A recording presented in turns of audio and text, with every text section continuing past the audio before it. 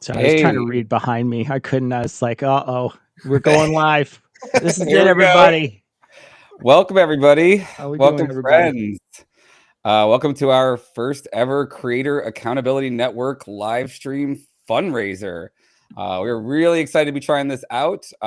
Just to introduce some folks, we are your hosts, Aaron and Cecil. We are joined by our wonderful executive director, Sarah Tulene, who will be helping us sort of fill you in on what CAN does and also managing the donations side of things. Thank you all so much for coming. Yeah, thanks so much. Yeah, thanks for showing up, everybody. Yeah. Want to give big thanks to Cecil and our amazing assistant, Ian, who is managing all of this, and the CogDis folks for providing all the support and making this possible. Yeah, Ian just makes this possible. Like, there's nothing. I did nothing, and I will accept every single bit of the praise. I guarantee it. Fair. That's how the talent works, right? That's what you're here exactly for. How it works. Right. Thank you, Ian. We're gonna praise the shit out of Ian tonight. We are just gonna praise that. Everybody in the chat, give Ian a nice big praise right now. Come on, F in chat for Ian. Come on, everybody. Yeah, he's already telling. Oh, he hates it. We're Love that. all about the ethical torture here. Yeah, it's gonna be a good night of torture. 100%. Yeah, we are excited. We got a full roster of credentialed creators who are ready to help us raise some money so we can keep the lights on, keep our ethical community growing. Our goal tonight is to hopefully raise $100,000, which is a significant number. It is about a third of what we're trying to raise for the year in order to really hit all of the goals that we want to try to achieve as an organization. Now, the good news is, of that 100,000, we already have 31,000 in donations, matching donations from creators. So that means we only need 69,000 left. Anthony. Amazing. A very ethical number, I feel like. So. 100% ethical number. We love it. Yep. If you'd like to totally help us reachable. Get to that goal. Totally reachable too. 69. Come on. Totally reachable. It feels like a very nice, reasonable goal. It's not even 70, right? It's just underneath there. So yeah, I think we got this. So we're, hoping to get y'all's help, and we'll talk about how we are going to convince you to help us. But first, Sarah is going to do what she's been doing a lot of recently at places like AACon and give us a little elevator pitch about what CAN does so you can understand what you're supporting. Sure. Tell you guys why you should support our organization. So the Creator Accountability Network is a community safety nonprofit. We apply the principles of restorative justice to help communities prevent and address harms like harassment and abuse. And we do that on two fronts. We proactively try to prevent harassment and abuse by offering trainings on harassment and abuse prevention, bystander intervention.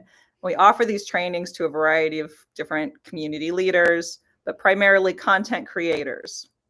Content creators who come to take those trainings sign up with our organization to be credentialed and listed on our website as credentialed creators. And by doing so, they're agreeing to uphold a code of conduct, that, for instance, includes like not, putting a glory hole as my background? Yeah.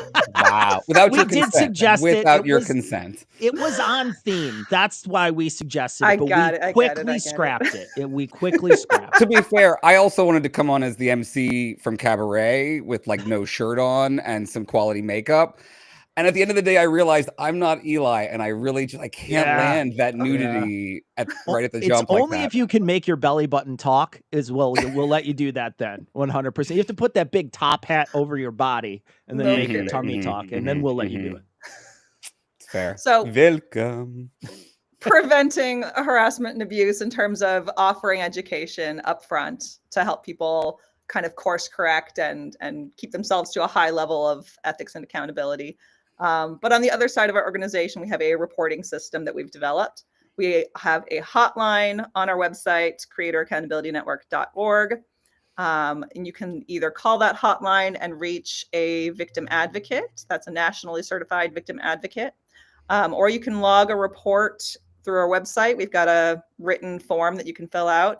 And this is for if you have experienced harassment or abuse in your communities. A lot of times people ask, can I report anyone, anything? And the answer is yes, but we have an extra system kind of developed for people who are credentialed creators. So, are they putting up our website right there? Yeah. Oh, amazing. I love it. Run up the website. Thank you. Thank you. If you make a report, and it's a credentialed content creator of ours that you're reporting, you're saying like, hey, I did actually experience something that was pretty harmful from this person. And since they've signed up for your system, they are asking to hear about it, to get feedback about it, and for help addressing it. So we have a professional team of investigators who collect the statements from both parties. We have a professional team of mediators that kind of sits in the middle. So on the one side, you've got your person who experienced the harm, and on the other side, the person who caused the harm, perhaps.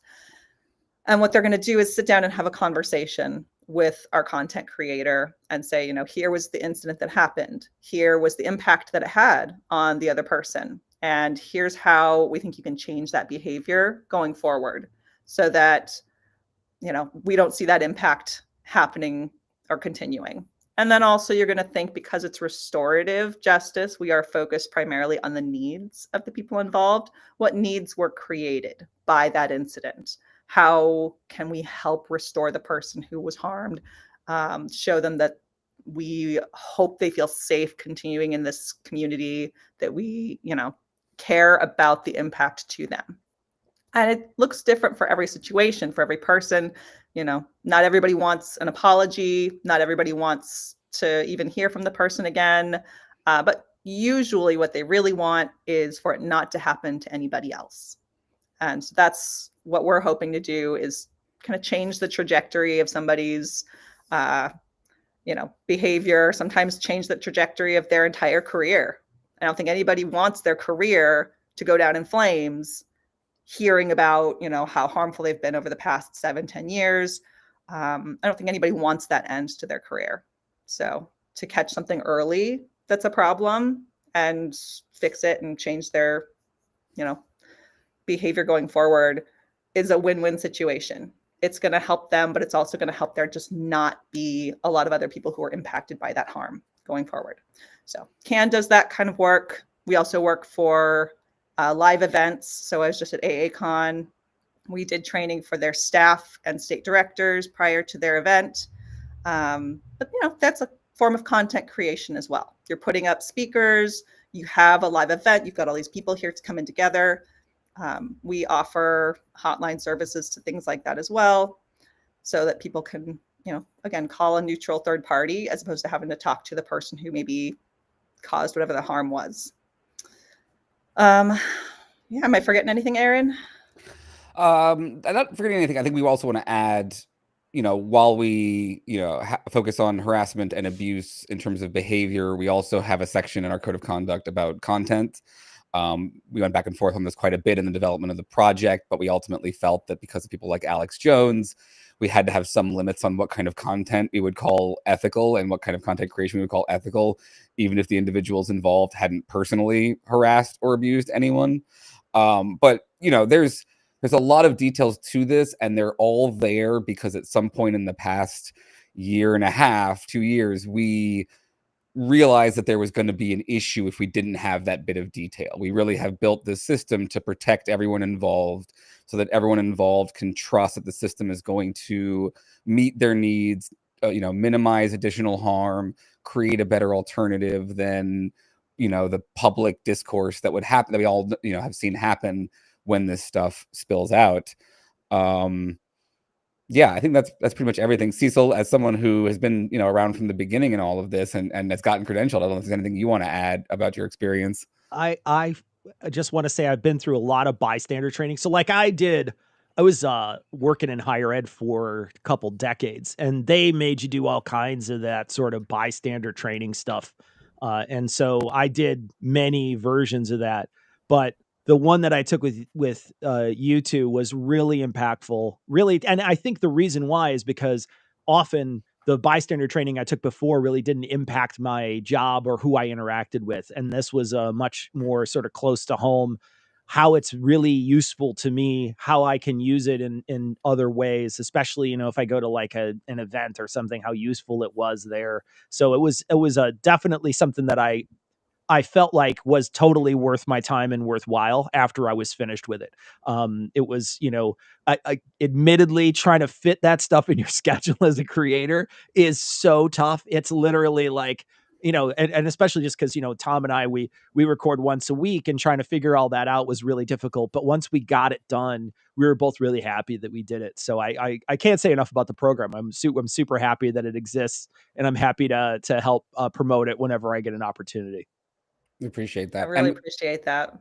I feel like, you know, some worries people sometimes have is that this is a censorship board, but like we credentialed Cogdis. You credential the glory hole, guys. You pretty much everybody else gets right in. There's nothing. Really, And we've got a valuable question here from Fuzzy Logic that I just want to jump on real fast, which is, has this process been used in practice yet, or is it still theoretical? And the answer is yes, it has been used in practice. Yep. There are a lot of limits on what we can say about that. We are working on ways to kind of share more information about that, but there have been, and you know, there are situations that we have addressed, that we have helped people with on all fronts, essentially. Yeah. We also offer... we changed our behavior, so it's all taken care of now. It's all good. Yeah.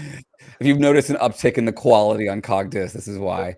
Okay, so that gives you, I guess, a rough idea. We'll sort of, you know, we'll get into this more as we go along. But I also, if that's not enough to sell you on supporting this, providing that kind of resource for creators, we've got some other ways that we're going to incentivize you this evening. So I'm going to go through those, and we'll bring out our first victims. So what we're going to do here tonight in quality fundraising tradition is we're going to pit our content creators against each other in, like, you know, debates about ethically dubious hypotheticals where they win ethically dubious prizes, such as getting to torture each other. You know, we're going to do that to sort of get you all to all donate on our, you know, on their behalf. So if there is a creator that you prefer to avoid torture or not avoid torture, make clear who you're supporting when you're, you know, in your donations messages on our website. There's a button to click where you can leave a message. So just make clear who you are donating in support of. And you can include any kinds of messages there, because we're not going to do super chats tonight because they take a preposterous cut. So what we're going to do is, if you give a donation of either $100 or more, we'll read out your message, or because we really, really want to have ongoing support for this project, as you're familiar with, you know, your creators love to have that monthly support. We are a lot like that, in that if we can get that monthly support, we can show that we can build our structure out and support more creators, because it's a lot of hours to take any report and address it. If you give $20 a month or more, we will also read out your message. So that's a 5x multiplier. Plus, your creator will get $100 worth of support for their not torture bucket. And again, all of this is getting matched up to at least the first 31,000 by our creators. So if you know, including myself, I gave 1,000 of my own dollars, because I genuinely think this is an incredibly important thing to support. And then finally, most important of all, at the end of the night, we're going to randomly select 3 names from our lists of donors and send those people an official can cow. Can cow? I don't have it right next to me. Hang on. I thankfully have one ready. This is a prototype version. His name is Mucifer Morningsteer, for anyone who's curious. He has been to many conferences. I fucking love him. He's my fidget tool for when I'm recording, because I fidget, and if I fidget with something that has more structure to it, it makes noise. So he's like a sufficiently appropriate fidget toy. But you will, of course, get one that is in the proper can colors, as we see here. Yes, thank you. They've got a little heart. Aw. I tried to get one to Cecil. I'm so sorry. I had AACon. I blame them entirely. It's all good.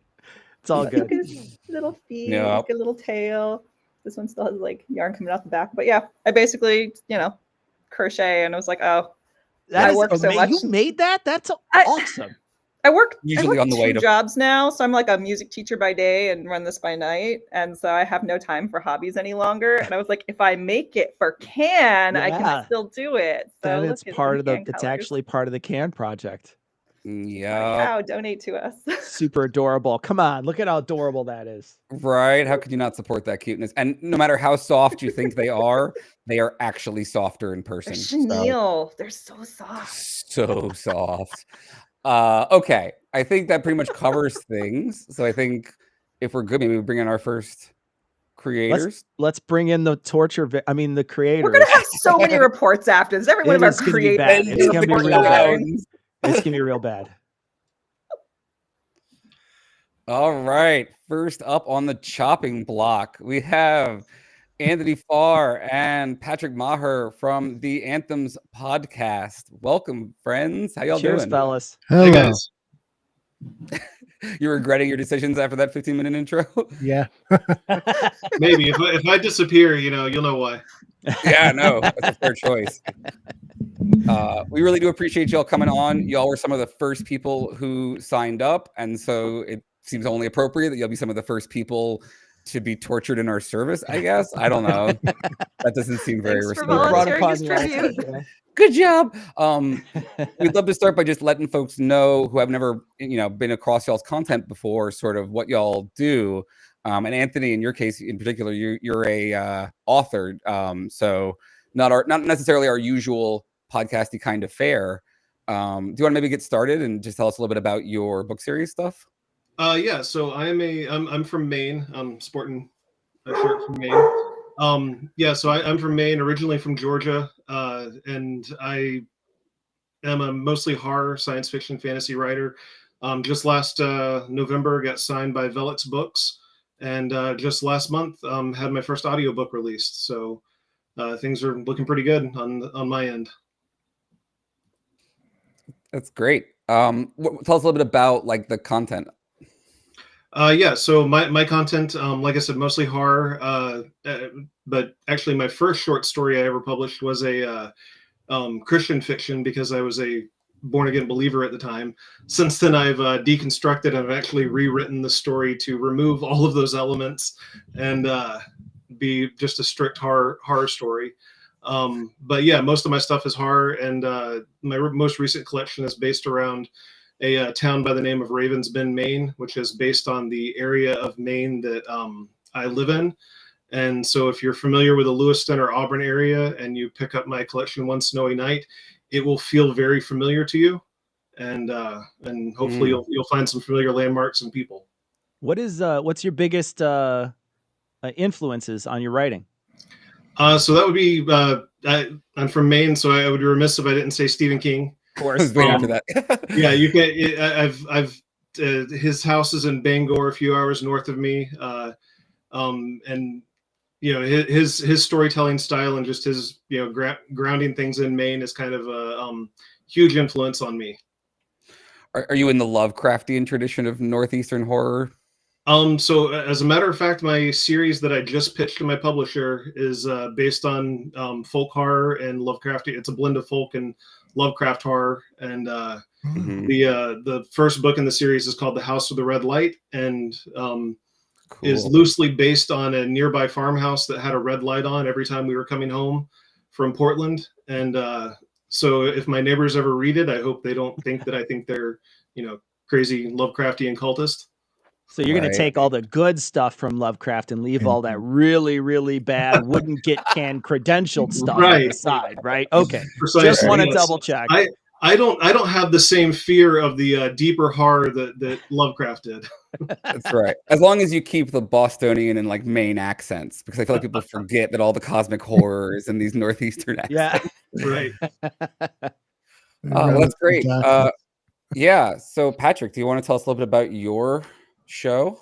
Yeah. Can you hear me okay? I'm not. Yeah. Okay. I haven't live streamed anything ever. So I do the Anthems podcast. My tagline is I tell the story of a song that helps to tell the story of a nation. So I came up with the idea. I was having a beer at a bar, watching a soccer game, and I could barely hear the national anthem, and I thought, this is terrible. So, are they all bad? And then I talked to a bunch of people about it and decided I'd listen to all of them, and it spun out and became the show.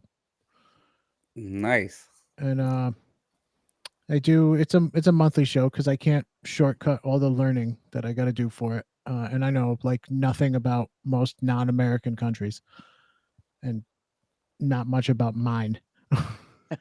So, yeah. But I love this concept because I love it. It's like I feel like a lot of content these days is just here's two famous people chatting, and it's what I love is content. It's like here's an incredibly weirdly specific topic. Let's really get up in on this topic and see what happens, right?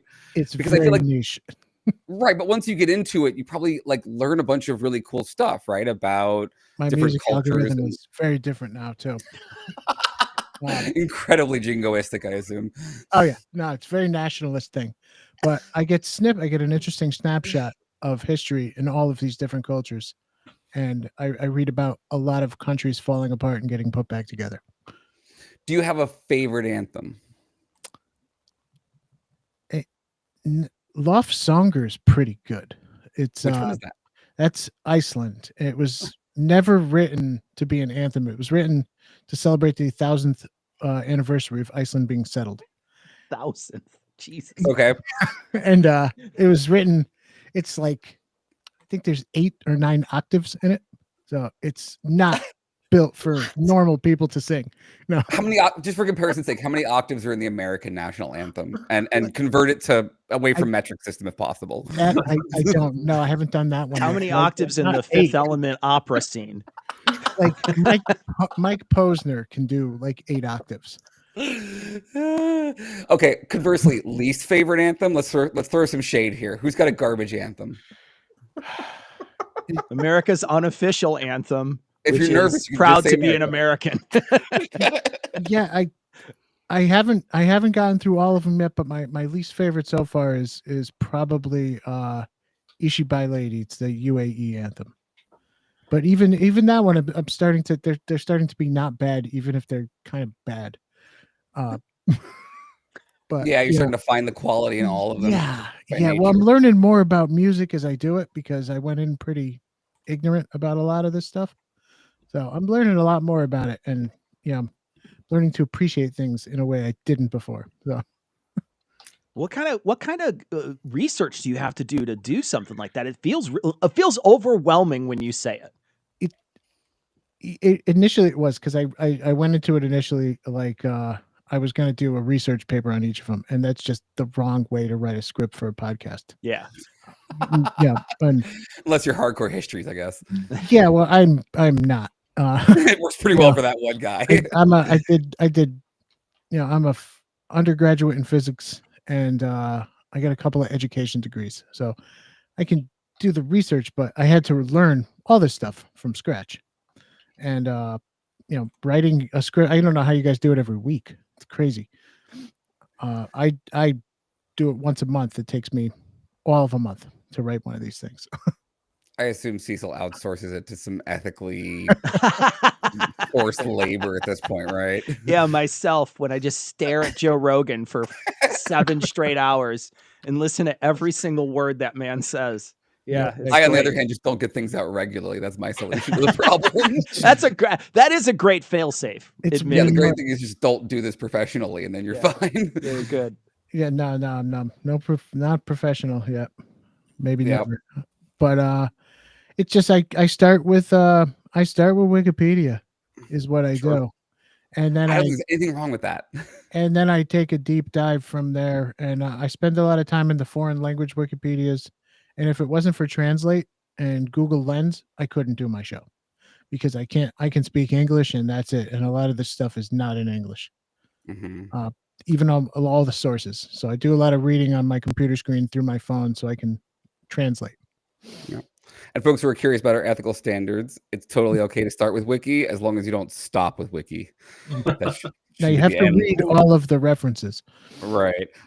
So speaking of, we wanted to talk a little bit about y'all's interactions with CAN, and not everyone has had reports made about them yet or had to deal with those sorts of things. But I was curious, sort of, what got y'all excited about CAN, that you signed up so early.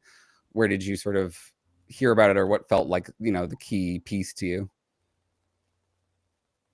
I think for me, at least, I heard about it first on one of the shows. I can't remember which one.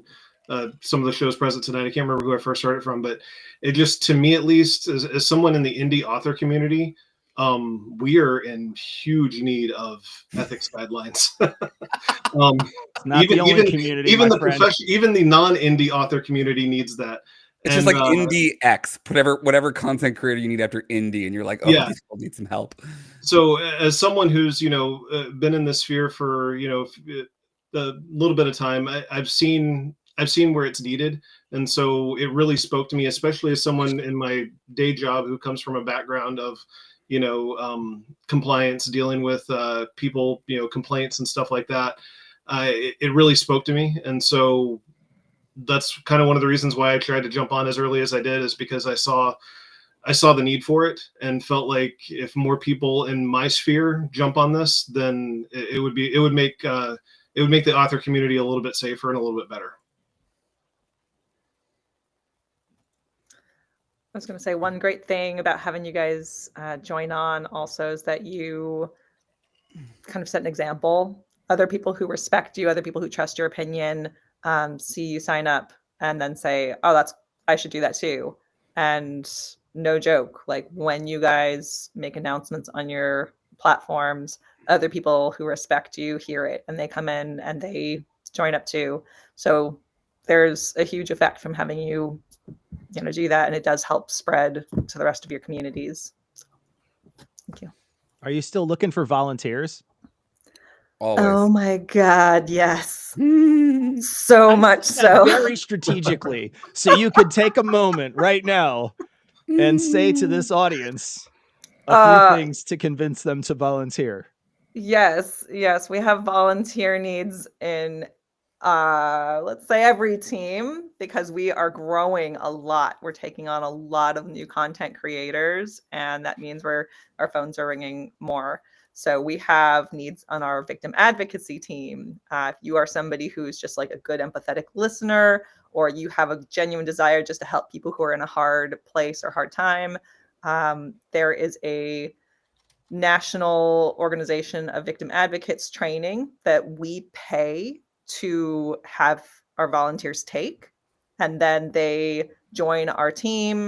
They have a once every 2 weeks meeting to talk about what that team is going through or how to support each other, and then you sign up for the hotline and you answer phones for us or help support people when they need it. We also offer advocates to our content creators when they need them, so we've got kind of two different sides for advocacy. If you have professional investigations skills, we have investigators on our team who are social workers. We have investigators on our team who are former FBI trainers who train FBI agents to be investigators. We have investigators who do work in animal social welfare. We have investigators who have worked in jails. So runs the gambit, but if you've got investigation skills, we've got space for you. We need a graphic artist. Yeah, we really desperately need a graphic artist if anybody wants to volunteer for that particular activity. IT person, like right now, the same person who's our treasurer is also doing our graphics and is also doing our information systems.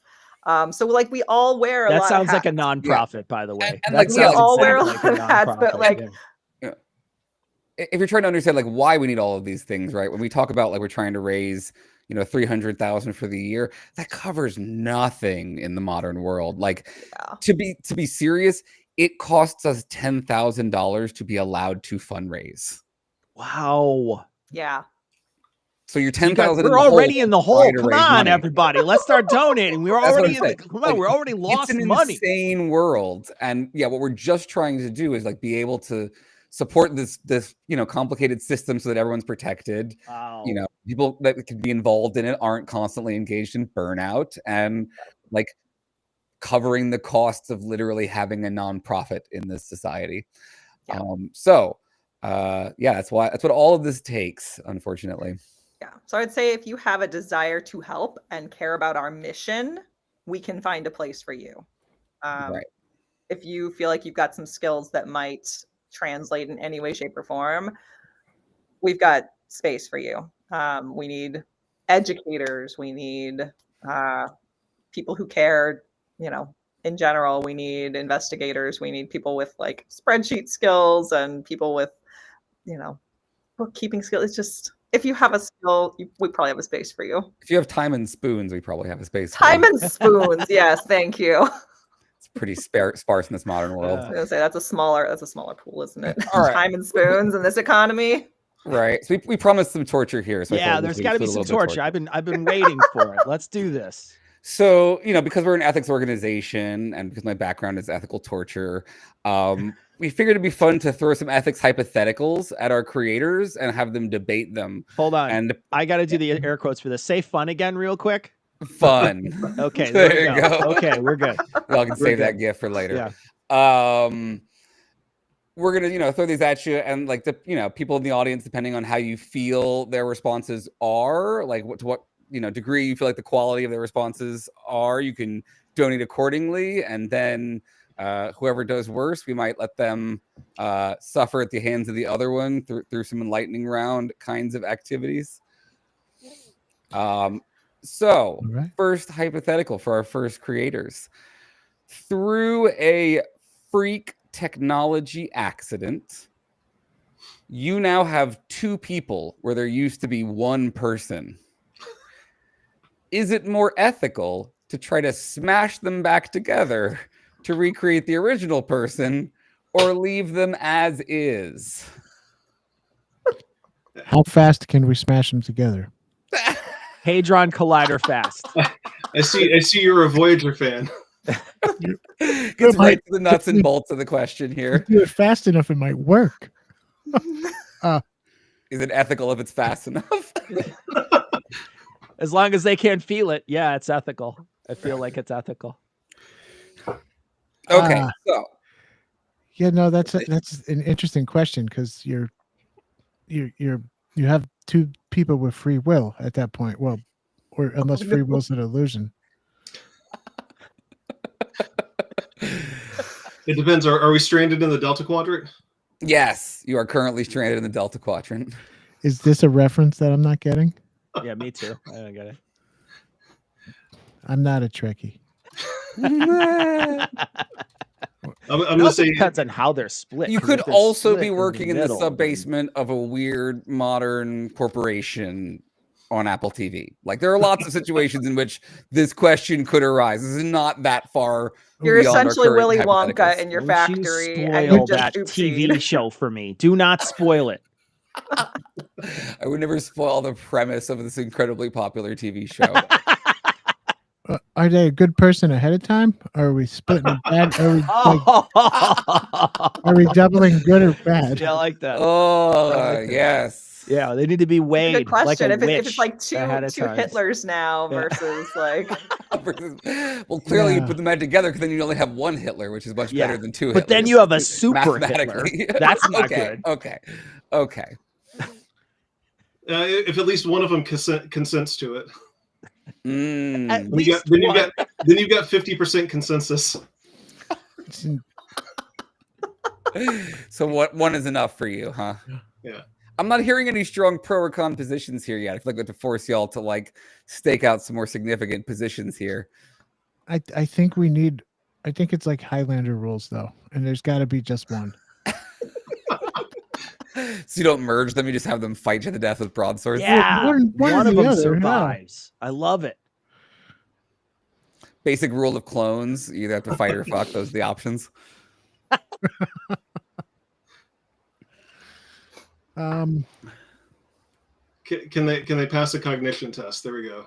Man, woman, TV.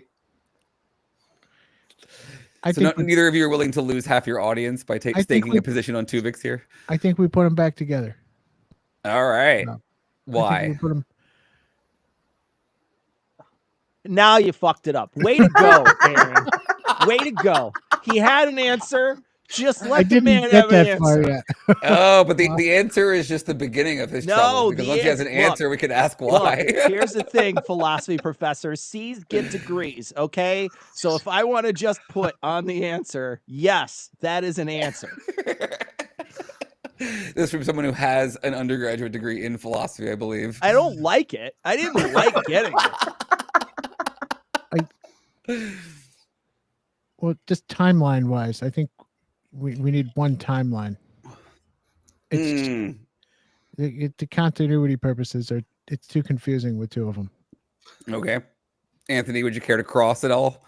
Yeah, let's go take the opposite. So we've got the one, and Patrick's advocating for splitting into two, right?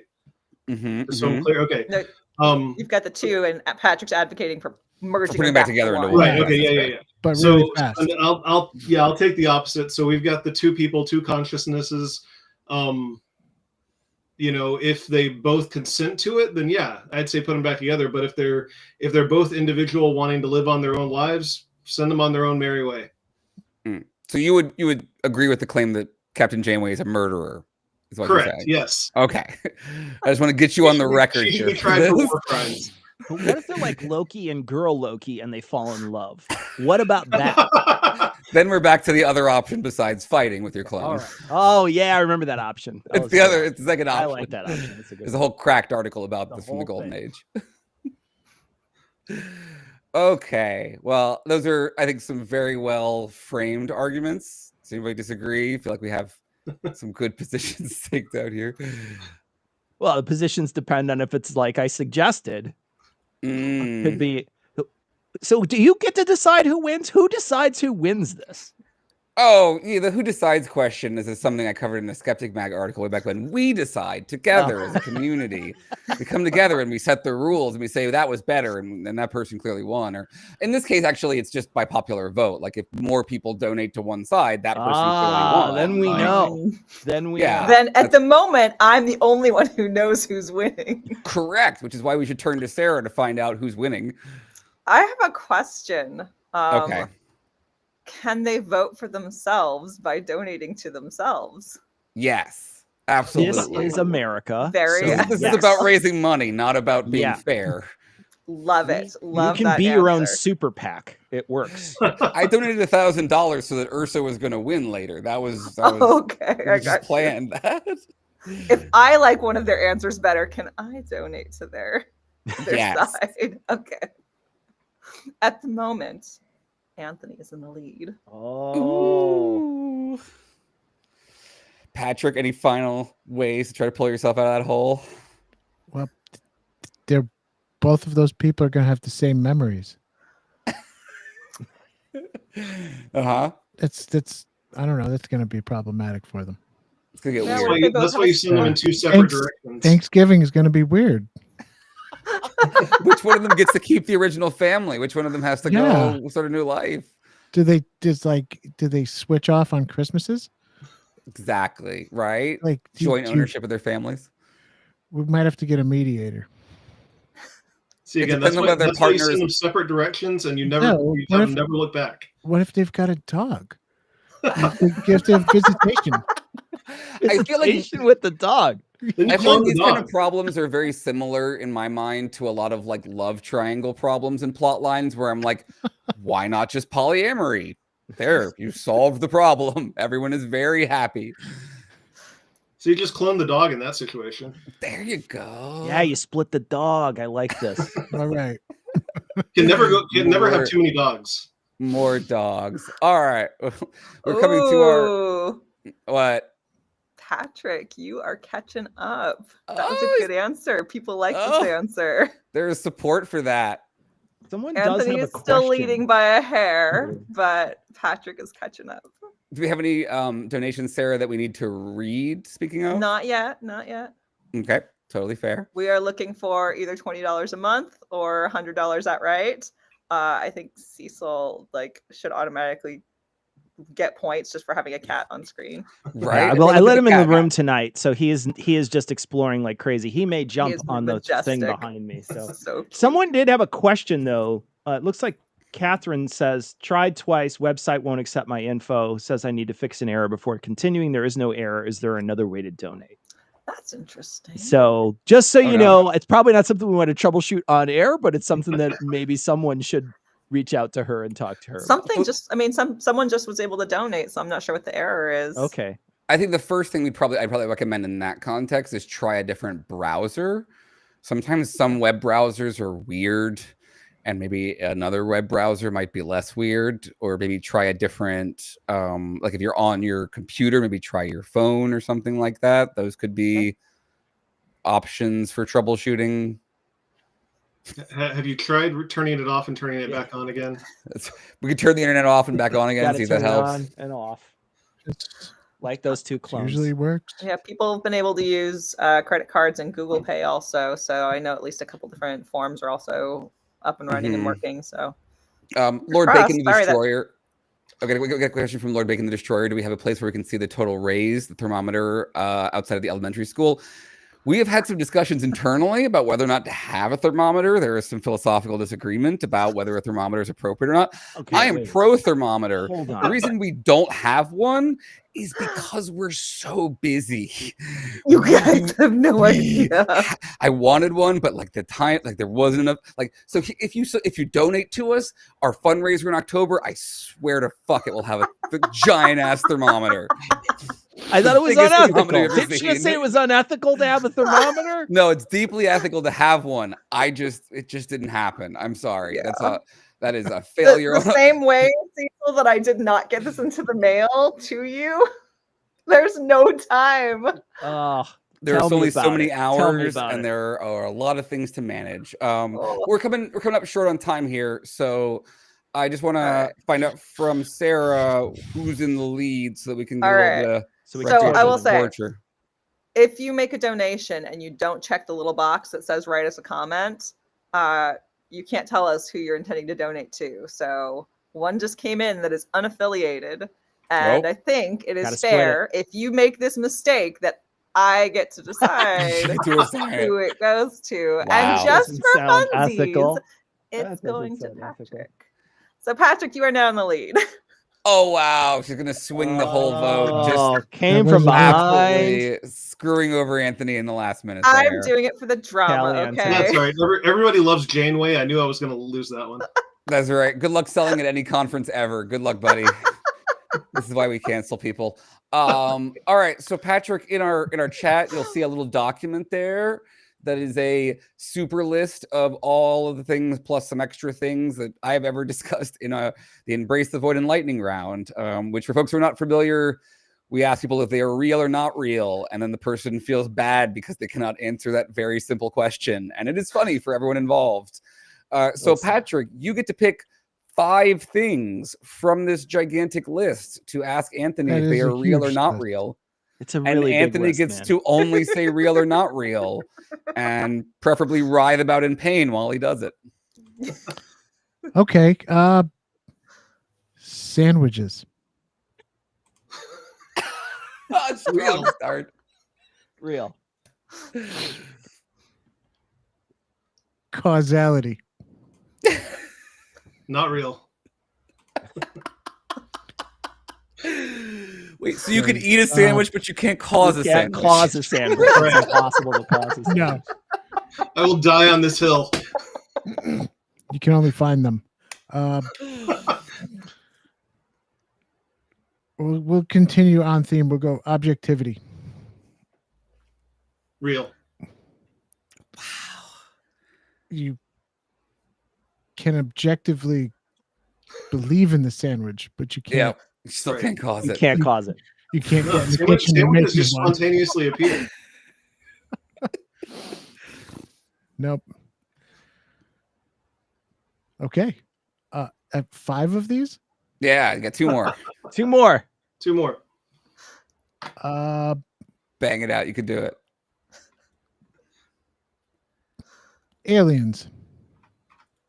Oh, might as well be not real.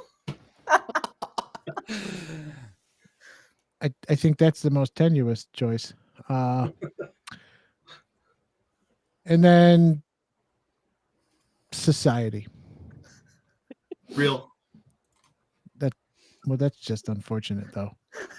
Yeah. Sad but true. All right. Well, we are at our 45-minute mark, which I think is our switchover time, isn't it? Are we? I'm It wrong. is, I think, I'm off. yeah. I'm up. I don't know. I got 15 more minutes. I apologize. You got 15 more minutes because we 15, started yeah. 6:15 for them, and they've got a 45-minute time slot. Yeah. Yep. There we go. So now we get to dissect a little bit, right? Why those were your particular choices. Okay. Maybe you can redeem yourself a little bit to our audience and gather a little bit much support at the process. Why not really on aliens? Yeah, I said might as well not be, because even if they are out there, it's too vast. It doesn't. Okay. If they are out there, it doesn't matter. Is that your That Fermi doesn't mean they don't paradox exist, final though, answer? right? Like the question was real or not real. Yeah. He's on the Yeah. spot. You got to cut him some slack. He's in the middle. He's like a deer in the That is headlights. not what Karen does. Right? Slack is for winners. Damn, bro. No, this is super fun. We really appreciate it.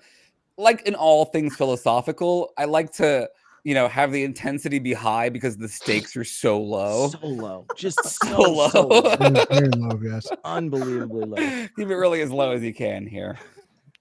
Aliens are my big supposition because they're out there. They're just Right. they just haven't come here. They're too far away. That Too we far know away. of.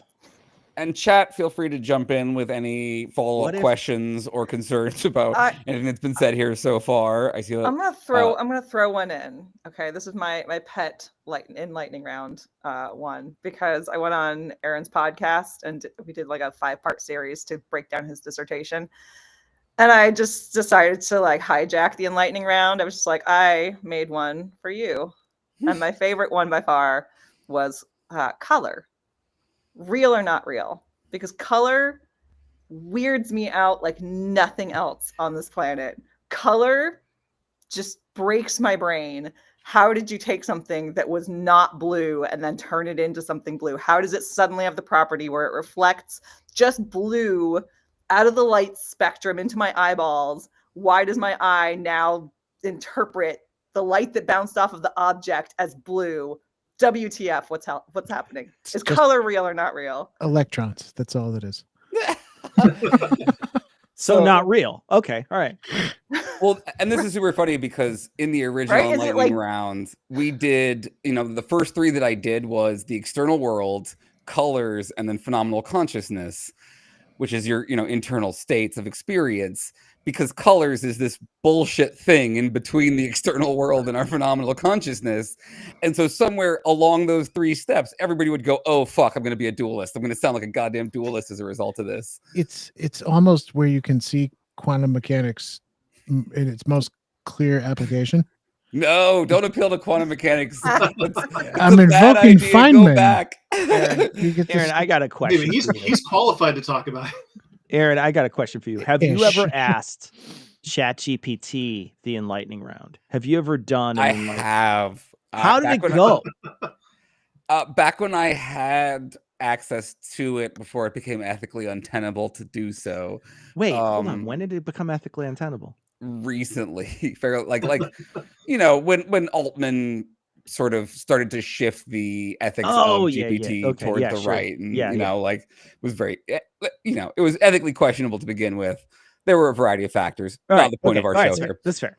But yes, the ChatGPT does what it always does, which is gives a little preface that's like, people disagree about this, but here's a list of answers, and then I think it mostly said things were real, probably.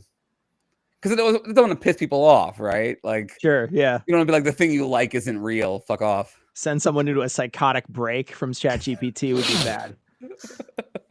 We should got to pay a big lawsuit.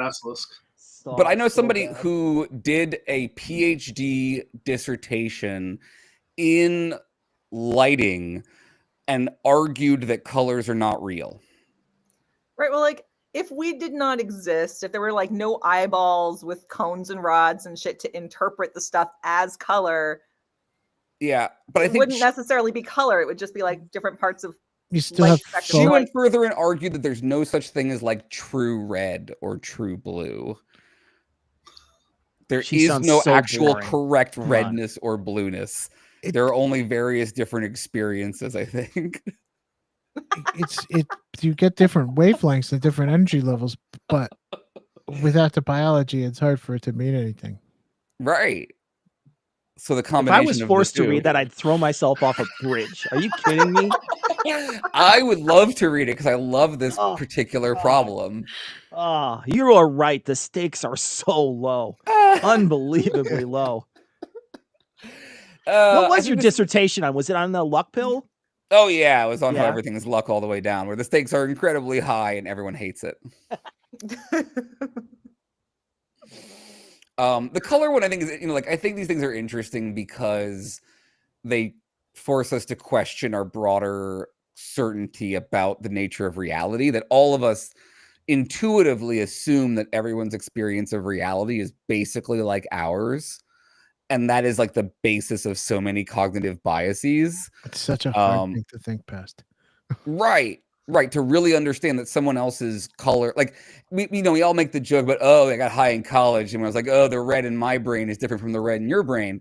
But if you really take seriously that everyone is locked into their own experiences and can never know for sure that other people are experiencing the things roughly like their own, and that those things are all probably fundamentally different experiences for everyone involved, that's pretty fucked up. oh my God. Someone in the chat just said they're pigments of our imagination. That's fucking amazing. Good for you. Cheers. Well Someone's, done. one of our soon to be upcoming torture victims says purple is just our brain saying not green. Fair enough. There's a bunch of weird stuff about how certain people don't have a sense of blue because of language and things. I don't know how much I believe any of that, but well, if you listen to Radio Lab long ago, they had an episode about blue. Blue being one of the last colors that has a word show up in ancient languages. So this person said, I have no idea if this is true or not, but they heard that ancient Greeks did not have a word for blue. It's just that you can find evidence for all of the other color words, but not blue. Blue is such a rare color to show up in nature that they didn't have a word for it. And so the sky was not considered to be the color blue. They literally interpreted it as something else. And I believe it was Jad Abumrad, who was the host at the time, and he had a kid. And so he was, okay, I'm gonna misremember this. It's been so many years. But he talks about this experiment this person did of not teaching their kid the word blue, or that the sky was blue. He didn't say like the sky is blue. Instead, kid like learns all their colors, learns what everything is, and the guy would just ask the kid, "What color is that?" And every single day, that kid would just say white. Kid never associated it with blue, and that has always weirded me out. Now sometimes I just look at the sky and I'm like, is it possible to interpret it as another color, like the dress basically? Can you flip it in your brain and suddenly make it look something different? And you kind of can. Whatever. White and gold, black and blue dress. I couldn't get the dress to flip either. It was black and gold the whole time. I tend to be nervous. I was white about and gold for the longest time, and once it flipped, I could never flip it back. I think the classic example in Greek is a translation that's something like the sea being described as the wine red sea or something. That's Homer, yeah. Yeah, I get nervous about this stuff because it gets very the Sapir-Whorf, your language shapes your reality, which for some people like shades into the Native Americans couldn't see the boats because they didn't have the concept of it or something. Come on. What the bleaks we know. And like, again, I'm very much into like everything is very different for different people, but yeah, I worry about how these things get popularized in like popular science language. They'll see stuff because when stuff is there, it's there. Yeah. All right, so we are coming to the end of our first hour here. I want to let y'all sort of promote your content a little bit, because part of what we're doing here is just trying to get the word out about creators, who share our values. So Do you want to let folks know where they can find your content and stuff? I'll go first. You can find me anywhere you can find a podcast, and if you can't find me there, let me know and I'll get there. So Apple Podcasts, whatever Stitcher is now, maybe No. those Still. podcatchers, whatever they are. I'm on all of them. So you can go to anthemspodcast.com. That's where all my show notes are, and there should be a link to Can on there. I promote you guys every episode, but I have a very international audience, 87 countries and counting. So it doesn't always, I know this is more of a US based website we're working with here. Though we do credential non-US creators now. So if you're an international creator, get on board. Well, that's great. I'll mention it on my next show. So yeah, you can find me, anywhere you can find any of you folks. Right on. We appreciate it. Anthony? I am like I said, I'm in Maine. So if you're local to Maine, you can find me in Quiet City Books in Lewiston.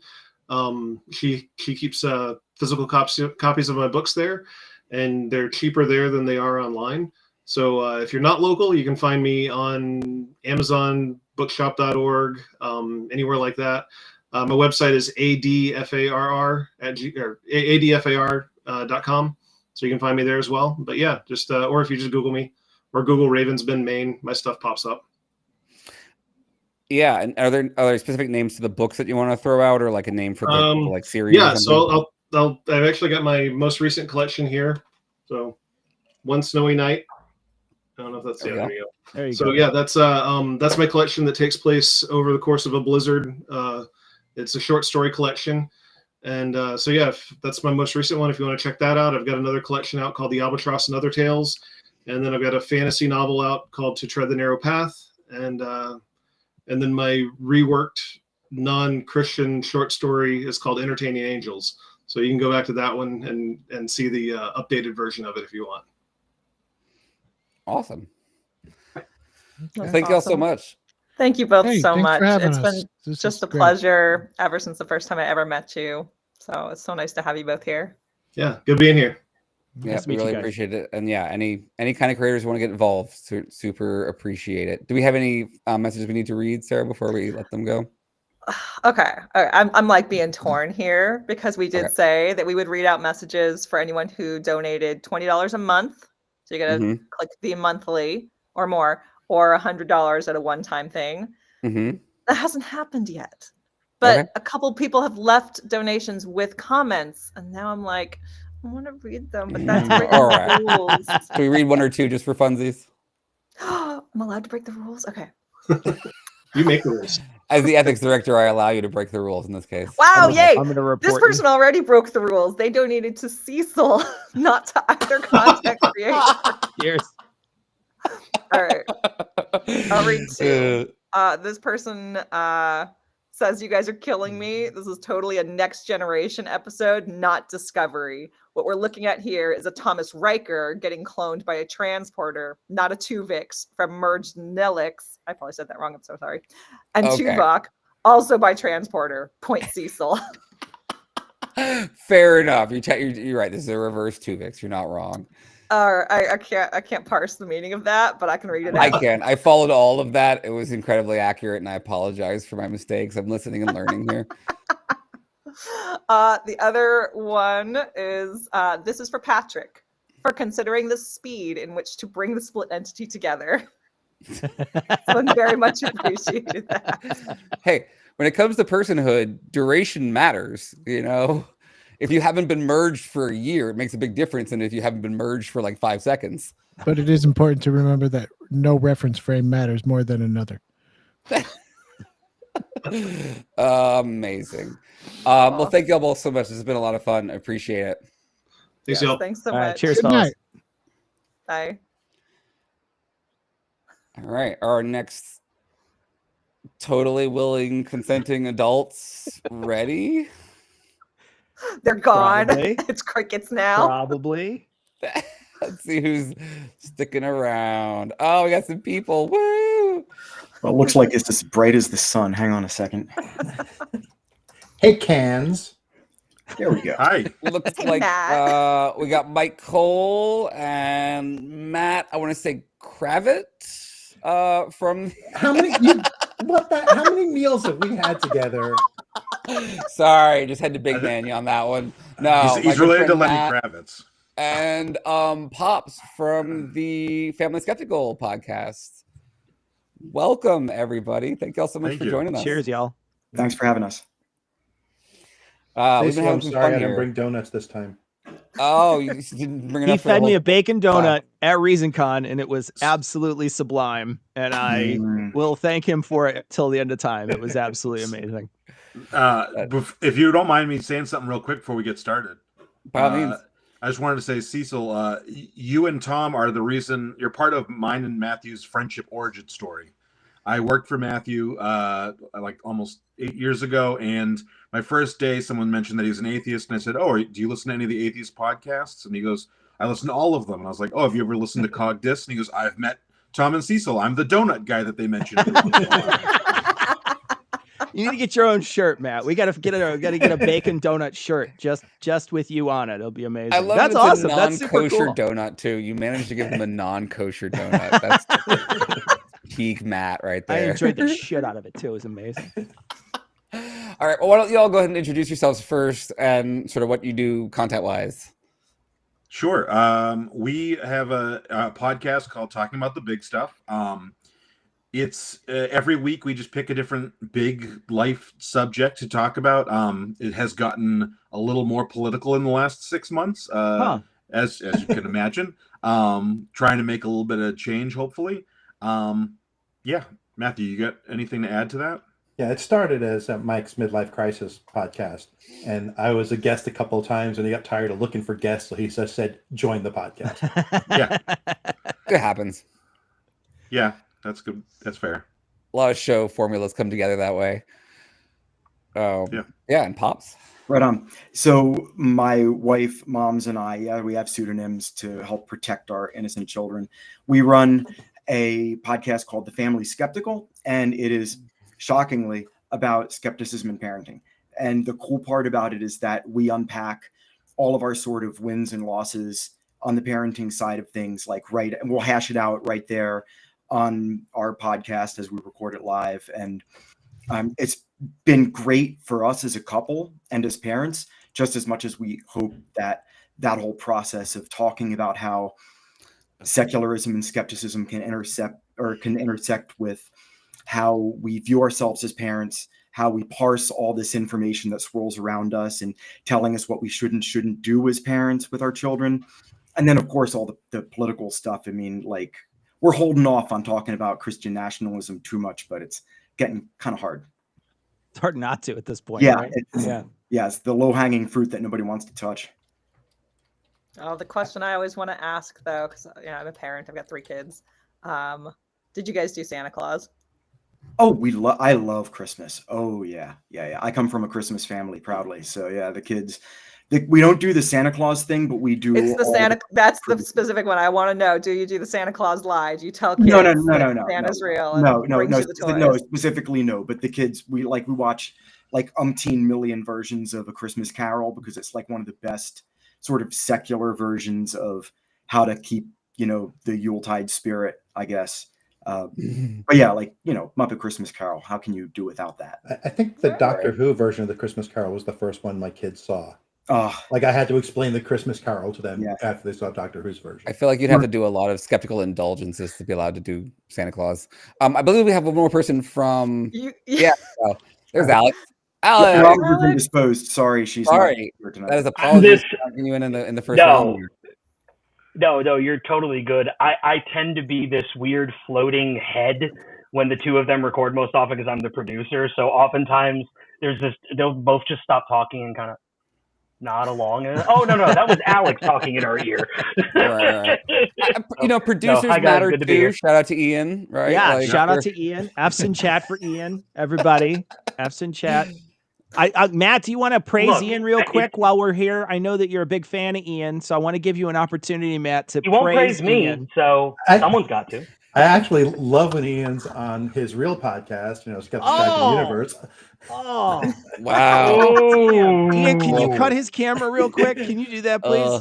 The knives are out. That's a different Ian. That's a different Ian. I see that. Yeah, I like the different vibe that he gets on the different podcasts. How did you end up being, Alex? How did you end up being the Ian to these two schmoes? So it actually kind of started the same way that Matthew did. Mike and I worked at the same place. Our desks were very near each other. We became super fast friends. And then he offered me indentured servitude. I mean, the chance to donate on a monthly basis to his passion project. I mean, podcast. Right. And then I now pay to work here. And it's genuinely the most fun thing I do every week. And I'm not joking about that. So and when I want to take a vacation, he plays me when I want to take a vacation. He gets to be on the pod when I'm not available. Yep. So Mike basically just recruits I can't help from his people cult, like the episodes with me more. That's not your fault. Yeah. I mean, I respect really the work to cult pipeline. That's fair. I appreciate that. It's a little small bore. Like eventually you want to go large with it, but like post-COVID, it's the only place I see people other than my wife. So where else am I going to recruit? Well, yeah, true. All culting is retail ultimately. Yeah. Yeah. So I became part of this as I was actually first a guest on the overall podcast. I did that a couple times, and then Mike's like, "Wait, you've done video production?" I'm like, "Audio? Yep." And I went into my time when I worked in radio and television in the Charlotte market and brought it into this. And I've been, is it over a year now, Mike? It's over a year. Yeah. Yep. Yeah. So that's really how this started. And it was interesting because the first time I had met Matthew, like in person, he and I clicked really well. And we've done scenes in some film pieces that Mike has worked on. So like the two of us even maybe wouldn't have ever seeked each other out as acquaintances or friends outside of this, but I'm not thrilled about really it now, brought frankly. us together. I'm going to assume those scenes were ethically acceptable within the CAN code of conduct. I don't know. Just move on from. I beat him to death with a rat. I don't know if that's ethically acceptable or not. He apologized after. I believe 100%. That we filmed before we got CAN credentialed, and this actually relates. I had a question for you all. Actually, this is true for all of y'all, really, Pops as well. Like, are there specific things that y'all have covered recently on your shows that were like significantly impactful for you, or that you thought were like, this is really, why we're doing this thing, what we're kind of digging into about on all of this? Yeah. Well, we covered death recently, which was nice, or near death. Not near death experiences as in the woo one, but my best friend has had 2 times that he's been in the hospital, not expecting to leave the hospital. So we had him on to talk about that. I'm 57 going to 58 and he's in his early 60s, and we're talking about that facing your mortality moments that we've all been losing family members, and we're all like ready to face that. So we had an episode talking about his experiences, and then an episode as atheists, what do we plan to have our post life look like? Our family's versions of, will there be funerals, will there be burials, cremations, body farms, whatever. So those were some deep ones of let's be honest and let's dig down and still make dick jokes at the same time. Dancing Coffin Guys, 100%. The Dancing Coffin Guys. If you've never seen them, they're the best. Have you seen these guys? Not yet. Oh my gosh. You have to see. Like, so they put it. So they get like there's 5 of them. They're in suits and they all dance while they're bouncing the. This is New Orleans tradition. Is it? Oh yeah, it's a specific if they're outside, then it is. I 100% want that. That is exactly what I want. And then I want them to, when they finish, just sort of catapult my body into the sea, just like they dance for a little while. There we go. There's the whole sea. Oh yeah, there we go. There we go. The dancing. They are dancing coffins. That's what I want. I told Tom I have to have this. Nice. Yeah, I guess it's an African tradition. I mean, there's also a New Orleans thing out of that tradition, I guess. What about you, Pops? Anything that y'all step up?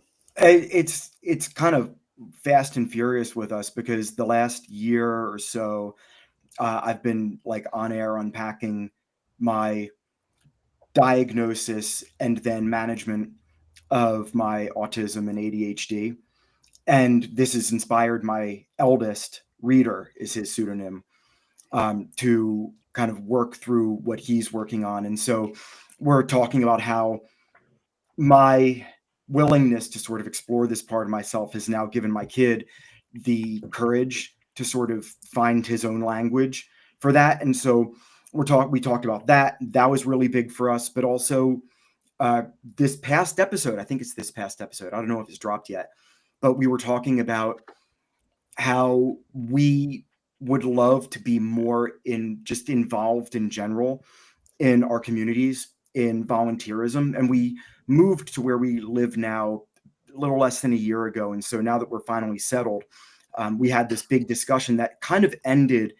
It was weird. It kind of ended on an ellipsis, but we were talking very broadly about how we really want to get involved in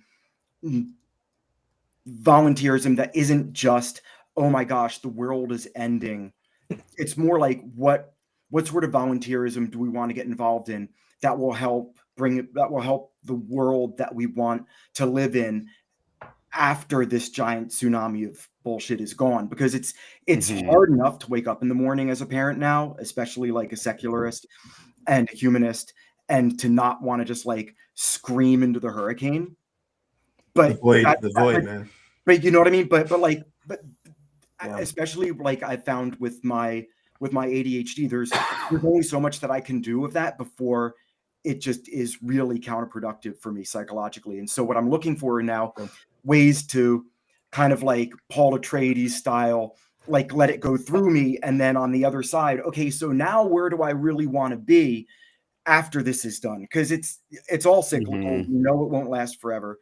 But in the interest of having a better world on the outside, what can we do now? So it's everything. We were talking about everything from like, getting together with the local Humanist Alliance and doing some of their outreach stuff to doing tree planting, because where we live is a lot of trees. And so I love trees and the kids love trees, and we could probably get them involved in doing that sort of like get your hands dirty sort of stuff, but something impactful that is almost like volunteerism as stress release. But we haven't decided what that's going to be yet. And so we kind of kicked it over to our subs to see if anybody would email us any ideas, because we're just sort of like throwing all the pasta at the wall right now because there's so many ideas. Yeah. And it's just, thankfully, where we moved from, there oddly wasn't a huge number of volunteerism opportunities, which is weird to say because it was a city. But where we are now is just like you call somebody up and they're like, yes, please come over now. So it's the exact opposite. So it's made our head spin. We're trying to figure it out. Well, Pops, what age groups are your offspring? 11, and the youngest is about to be 9. Because when my daughter was 14, she changed my entire family's life by it was when the Parkland, Florida shootings happened, and she came home from school. She was the same age, and we're in North Carolina, though. She came home and said, I can't live a life where I'm not doing something about this. And she and my wife have been political activists, very much in the gun violence realm, but also I am the president of the local atheist group, and there are advocacy co-leads, and they set up our advocacy days and stuff. And advocacy is what they do, because 8 years ago, she came home and said, I need to do something. And that's for 8 years, it's been half our family's life. So your kids will drive you in which direction that's going to be. Yeah, you know what? We do so much for them and with them, but as parents, I think I speak for mostly everybody when I say that it's really easy for us to get caught up in the task-based management, and that when you ask your kids and you defer to them and you give them that opportunity to sort of take the reins, if you've raised them right, they're going to give you some really excellent ideas. And so that's a good idea. We should just like say, hey guys, for the next 6 months, all of our volunteer SMS efforts are going to be dictated by you. Yeah. Go. And it didn't hurt that she read Aaron's Hamilton collection of philosophical essays. Oh God! She got a good ethics grounding from Aaron. Yeah. And I was over here being like, Pop should get some bonus donations because he made a Dune reference. That's the most important thing I took away from all of Right? No, for real. Go. My youngest, his pseudonym is Go, and when we saw the Lynch version. We haven't seen the sci-fi miniseries yet, though we should, because that had some cool moments. Should's a strong word. Yeah, you should watch the dinner sequence only from that series. Yeah. Right, because they're the only ones who filmed it. Right, but then we saw the Villeneuve stuff, and so he got like deep in, like he has Dune T-shirts. He was drawing like sandworms, and like he knows like Fremen words, and it's like I feel very satisfied. We're on the cusp of starting Doctor Who. We're like deep into Trekdom right now, so we're like ending the first season of Deep Space Nine. But if you raise your kids skeptically and ethically, you get Quasar cataracts. That's the thing is that right. It's so science fiction, reality. But like so much of sci-fi is that, you know, that counterpoint to all the nonsense and all the pain and suffering that happens in our world. Like, what can we actually do? Like, not hope for, but what can we actually do to produce a better world? So like the Star Trek has been a mainstay, thankfully. And the kids make jokes about Worf and blue barrels. And I'm succeeding as a parent. That'll keep you well when we get to our hypotheticals. Before we do, though, we've been talking about Warhammer 3-on-1. All right, like a real world. So don't worry, Matthew doesn't usually let us get a word in edgewise. So if anything, Matt's gonna hold them back a little bit. So I've already been tortured. I can take it back. Like all the edits, it's just Matthew. Brutal. All right. Yeah. Before we get to that, though, I'm curious. You know, y'all probably did your trainings a little while ago at this point, but we were talking in the previous segment about like the trainings we've developed and how they have gone really well for folks. And I was curious if there were any things in particular that you remembered that stuck out to you when you went through the trainings that were things that you hadn't thought about as a content creator that might be, you know, important things that you wish that all creators were getting at the beginning of their creator journey. I think a lot of it has to do with the reinforcement of humility. Like, we get on here and we say things and we have conversations that we want to have. Yeah. But we're not always aware of how another person could view that, what happens when they digest it, you know, how that intersects with their experience. And that humility of sitting back and saying, oh, wait, I didn't appreciate how that could have been taken. Now it's my job to make this situation whole. And as part of being a skeptic is withholding belief until you have enough to justify belief. And so, we were drawn to Can just by nature of what we're doing with our podcast. Like, I think what I said something along the lines of to moms, like, if we don't do this, we can't really take ourselves seriously, because it's kind of part and parcel with what we're doing with trying to help our kids make better decisions, more evidence-based decisions. And what better way to do that than to start with yourself, you know? And so I think that's what Can supports. It supports humility. And I think the world needs a little bit more of that. Yeah, I agree with that. So go ahead.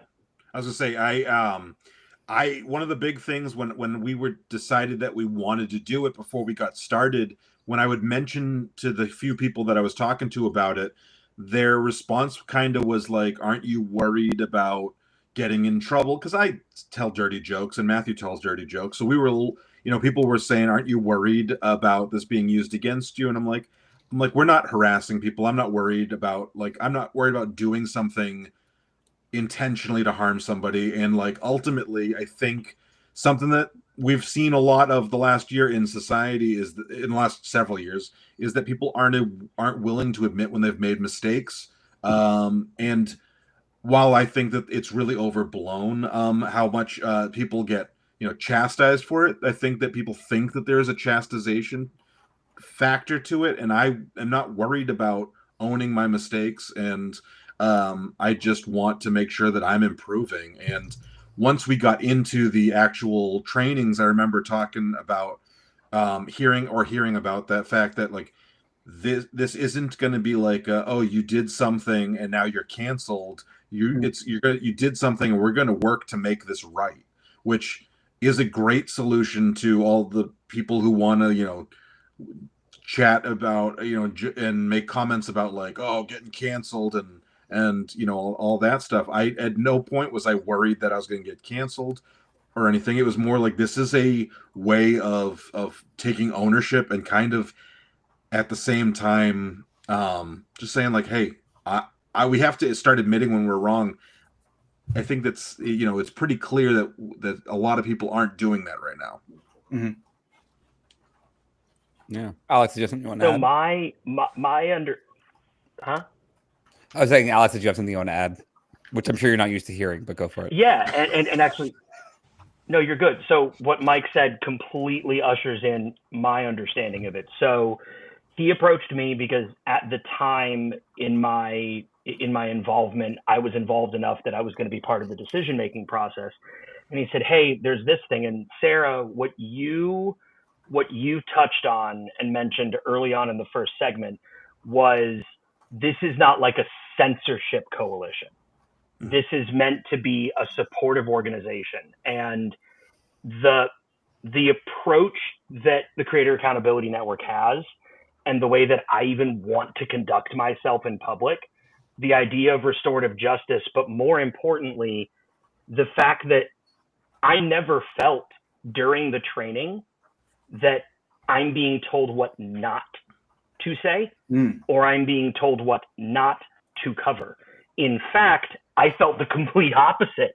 I felt that I had the ability to speak how I feel about our topic and content with the belief that if I really inadvertently caused any kind of issue with our audience, Can's there to protect us as much as they are the audience. So what I would want for new creators to come in, as Aaron was saying, hitting home that idea that no, we're like the advocate for the creator. It's even in the name. This isn't the Audience Accountability Network, it's the Creator Accountability Network. So that was so strong for me because it made the three of us feel that we're even more empowered to talk about what we want and the way we want, because we share so many of the same ideals as your organization. So from the beginning, I thought, wow, so I was a little worried I was going to talk about that and actually bother somebody. And now if I do, they have a resource. That's what mattered to me. George Carlin has a bit on one of his old things you can't say on TV, and it's when they never tell you the list of words you're not allowed to say, and you only find out by using them. And I kind of think of our CAN training, even though we didn't go over like don't do this, this, and this. It feels good to know the rules.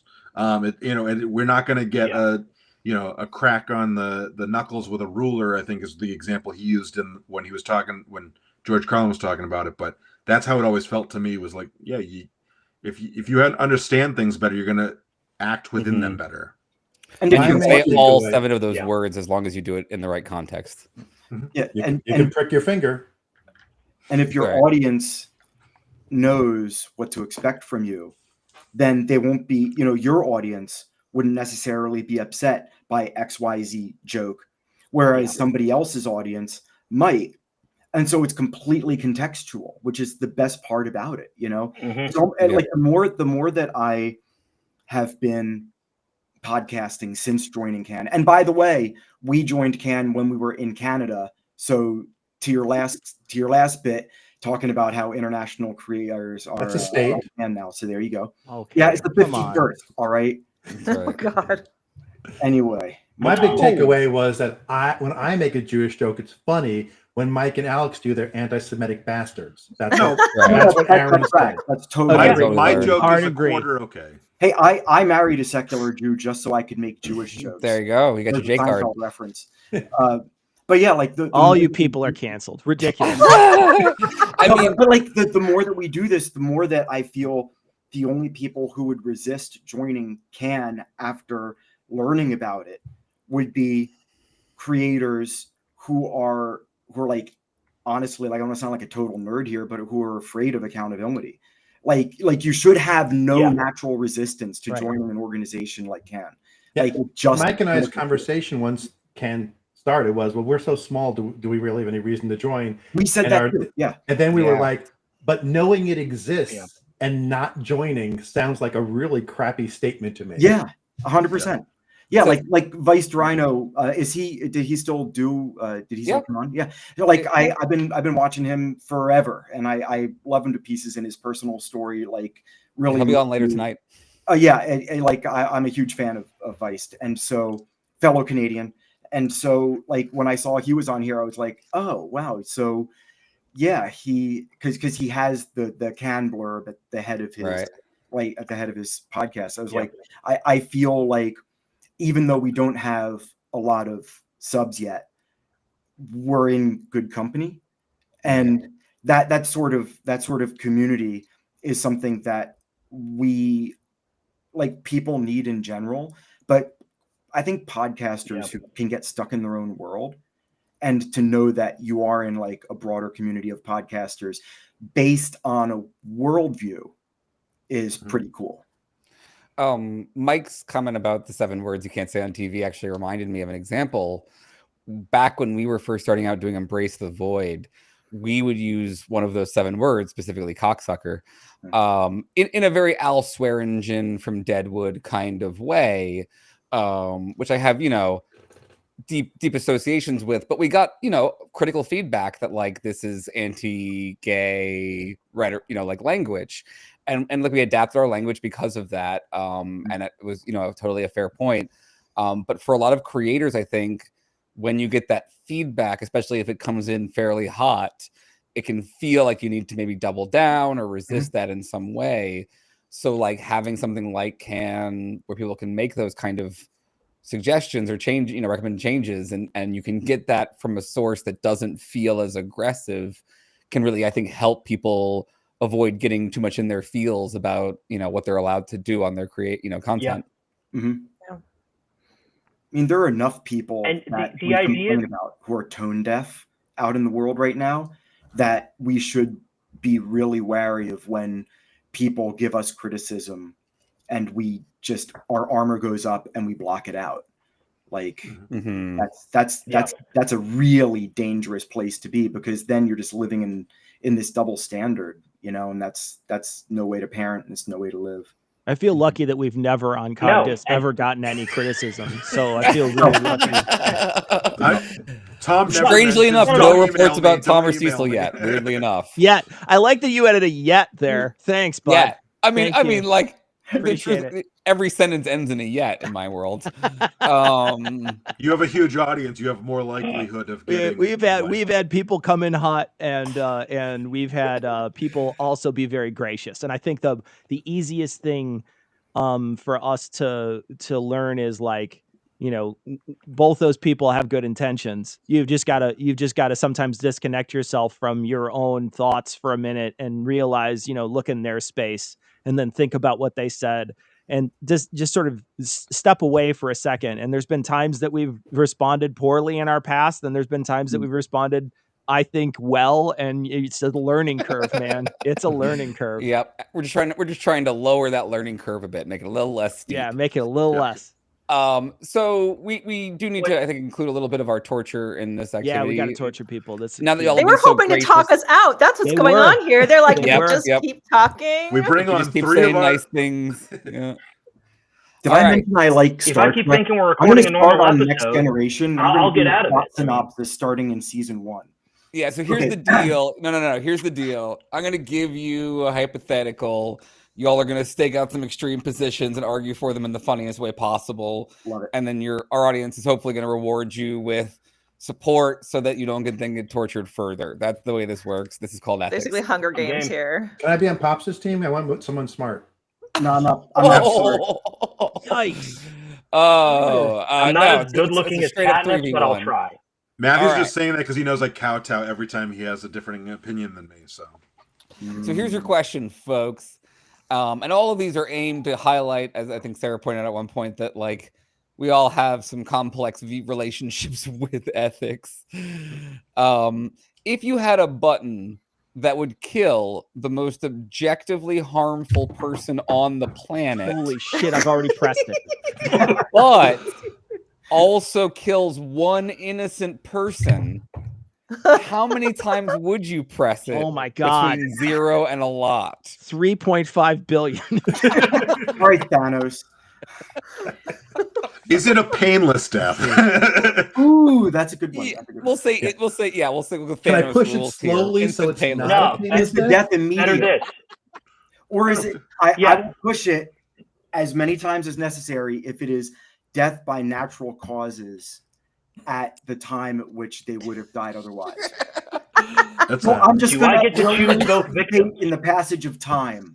That's all I'm going to do. I said there's a particular person I would get on the phone and I would keep pressing until I didn't hear anything on the other side again. And I type 70 words a minute, so Yeah, it'll Like, probably I'm be the thinking, third do I press. get This to is pick why both we have people? ethics people. Just to be clear, this right here is why we have ethics. sorry, Jack.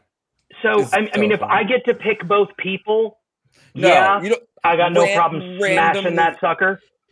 Okay, I'm gonna take the Oh. no. I'm gonna take the no argument. Oh, okay. Coming out strong on the no. Why? Because I just the person that I'm thinking of eats so much McDonald's and KFC that I don't think I need to press the button. I think it's gonna happen eventually, and hopefully soon. And then, especially if JD Vance sees them anytime soon, You're relying on that just world illusion right there. You think bad things will happen to bad people. And Yeah, he like- videoed your Right. Just World Delusion speech to my group and still doesn't get it. They're nothing. I get it, but I can't just kill an innocent person. You know? Oh, see, that's a different argument. Now we're talking, right? No, I would have to, and I'm going to be boring, I think, and I'm going to have to argue I wouldn't, because I would always prefer that assholes see the light of justice and What are is this held accountable restorative garbage you're in- bringing into this in conversation? public. I don't know. I feel like I can. How say Canadian? I'm Canadian. How man. absolutely Canadian I can made you a be? can Bravo. pun. Like, Well You done. interrupted my can pun. Well Thank done. you. Anyway, Your Canadian pun? yeah. Anyway, no, but seriously, like I don't know if I could ever press that button, because I would always want to see the assholes. You want to see drug them out in suffer. chains. I get it. Now, if it's you press a button and they're like humiliated publicly until they're dead, that I'll be pressing that. Wow, if that it just means got that, like, so a much baby darker. dies It from got a the little Sahara in dark. Africa, I would still have to say no.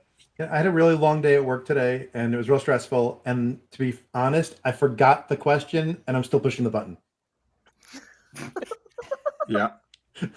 So the problem is everybody in their mind can I is like, pick the people but make someone else hit it? So I'm thinking. the problem is you're all just Ooh. translating this question into, can I kill Elon Musk if I also kill one innocent person? Oh, I I wasn't feel thinking like about that- Elon Musk. I was Yeah, thinking, like- Really? All right. I All was right. thinking about a Maybe different let's person not in that name si- people. How Yeah. about we Yeah, don't name people? yeah. This is a Let's Let's just hypothetical, not Cecil. We're name saying people, and then it's hypothetically. hypothetical. How about that? I like that. All right. What Let's do it if that way. one of you guys pushes the button and you die, and then you don't know which one you were, the objectively worse person or the innocent person? I'm fine with Oh, that. no. I don't like life Depends that on how much much I've had to anyway. drink. Especially Yeah. the last. If you let couple them get to years. opt out of life as part of the thing, they're just going to hit the button faster. Yeah, that's not a deterrent. That's a Scare me with a Yeah. good time. That's not a. It's a feature, not a bug. There. Wow. Right, it's a feature, not a bug.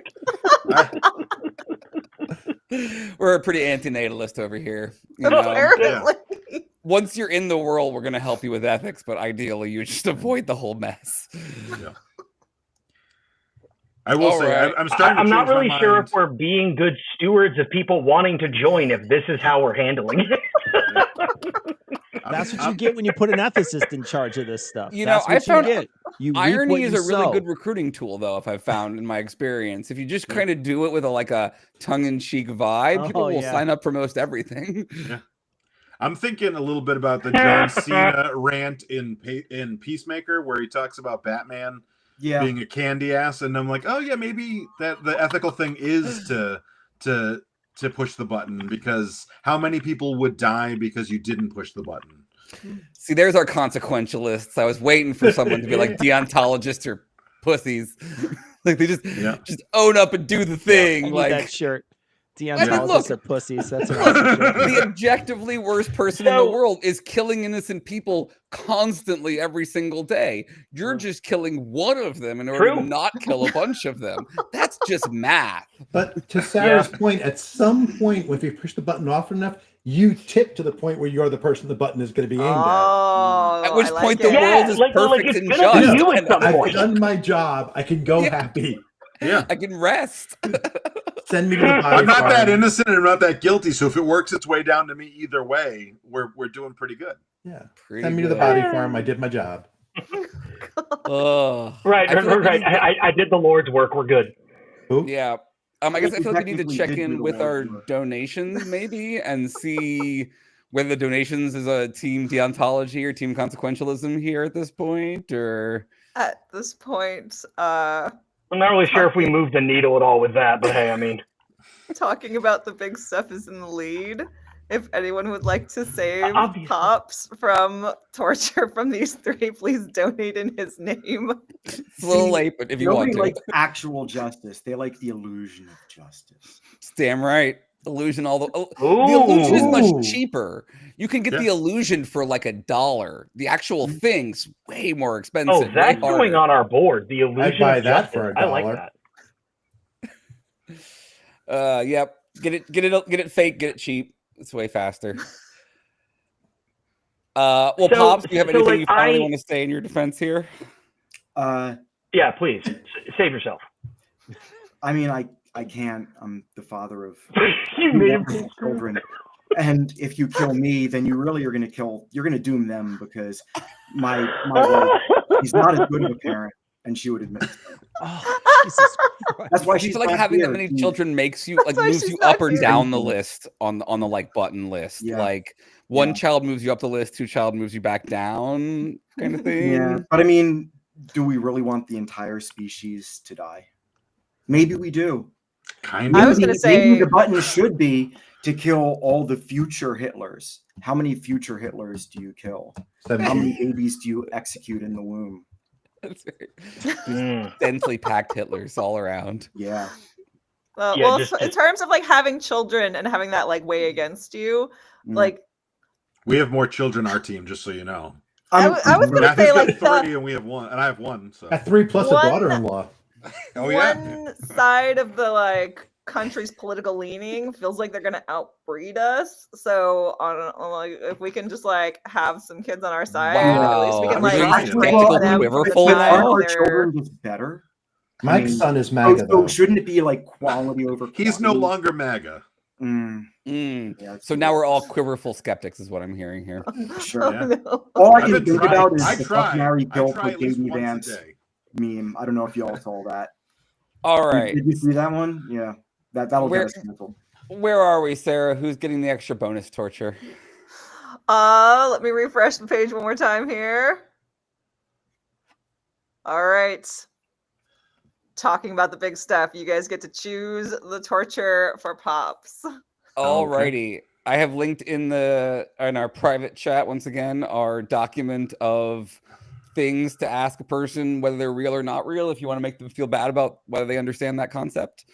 Y'all as a group get to choose 5 things to ask Pops whether they're real or not real, and Pops, you get to performatively suffer for our benefit. Sounds good. I would like to start off. I will only answer when money comes in. Okay. Raising the stakes. What? Mike, so I'll need holding to get an update in the chat as far as donations go. Oh my god! That I'm going to start writing plot synopses for Star Trek episodes. I mean, it's like adorable that you think this is consensual and not like a requirement for remaining. Right. I thought there was a whole thing about consensual when I signed up with this. This is messed up. So this is the fine print in your creator agreement. We get to torture you. You didn't read the second page, did you? You guys got to read the agreement before you sign it. Yeah, that's on page 9. We tell you to show it to a lawyer for a reason. It's a trap. So, as the person who has been through the official torture under Aaron's knives, there were two words that were my favorite in the list of all time. And so I would love to do them both. So if Mike and Alex, if I can go first, and then I'll wait and go get last with the second one, I would say much well. And All so right, what you all got, I Matt? say is real or not real. Yeah, I like that. Real, Yeah, not real real. or You not cannot real. explain. You can't ask questions. You can't ask for clarification. You can't explain your answer. Just real, not real, based on the word that I say, or words in this case. Sure. Okay, here we go. Fictional characters. Real. Santa's real. There you go. Right, Okay. down, Aaron. I'll go next because today our episode that came out this morning is about death. So death. Not real. Alex, you go. Stunned. Races. Oh, no, Jesus Christ. Considering there are two different definitions, I will Hey, say no explaining. No explaining. Real or not real? throw it Come in on. your cat. No. The No Boston explaining. Marathon was this week, so. Playing with fire here, people. Playing with fire. It's Cecil's not like, I'm my out. fault the definition of person. Okay, Cecil's left the chat. He's like, nope. okay, I'll do the fourth one. Holes. Real. All right. Real. Last one, Matt. Bring us home. God. Fictional characters are real. All right, Amazing great. callback. Amazing. All right. Well, there you have it. That was good. So where are the donations? Because that was like 5 answers. Wait a minute. So I want to go back should to be like at death for a least second $500. here. No. I need a clarification on death not being Not real. allowed to That's- clarify in that. Yeah. Well, not during the You're not thing. allowed to ask afterwards. questions. You're not These- allowed to clarify. These are your Yeah, but rules. now I can do No, what you the can fuck I after want, and what I want is to know why you said death isn't real. So there we Yeah, he's go. a fictional character, and you said they're real. Yeah, Because right. That's a fictional character. I was talking about from the perspective of the person, because it's like when the way I look at it is time. Time can't have Because it's not like, real. like an infinity, can't be aware of its beginning or end. And so like for our lives, we weren't aware of the beginning, and we go back to that lack of awareness. The moment our death actually happens, we wouldn't be aware of it. We would be aware of everything right up to it, but that line of demarcation, I don't think that it, for the person experiencing it, they can't be aware of it, obviously. So you think if we don't experience it, it's not real?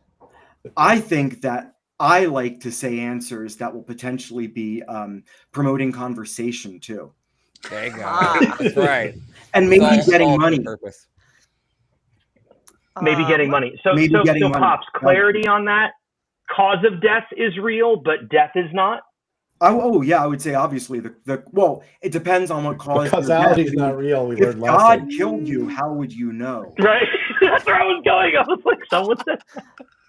Oh, that's pretty I mean, solid. we get kind of blasphemous on our podcast, and I'm not dead yet, but I could have some sort of nefarious disease that I'm not yet aware of that God could have given me. I don't know. What did you have to say, Very Sarah? true. Sarah, you have something? I did have something to say. An interesting thing happened.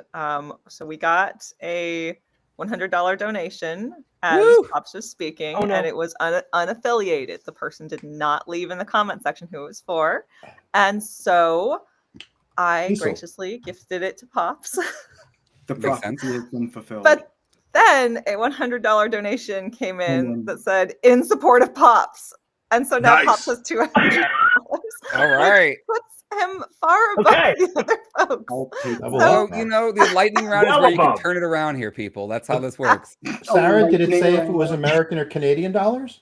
It may not be worth anything. Ouch. Yeah, how many loonies are we talking about here? Yeah, and there's a tariff on the ones from Canada, so it's going to be all. Yeah, right. Is it loonies or toonies, or are we talking about real freedom dollars? You know, it's which 100 is loonies. Okay, all right. I think we've done enough anti-Canadian racism for one. Meant that the ethics American dollar is fundraiser. worthless now, frankly. What's wrong with races in Canada? They're just as fast as the one in America. Oh, it's about dignity, I think. I thought it was like kilometers.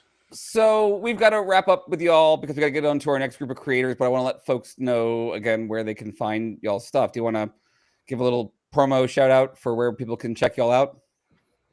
Sure. We are on all podcast platforms and YouTube as Talking About the Big Stuff. We're on Instagram as Talking About the Big Stuff as well. And if I can pitch another thing, if you happen to be in North Carolina in the Raleigh area, you should look into trianglefreethought.org, the Triangle Free Thought Society. We were the first people to have Aaron come as a speaker outside of his professional college life. It's a terrible thing to promote yourself with, but sure. Congratulations. Yeah, I wouldn't do that, but and also something that Mike and Matthew did not highlight, we stream our recordings live. Nice. So every week when we record the episode, we are there on YouTube with an open chat, and we welcome folks to come and talk. It's just for patrons. And add to the It's a stream for patrons, Alex. You don't even know what you do. That's why we don't let you on stream, because you don't know what you're talking about. Come on in. You got to be a patron. Come on in. See, that's why Ian doesn't talk. Ian knows he doesn't want to mess up in person. All right, you three. All right, simmer down. Simmer down. Simmer down. All right, Pops, you want to get in here? Ian catching strays up in here. The Family Skepticals on all the podcast platforms, and we post on Instagram and Facebook. So simple. Right. And the name again, Family Skeptical? Yes, the Family Skeptical. Yep. Where nothing is sacred except for our kids. All right. Well, thank you all so much. We really appreciate your support. We really appreciate y'all coming out and having some fun with us in the spirit in which it was intended. Yeah. Thank you for being such good advocates for the Creator Accountability Network. Always. Thank you all. This is it's great. Yeah. All right. Miss you guys.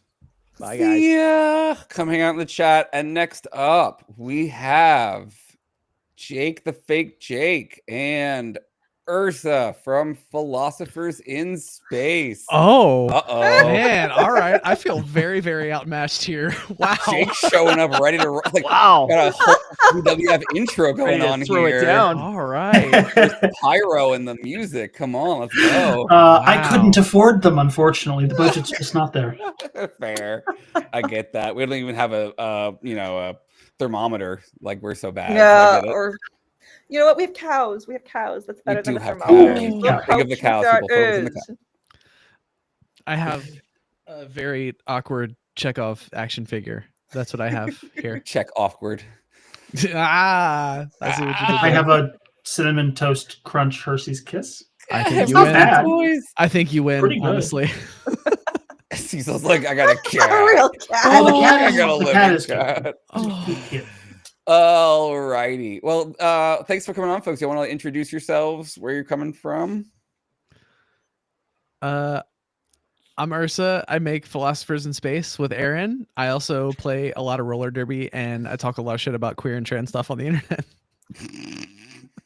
I forgot to ask, is profanity okay? Yeah, you're cool. Okay, good. It's good. It's on our stream. It's all good. Oh, yeah. right. It's okay, all good. yeah, I should. It's After dark rules. Here Silly question.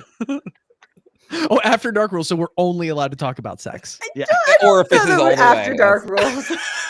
Sarah's like, no, Wait, hang on. I get to go to the cargo bay? Are all our listeners consenting of this? I don't know. If you're not consenting, please click away now. Hey, look, normally you got to pay to see this. Off to a wonderful start. Having a great Ethics time. people can justify anything. Come on. That's right. That's what we're good at. At some point, we should let Jake do an introduction. Hey. Yeah. Fine. Hi, I'm Jake of Jake the Fake Jake fame. I run a small, teensy little YouTube channel and a Blue Sky account.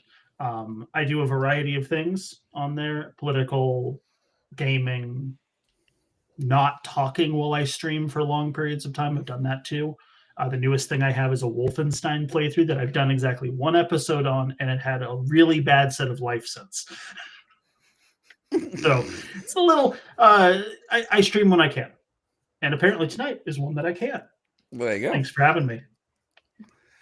Glad to have you all on. So does the torture start now, or like I'm unclear?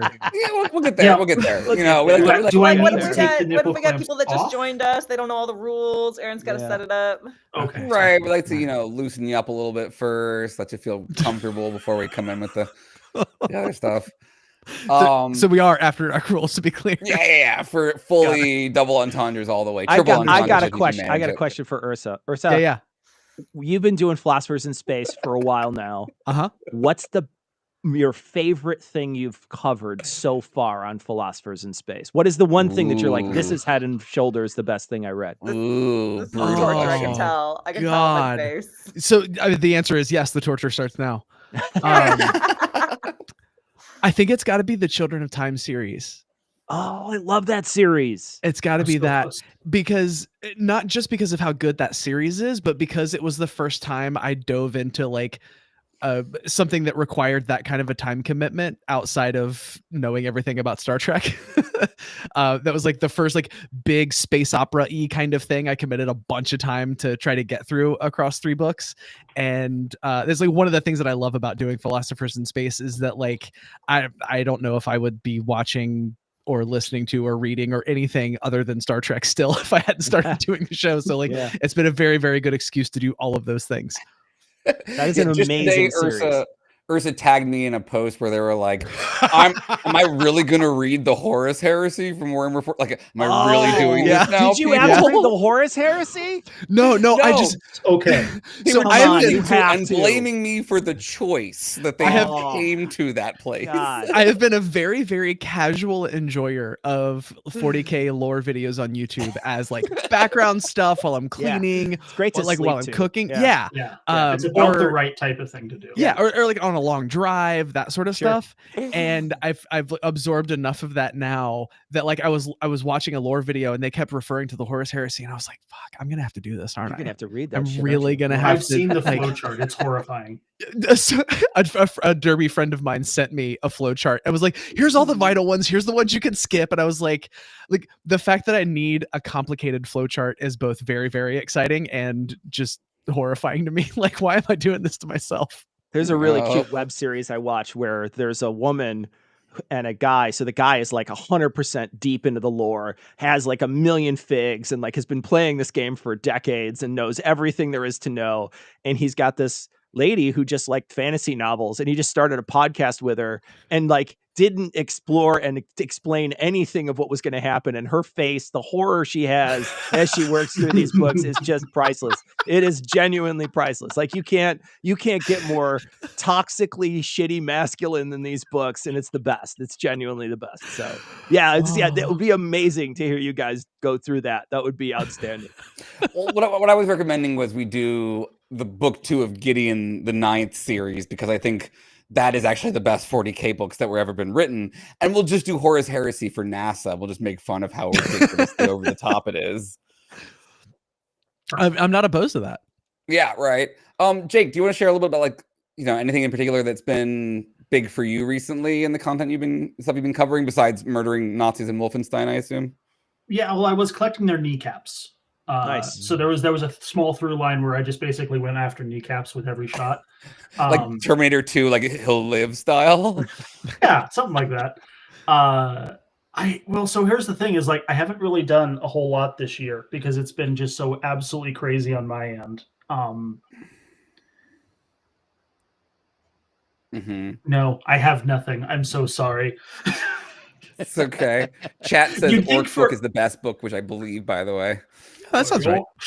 The orcs are the best acts. Yeah, we fight. That's not the right accent. What the heck? They're by far the funniest part of 40K. True, they are the best. I like the orc that specifically like went into the Eye of Terror to fight Khorne, died in the process. Khorne laughed at his attempt, resurrected him, and just sent him to die over and over in his entire WoW. Yeah, it's perfect orc death. It's heaven for them. It's very. It's the closest thing to heaven in 40K. One more 40K thing. If you get a chance to see it, I don't know if anybody's seen this, but it is amazing. Somebody took the Hell's Reach book and then they animated it. And it is just we it's an covered that hour on and a half. Philosophers in Oh, Space, Cecil, but it's cool. It's fine. I'm sorry, I didn't listen to that episode. I apologize. It is dope though. It is dope. It is absolutely I will amazing. die on this world. Yeah. Oh, so good. It's So very good. But like we the video that the guy put together is outstanding. It's like, oh I mean, yeah, it's really great. that's actually what we didn't do the book, we did the movie, because I was like, I don't know if I've got that book in me, but I watched the YouTube video. So like starts with like wild like pencil black and white drawings and ends with like full like color, and so God, really it's so beautiful. It's really gorgeous. If you get a chance, the Hell's Reach video, and it's like a full like an hour and a half long, but really solid. It's we very use much it, we use it specifically to discuss why 40K is going to be like the last battlefront in the Gamergate wars, essentially. Yeah, it is wild. Some of the memes that Aaron was sending me through this discussion, like these folks are on the front lines of the most important war they will ever fight in their lives over female space marines. Like it is, oh my gosh, struggle is so real. Brain had to explode. That's amazing. Yeah. Mm-hmm. Well, speaking of one question that came to mind that was sort of can related. We've been asking folks about can stuff. How do you personally think about the ethics involved in your content creation? Like, what are the key things that come to mind for you when you're trying to think about like what is good ethical content? I think for me, the biggest thing is just considering that, like, talking on a platform where you have even like a few listeners, even if it like we're talking like a dozen people or whatever, you have to think a little bit more about how you communicate the things you communicate and the different communication styles, the allowing for the possibility that English might not be somebody's first language, different cultural backgrounds, that sort of stuff. So when you're talking through ethical issues, I try to think a lot about, you'll hear me do this on Philosophers in Space a bunch, because we talk about stuff that like legitimately is like really, really sticky and difficult. And I want to be very clear in that, like, exploring a viewpoint doesn't mean endorsing a viewpoint and that sort of thing. So like we can have an in-depth discussion about why Nazis are bad. That discussion is not evidence that we feel weakly about Nazis being bad, you know? And I think it is a little bit easier to have that come across one-on-one, especially if it's somebody that knows you and that you know them, versus when you're talking to an audience that only has the context that you're giving them in the audio. I think that's probably the primary thing for me.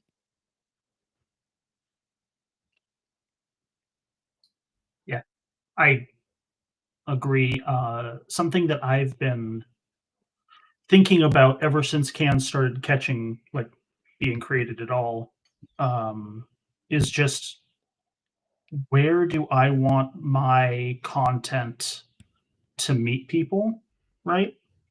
Like recently it's changed. And it's changed partially because of my own life experiences. I used to do a lot more political content.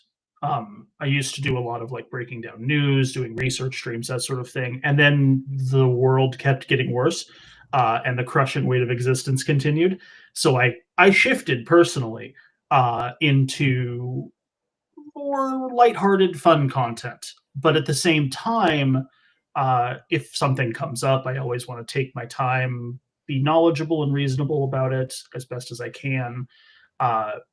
A good example of me not doing a great job of this is the debate that I did with the Flat Earth guys over on, I forget the debate group now. Anyways, it's hidden in my archive somewhere. I got a little mad. I thought I was doing something fun, and I did. I think I came off as a bit of an ass, actually. And that reflection, like, maybe I should chill out a little bit more. Maybe don't get literally up in arms screaming at a flat earther about how their stuff doesn't even make sense with math. I mean, or do. Yeah. I mean, or do, yeah. But for me personally, it wasn't doing me any favors. So I definitely think online debate is like the fastball of ethical content creation. Like, it is the place in which you can get most off the rails the most quickly and easily. And that was the thing I found. It's insane how fast You're talking on one thing, they say 3 things, and then you're in the weeds for 6 hours. Ish Gallup, baby. Yeah. It's And just, I don't think that there's never an ethical debate or never a value in debate, but the bar you've got to clear to get there is much higher than people think it is, I think. yeah, fuzzy logic, you are correct. It was modern day debate. There you go. Yeah. I was almost invited on modern day debates at one point, but I don't remember I think they couldn't find a person or something. Yeah, that would make sense. I stopped following them post the Matt Dillahunty thing with Big Papa I know what it Fascist. was. I had a debate with the Atheists for Liberty folks, and I think they first tried to pitch it to modern day debates, and the modern day debates folks were like, no. I think and we ended up like having it on their feed, which again, I think that was a worthwhile conversation about the role of social justice and movement atheism. Yeah. Aaron, have I ever told you about my surprise flat earther debate? No, I love a good surprise flat earther. I guessed it on the Atheist Experience a very long time ago, and it was a wonderful full circle moment because it was the first podcast I was ever into, and I'm on with Tracy Harris in studio, and the like prompter thing that the producers use are like says they have proof of creationism and why atheism is wrong, and I'm like, rad, like low hanging fruit, let's go, that'll be an easy one. And the guy's just like going and going and going, and all of a sudden he comes out with, so if we throw out gravity, and I was like, and so like it turns out his argument was, yeah, I was like, can you do that? Can you? Yeah, like, I don't think we can do that. So it turns out his like entire argument was, because we know the Earth is flat, that means gravity can't be real. Something has to hold the universe together, therefore God. And I was like, yep. I was tracks to me. I hadn't listened in some time, so I didn't know that flat earthers were a thing they contended with for like ever at all, and I was completely unprepared for that. I was surprised. And the best insult I have ever gotten came from that, which was on like a YouTube clip or something like that. So I was wearing a flannel at the time, and it was a clip specifically of that call, and somebody in the comments said the lumberjack has been exposed as a globe curve hallucinator. Is my favorite thing. Feels like a LGBTQ slur, but I'm going to allow it in this case. Yeah, it's I will accept it. Personally. It's like saying, look at her ring of keys. Look at the ring of keys. Like clearly, like, all right, fair deep cut there, sir. I mean, look, if you were, a longtime fan of Michael Marshall, like I am, you would have gone into that knowing not only that flat earthers have some weird takes about gravity, but also that this is always going to end with some weird Christian shit too. Oh yeah, 100%. It's where it goes: Christian shit or Nazi shit or both. Yeah. Yeah, it's fun when you get those curveballs mid content creation, isn't it? Well, I mean, it happens to me literally every episode of Philosophers in Space, Aaron. Okay, fair. And, one of the things we talk about in our creator training stuff is like, what would you do in a scenario in which someone suddenly like veers off into anti-LGBTQ or anti-trans content in the middle of a discussion? Like, how do you do bystander intervention in that case? I think is important for people in our kinds of situations. I'm going to say the answer in the training is probably not with your fist. I'm guessing that is not. Okay. Unless, of course, you're assaulted first, then it's self-defense. Right. Sure, we as an organization are context sensitive on the concept of punching Nazis, but we do not recommend unilaterally proactive assault, certainly. I think that's the correct position to take. Yeah, right. Speaking of correct positions, we have a ethics hypothetical to torch you with. You'd think that Ursa would be ready for this because of all the training, but they're not. It's just worse. Because they know more ways in which they're probably wrong about the thing. Oh, no. The number of times, all right, I'm going to say this, and I know you're going to, I'm already thinking about how you're going to tell me I'm wrong every time. All right, continue. Live rent-free in your head forever. Okay, so curious to hear, if you could completely erase one kind of technology from existence, would you, and what kind would it be?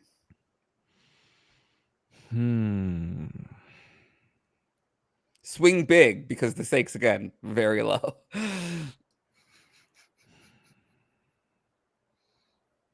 Some serious contemplation here. Somebody's going to say pacemakers. I know it.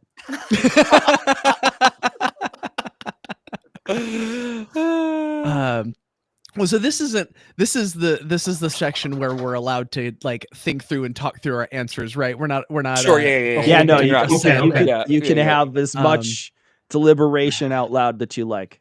Okay. And won't penalize you for that. Okay, that's fair.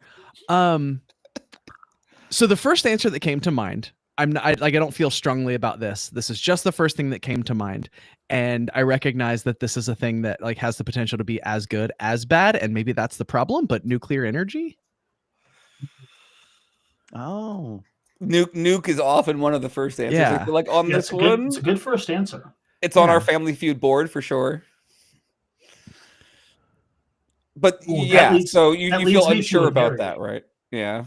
Well, yeah, because it's like obviously on the upside, it has the potential to be like super, super great and wonderful for humanity, like energy production and all that sort of stuff. And obviously that matters. But it also has the like world-ending apocalypse extinction stuff that is like not so great. Plus the huge benefits of deterrence. We all know that deterrence is valuable and works. Totally. Works so well that at least once one person stopped it all. Right. Jake, you feel like you said that was going to lead you towards something there? Yeah. So my the nuke thing led me to immediately think of like, well, what about like hostile gene editing for bioweapons? But then all of the good things that come out of gene editing, like no COVID, like assuming anyone listened to science for once. Okay, I just need to call out this comment. Ursa goes with nuclear energy, and I'm just staring at my printer thinking, yeah, that's gotta go. That's so real. That's the office answer right there. So true, man. That's true. I have a fantastic answer because it's psychotic. Animal husbandry. Animal husbandry? Oh, okay. Wow. Okay. Gone. Go on. No, just animal husbandry is gone. Yeah, apply us with your wares here. What do you got here? Yeah. Why I'm just thinking, like, what are the downsides? Veganism? Wow. Okay. Like, yeah, I like ribs, but plus you get to say, look, I'm the most anti-eugenics of any of you fuckers. Exactly. Like, I won't even crossbreed my food. I've saved the most things. It is a form of like stopping intelligent design because we're the only intelligent designers out here, like hybridizing our animals and animal husbandry. I was definitely trying to think of something along those lines. That's like, because obviously when we think about technology, we think about like electronics and that sorts of. And I was trying to think of something like, some sort of like Bronze Age thing that like definitely is technology. Like the part of me that wanted to give a funny answer was going there, but just nothing. This is why we don't make a specifically comedy podcast. You mean if you wanted to do like a funny one, you could get rid of teledildonics. Wow. That is not fucking a very specific group. Right?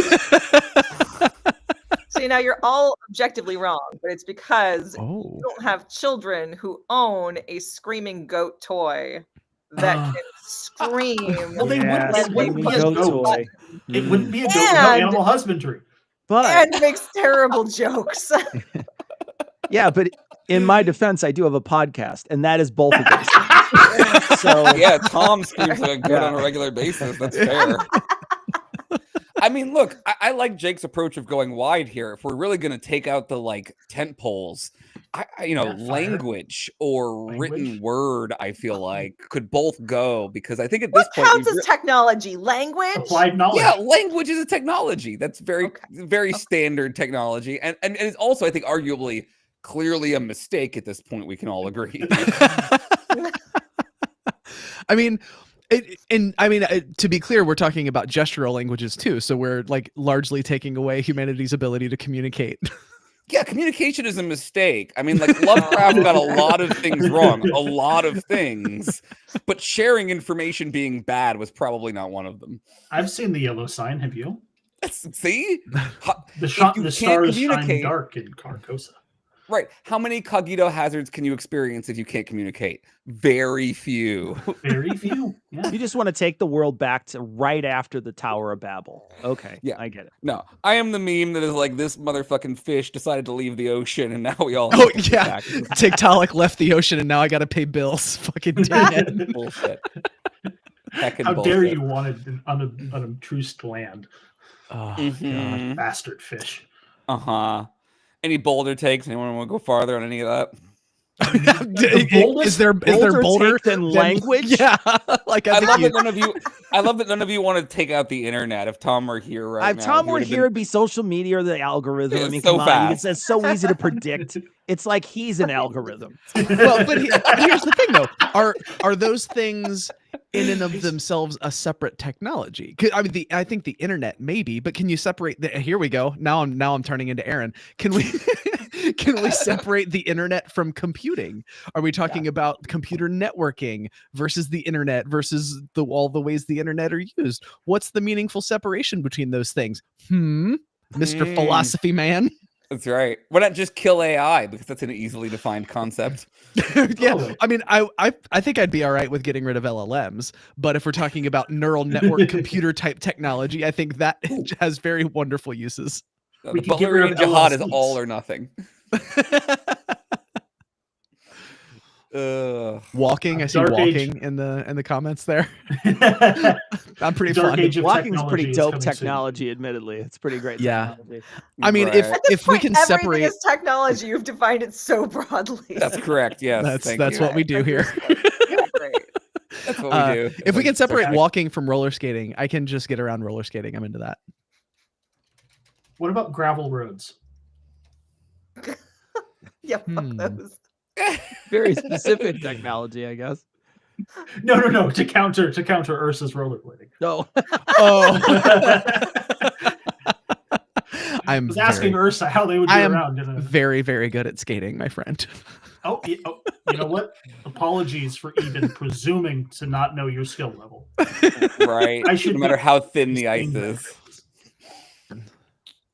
I got to go to World Championships with my men's roller derby team last year. You know what? If I had a hat on, it would be off.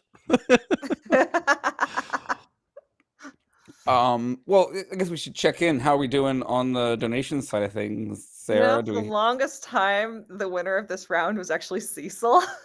Wow. Are you counting the $1,000 that I donated to, in Ursa's name here as part of that? No, I am not. Do you know why? That is a matching donation, and so it does not count towards that. Still. However, Ursa is now in the lead officially, legally. Like, thanks, friends. I appreciate you. Yeah. So, like, what I'm saying here is, if you want to, get in on that matching donation and help Ursa out here, now's clearly the time to do it. I'm just gonna 100% just throw Jake under the bus here. Yeah. Hey, look, he's my captain. We're talking about. Like, I got to do what I got to do. I came prepared to be run over by at least one bus. Seems only fair, right? Yeah. I wore bus protection. That's right. Do we have anything we need to read out yet, Sarah? Or are we good? No, this one just says philosophers in space. There we go. Oh. I agree. Hard agree. Well said. Well, Jake, do you have any, I guess, final things to say for yourself to try to summon up some little defense before we let Ursa just lay into you extra for funsies? Ursa, look me in the eye when I say that. Look me in the eye when I say this. I got you, baby. What's up? Spank me, daddy. There you go. That was for charity. I hope it works. There you go. Well done.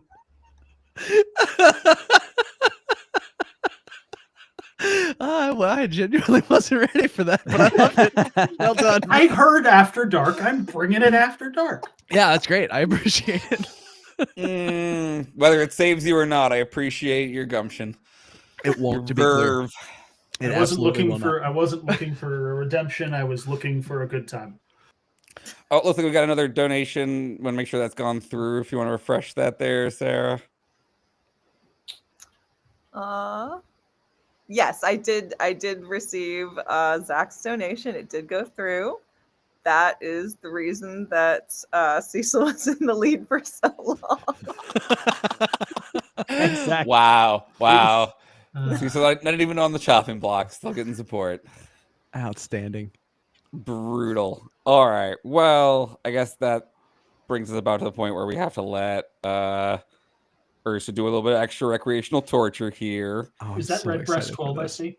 It is Red Breast 12. Someone asked in the chat, so nice. Red Breast 12, delicious. Someone on one of the chats that we've done in the past recommended this to me, and I have been drinking it ever since. It's really wonderful. It's my favorite whiskey in the world. It is really wonderful, and it's relatively inexpensive, so big fan. What? Who's the one who recommended it to you? You've had Bacon Donut Guy and whatever this drink whiskey is. person, and yeah. So good. All right. So, Ursa, you have our little document. Hopefully, you can see that. I do indeed.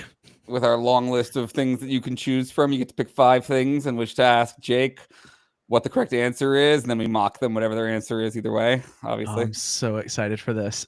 So I think I'm going to go the hardest last because that's how I roll. So, chairs. Not real. Done. Sandwiches. Real. Beauty. Old split. Real. Numbers. Real. Sometimes. Genders. Not real. Confident.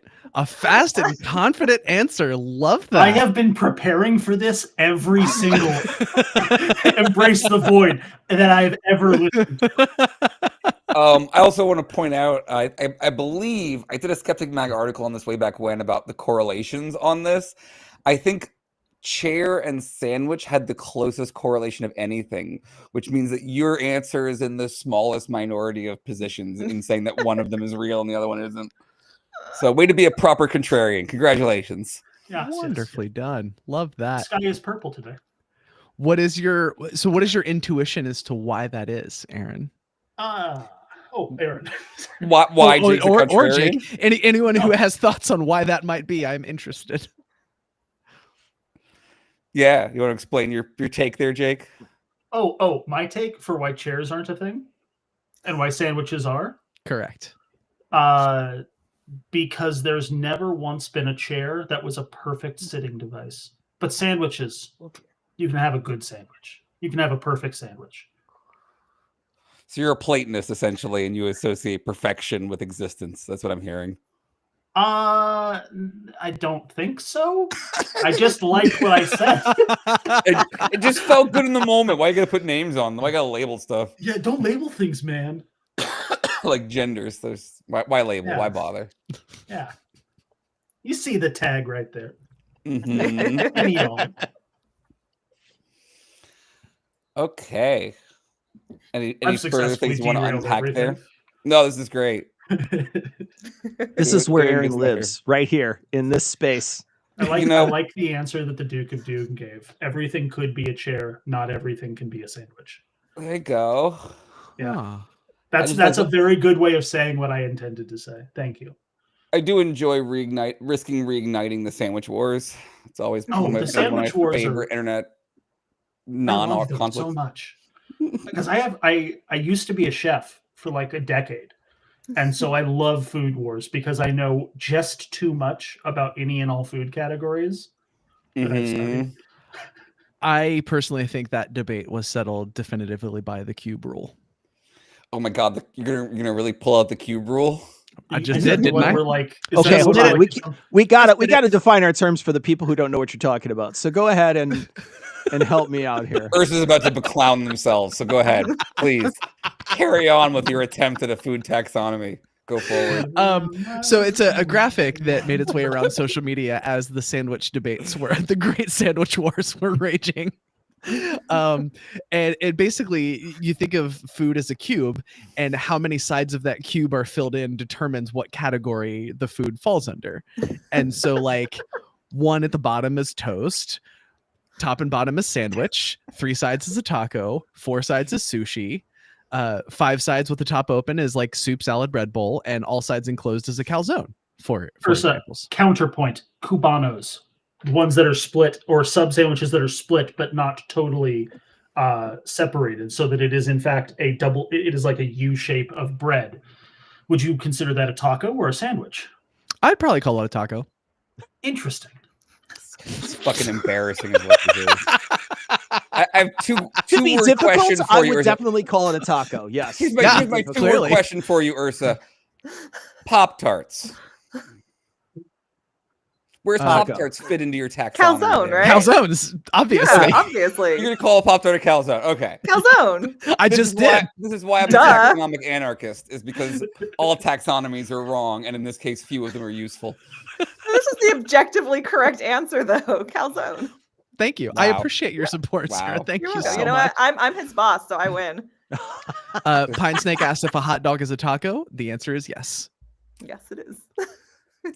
It's fine, you know, like I hate everything about that. How about this? Everything about that. Aaron, How about it's this? Jorg. Under the umbrella of sandwich lies taco. I fall in love with this more and more as I see how upset Aaron gets about it. That's fine. What's your I gotta go stance on refill all my this water sandwich? anyway. Where did you what line did you die in the sandwich war? How did you Me?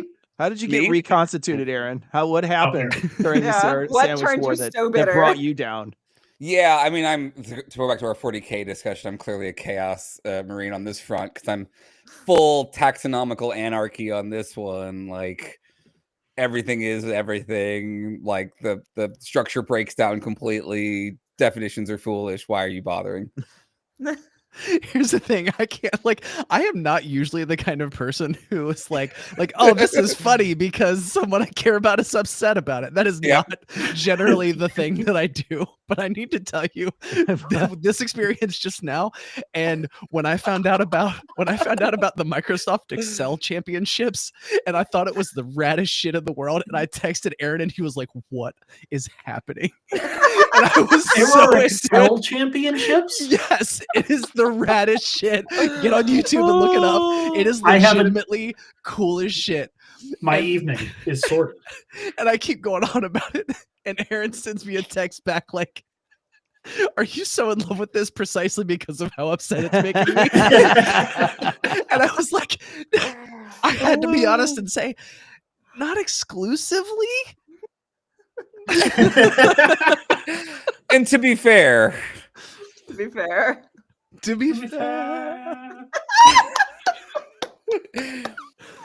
I do torture Ursa like 95% of the time. So the other 5%, they should really get to have some fun. Patrick, if you fold a pizza, it is not a sandwich, it's a taco because it's enclosed on the bottom. Next question. Oh my God. You're just a food transitional person. Like, you can just trans your way from pizza to taco just by folding it in half. That's how I make my way through life, Aaron. Clearly. Actually, if it can be transitional like that and just move through the space, then are you also not a form of taxonomical anarchist? You just refuse to embrace it. Yeah. That's a good point. I'm gonna have to think on that. It's all just atoms arranged soup-wise. What's that? Jake, you won some support there during this conversation. Just so you know. I got a supporter.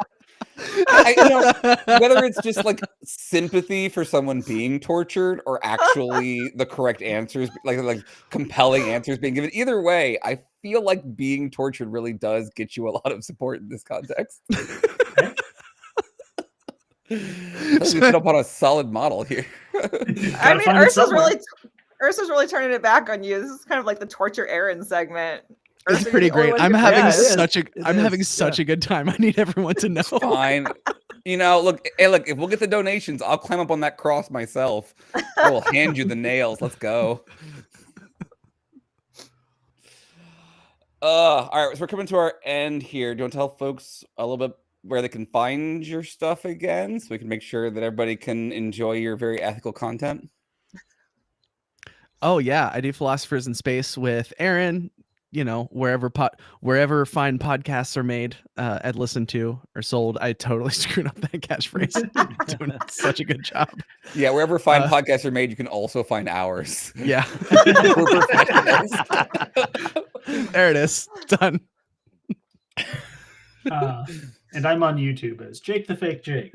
I think it's Jake the Fake Jake 69420 because I'm very original. That's so rad. Nice. I think about that every time I play roller derby. There's always a team with a 6'9" and always a team with a 420. I'm like, you go. Yeah. Absolutely, you go. Right, you want to go full Shoresy on that every time. Humans have been making dick jokes since the end of time. That's right. Yeah. And also, we had a question in the chat about queer splaining. I don't know if you wanted to. Would you say it's pretty much wrapped at this point for you? Yeah, I just kind of got burnt out on it. If I'm honest, queer splaining is a hard show to make. I will not say never again, but I will say, You know, this is something that we've talked about before, especially podcasts, because there really isn't an actual like wrap up. There's no end to your season or your plot. Like a lot of times they can just go and go until you just like are so thoroughly burned out on it.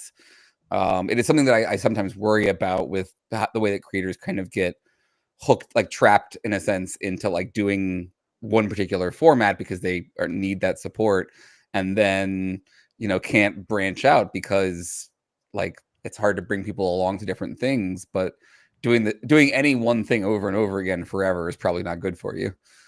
Yeah. Well, and it was also just the way that I was making the show. I mean, it was legitimately like 20, 30, sometimes 40 hours of work for like a 30-minute episode.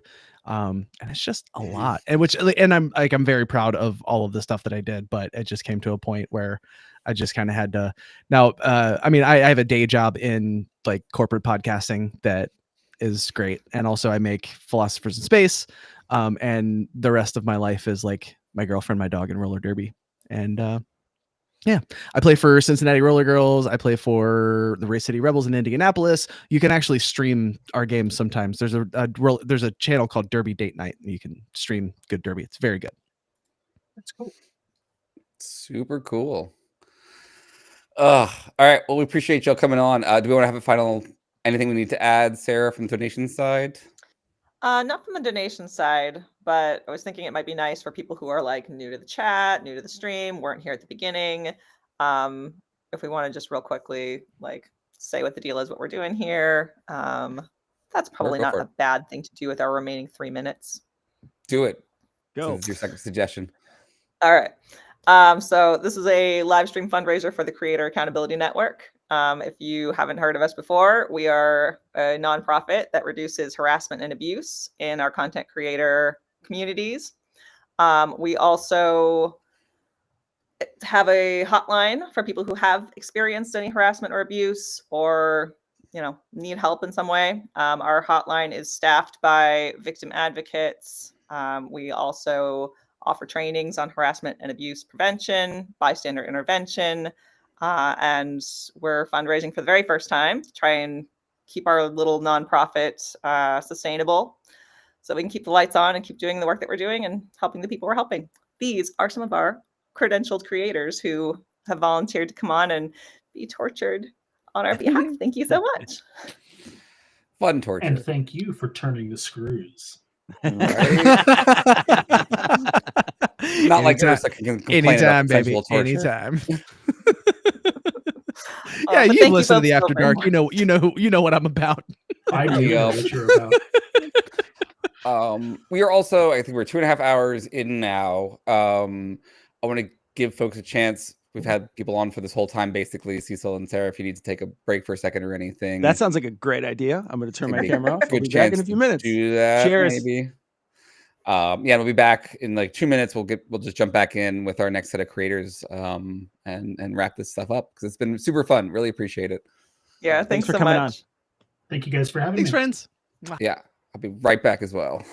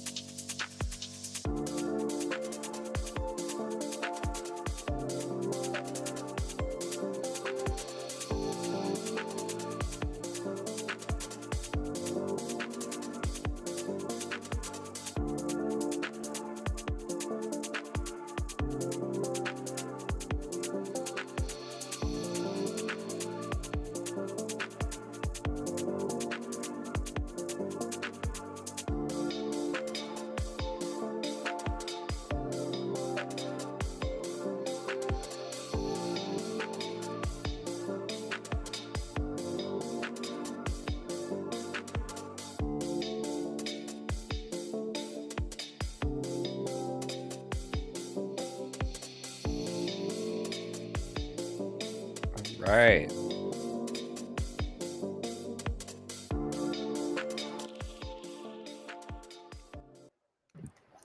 We're back. Thank y'all for a tiny little break there. So we got Cecil with us still. You do. We have now joining us from the land of TikToks, Captain Dadpool. Oh, hey guys, what's up? Could have warned me next time. This is ethics org. You should not be doing anything that would be bad when the camera. It's fine.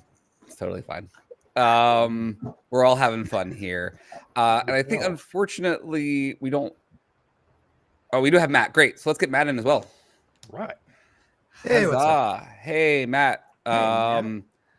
Matt doing, heroic effort here, coming on because alone because as my understanding is Thomas is down with the COVID. So it is Matt all the way here. The worst Disturbed song ever. Oh, so sorry. Down with the COVID. That's true. Yeah. So to get us started, do y'all want to just tell folks a little bit about sort of your content, where you're coming from with all this stuff? Sure. I'll go first. I haven't made content very much this year. I haven't really been on social media at all this year. Maybe eventually I'm hoping I'll come back, but we don't know. I got a job now and 4 kids and my life is chaos and it just kind of fell off and I want to get back to it one day. But not sure when that'll happen. Anyway, but I do have made lots of really good content, mostly on TikTok. I make educational content about the history of Christianity and the history of the early church and the goings on of the church in general and what the Bible says, where it came from, et cetera, et cetera. Delve into a little bit of politics, not too much. Aside from that, I have a YouTube channel called Nerds and Heresy, where I've interviewed scholars in various fields, including Aaron's been on. I've had like Bart Ehrman, Dan McClellan, Kip Davis, Dr. Josh, all those. Haven't made one of those in a while either, but there's plenty of good interviews up there you can still watch if anyone's curious. I like to think I'm good at asking questions. So that's fun. But yeah, other than that, that's all I got going on right now. Was your content creation a little bit influenced by the fact that our government jerked around TikTok for a while there? It was. But the last video I made was like the first or second like announcement of the TikTok ban. So I made like a video saying, "Thanks guys for everything. Here's everything you guys did for me that I got to do. I got to talk at American Atheists a couple times. I got to go to California and talk there. I got to meet all these really cool people, and that's all thanks to you guys. Really appreciate it." And then TikTok was unbanned like a couple of days later. It was like, I'm not coming back. I'm not doing this again. Yeah, I had that feeling with X as well, like, or Twitter, let me be clear. Like you spend a lot of time in these spaces and then suddenly you realize that they can just be wrenched away by people in stupid ways. Matt, do you want to talk about your background and where you're coming from? Yeah, sure. As you can see, I'm hanging out in my law office doing law stuff. I am the legal co-host of Opening Arguments, the second legal co-host of Opening Arguments. I don't need to say any more about that. And I'm practicing immigration attorney. I've been practicing for 18 years, and I hang out with Thomas Smith, who again has COVID tonight. And we just try to explain law in the news.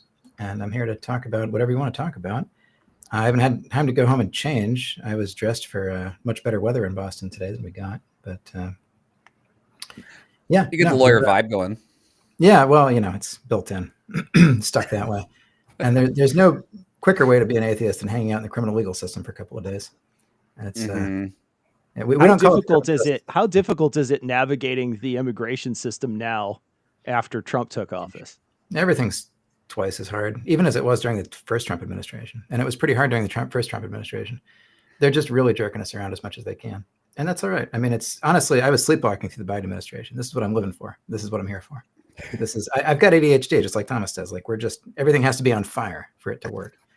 And it is. Well, my understanding was you made some posts that you personally, or someone you were representing, was caught up in the recent Trump nonsense. Yeah, well, I mean, all my clients are, but no, we've had somebody disappear to New Mexico underneath us. Like he was supposed to have a bond hearing, and they literally deleted his bond case from the system and sent him to New Mexico. We still don't have any answers about this. But yeah, this is what's happening right now. Like I said, he would have gotten an easy bond in Boston, but they sent him down to a place with a Trump judge where he's going to have a really hard time. He's got a lot of community support. He's like a perfect citizen, but we'll see what happens. Do you have any feeling like any higher up federal judges are going to make any kind of bold stances against this administration? In the First Circuit, for certainly where I'm sitting. But honestly, last week from the Supreme Court at 1 a.m, we actually saw this very strange act of resistance where they sent back the case involving one of the Alien Enemies Act deportations. They actually just sent it back and said, you can't do this. And they waited for Scalia to dissent. Excuse me, for Alito. It's easy to confuse Scalia and Alito. We call him Scalito. Fair. But for the first time ever, they said, like, basically just go ahead and dissent later. And he spent his entire Easter weekend as a good Christian, like dissenting about how much he wanted to deport, changing his flags and dissenting. Yeah. Yeah, exactly. Yeah. So my most serious question is, which is worse, practicing the law or podcasting? Oh, the law is a lot harder. It's easy to talk about doing my job. That's no problem. Okay. Happy to do that anytime. Similar question for Ricky. Which is worse, being in the military or podcasting? Oh, or TikToking, I should say, in your case. Yeah, military. The weird thing about podcasting or making content all is it's kind of like, for the most part, it like fluctuates a little bit. With the military, it's like 90% of the time you're down here, and then like 5 or 10% you get to do something really fun, and you're like, oh, cool, this is why I joined the army. And it's like, oh, it's shit again. for a long time. So it's much more imbalanced. Makes sense. So we've been talking to ethics all evening because we're an ethics org. We've been asking folks sort of can-related questions and also some fun hypotheticals. There's a question that I came up recently. There's a meaner version of this question, and I tried to make it less terrible just to ease off of the torture a little bit here. But I'm curious, like, what do you think would be maybe like the least ethical thing you would be willing to run ads for in your content?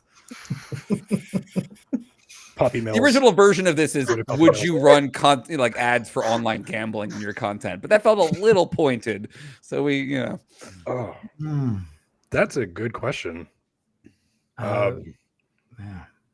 Well, listeners have told us that CBP apparently runs ads, like recruitment ads, on our show, which is a complete waste of their money. So I'm all about that. If they want to run it, CBP, Customs Border Protection, my sworn enemy. Amazing. Yeah. No. Like so ICE essentially, right? Like, yeah, but the version of ICE that nobody looks at because they're at the border, but they actually do worse. And they're like, well, we know that Matt does immigration, so we're gonna dollar for dollar just counteract his attempts to help people by. Yeah, I mean, if you listen to OA and you decide you want to work for CBP, then fuck you. I mean, that's really like yeah, you were hate listening anyway. So right, yeah. exactly. Like you've gotten something badly wrong. If that's the takeaway that you got is that you should work for CBP. CBP committed, just for the record, CBP committed 1 felony per week between 2006 and 2015 on average. That's dedication, though. I mean, that's just dedication. That's what that is. It's like podcasting. You got to do it once a week for a long time until you really get it down pat. And so that makes sense. Yeah. Consistent output. Yep. So I guess that means, Matt, that generally speaking, you're very much in the yes, I would take money from the drug cartel camp, ethically. I mean, I've represented plenty of drug dealers, but okay, fair. That's different. Arguably, like the non-violent drug dealers are far better than the ICE individuals. Street right? pharmacist and private lawyer just as much as anybody else. I got my limits. Like I don't represent domestic violence and local gang members because I live here. But no, I mean, I guess it's funny. I would have said CBP, but honestly, since they've already run ads on our show, and nobody listens should actually join CBP, spend your money. It's fine. What about you, Ricky? Anything come to mind? I think it would depend how desperate I am for money. Right now, I don't need any money, so I could say no to everything. But like, if I have a flat tire tomorrow, I will let you like advertise a puppy mill on my screen. Wow! Like I'll go full. I'm one. There's no in between with me. I'm kidding. Wow. Amazing. Puppy mill. That's so dark. I was just like the darkest thing I could think of. Well, it reminds me of the there's an anecdote about when they were writing the movie Snatch, and they were like, how do we convey to British audiences that these are the worst human beings on the planet? And they were like, dog fighting. And they're like, wait, you mean like not pedophiles? No, dog fighting. Really? Yeah, that apparently makes it real clear for that audience. And I get it. I also think that's the worst thing I could possibly imagine, probably. That's fair. I have much more sympathy towards dogs than I do human beings, even nice human beings. That's right. I do dog fighting, but I wouldn't let FanDuel come in and do the dog fighting betting. So I have a limit. So you support local businesses, but you're not going to support an online conglomerate. Exactly. Thank you, Aaron. Yeah. Thank you. I hear what you're saying. Thank you. Local guys got to have a code. Yes. Yes. It is one of those fun questions, right? Because your ethics, as I think Ricky's pointing out, to some extent are dependent on necessity. That like where you're able to draw that line is somewhat dependent on how badly you need things. It's also like they don't always tell you what is being advertised, like on YouTube or Twitch. Like you don't always know unless you go looking, from what I understand. So that's been my experience anyway. Well, yeah, it depends. There's been a really funny series actually over on Skeptics with a K where they were like, these people ran ads for online gambling despite us explicitly saying we didn't want that, so we're going to make fun of them on our show. Sure. So you definitely can find out about that sort of thing. But there is a lot of like, a lot of times people, creators will say, I don't want this kind of advertisement. And then the advertising people will deliberately mischaracterize their advertising so that they can slip past those bans. Sneaky. They know what they're doing. Yeah. Are there any things that you've ever been like offered where you just straight up turned that down? Almost every sponsorship. Just on TikTok, everybody wants you to sell shit for them. And I did that twice. I got someone, like when I first started making it big and people started reaching out, first person was like, we're going to give you a drone. I was like, oh, fuck yeah, a drone. I've always wanted a drone. Yeah, I'll take a drone. Yeah. Then I made a TikTok. Look, guys, I got a drone. Eat shit. I have a drone and you don't. Like, I was so happy. And the next one was a motorized boat. And I was like, I don't have a whole lot of water around me, but all right, I could give it to my kids. And after that, it was just like, buy our furniture. It's like, I'm not buying your furniture. I don't care if you give it to me for free. It's ugly. I don't want it in my house. I'm not going to tell people to buy it.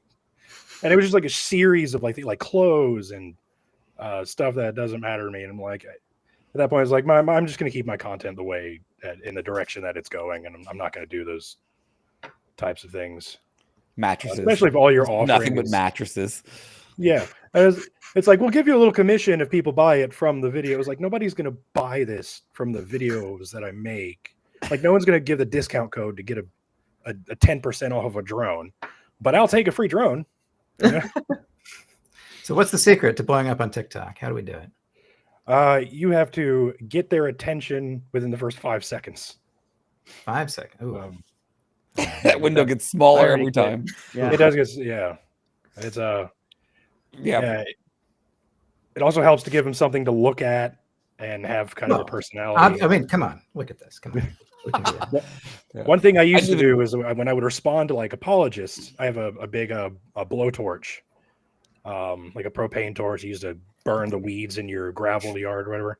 I would light my cigarette with that before I responded to it, and people loved that. And I love how you're like burning weeds with the blowtorch is normal, amazing. So I had to step it up to lighting my cigarette. Like the rest of us are like, yeah, I burn weeds with a blowtorch all the time. Super normie.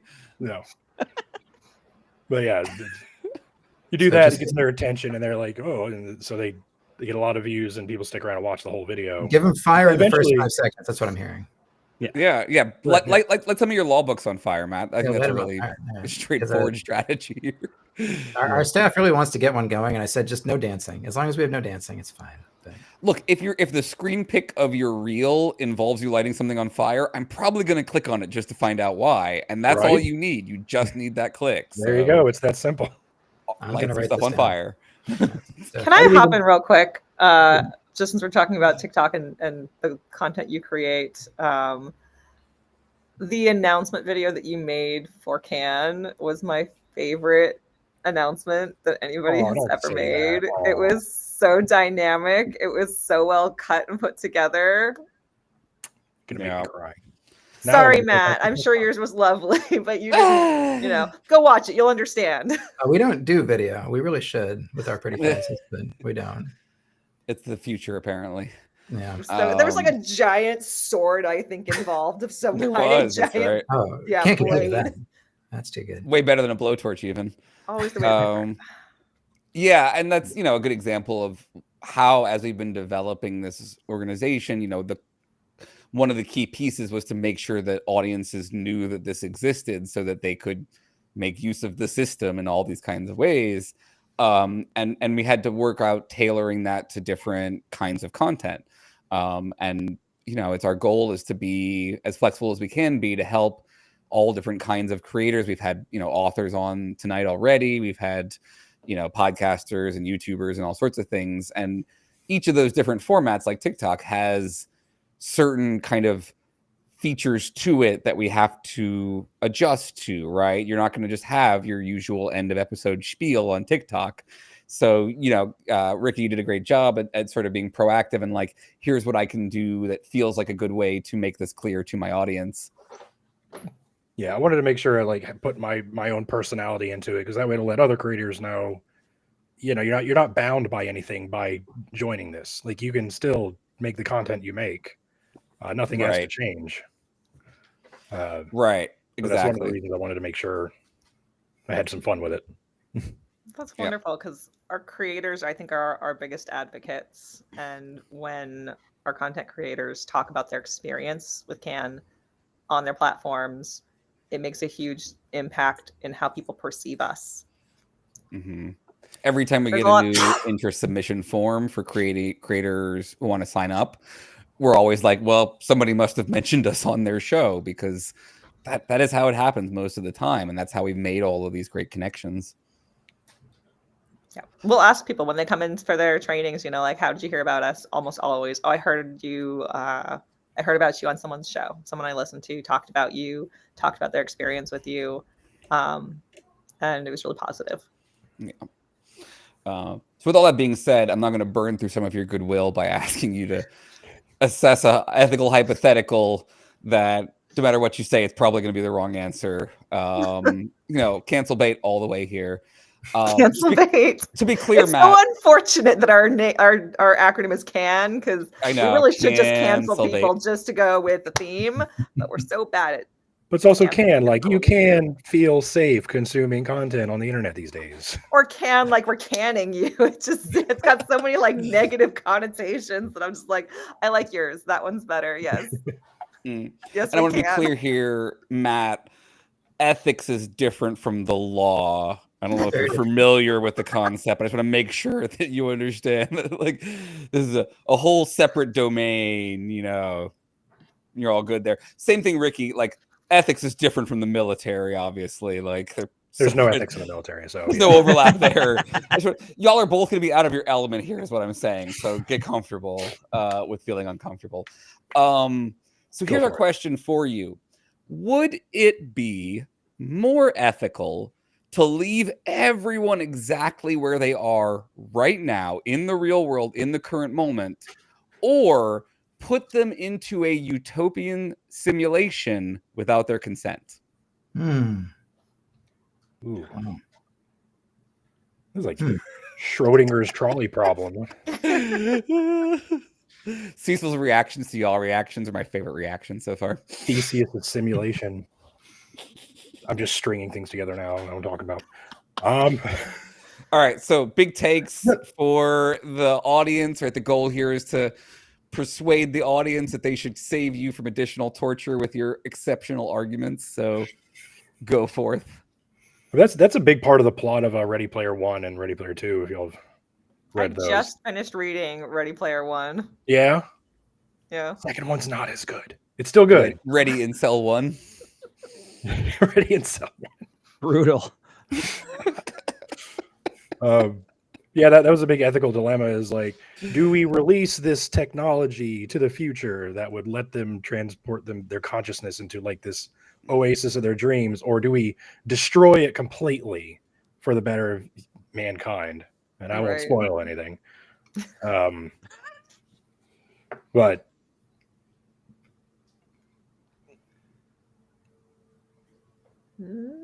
I don't know. Giving them the choice is one level of terrible, but the worst level of terrible here is you're not getting to give them the choice. You have to choose for them one way or another. Yeah, I can't even decide which one I would prefer for myself, much less all of you. Which one would I rather do this or I might pick the simulation for myself. Like, if I could just do this, but in like a better house with better behaved kids, you know, I might be less annoying children. That would be, you know, I'd be tempted by that. More swords, more blowtorches. Yeah, right. Absolutely. I just got to point out, No Illusions is in the chat basically being like, Ready Player One is the poor man's Snow Crash. Your choice in VR-based media is garbage.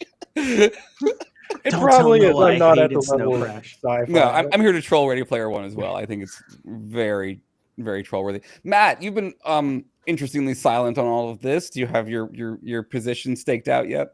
Well, I got to be very annoying and lawyerly about this. What is utopia, actually? I assume it's a place where people are fed and housed and educated. So yes, everyone gets the needs met, flourishing, etc. Do they get to keep their memories? Like, is what? Sure. Do they get to keep their memories? Yeah, they're the same person. They're the exact same person. All of a sudden, they're just in a utopia. No, there's going to be like 100 people that are really mad about this. and they're all going to be Jeff Bezos and co. So that's fine with me. Fuck Jeff Bezos. Like everybody else can get like housing and basic education and healthcare. I think they'll be happier. I don't have a problem. Like, usually in every other part of my life, consent matters, but I'm just saying, like, just shift us over to anything else right now. That's good with me. I'm loving this soft paternalism from Matt here. This is great. Yeah, just, I mean, my idea of utopia is the culture novels. I'm sure you guys must have some familiar with culture novels. Oh yeah. And put me in like AI utopia right now, and anything, it's got to be better than that. Absolutely. Over on Philosophers in Space have often discussed how if I got to pick my utopia, it would probably be the culture. It would be the culture. Of course. I'd be really okay. Like everyone's like, do you really want to be an AI's pet? I'm like, yes. Absolutely. God, fuck yes. And then be a secret agent as well. Yes. I want to do that too. So let's I like being a human's pet. Of course I want to be an AI's pet. Let's fucking go. Yeah, I mean, and the culture isn't even the good guys necessarily, but like as far as relatively speaking, they're great. Yeah, it's the best we got. So I'll take it all the way. Yep, it's fair. Ricky, any counterpoints? You gonna stand up for consent here in our ethics organization? I'm gonna don't say that with so much fear in your voice, please. Please, on our ethical live stream, please don't sneer that out. Okay. Every one of these questions is just deontology or consequentialism. Which one's dumber? I don't know what either of those words mean. So and that's what I love you for. You have a pre-reflective response, right? From the mouths of babes. How are we doing over on the fundraising side? Have we figured out which of these people is objectively correct about whether to... At the moment, Matt over on Opening Arguments is ahead. Which means, Matt, you will have to partake in some ethical torturing of Captain Dadpool. But Ricky, last chance. Dig deep here. How do you want to defend yourself? Come on. Would you rather? Is that what we're doing here? Oh, it's a very specific kind of fun. Was there a question I blacked out for? Yeah, any final thoughts there about like? Oh, you want me to actually? Do you want to dig into Matt here about why his refusal to consider the well-being, the consent of everyone before putting them all in the simulation? Oh, you want me to play devil's advocate? For Jeff Bezos, yes. Whatever creature, whatever entity you believe in this context. He's rich for a reason. We should listen to him. I really got nothing. Fair enough. Well, I guess we'll give it to Matt on that one then. Yeah, he wins. I didn't know it was a contest. I would have studied. That's okay. There is no studying for ethics is kind of a mistake, if I'm being honest. I failed beginners kindergarten ethics in college. So yeah, all you'll learn is to lie to yourself better. So I could use that skill right now, though. That's right. We've shared in the chat here for you, Matt, if you can see that, a link to our document. This is our Enlightening Round super list. As the victor in this particular exchange, you get to pick 5 things from this list and ask our dear friend Ricky whether those things are real or not.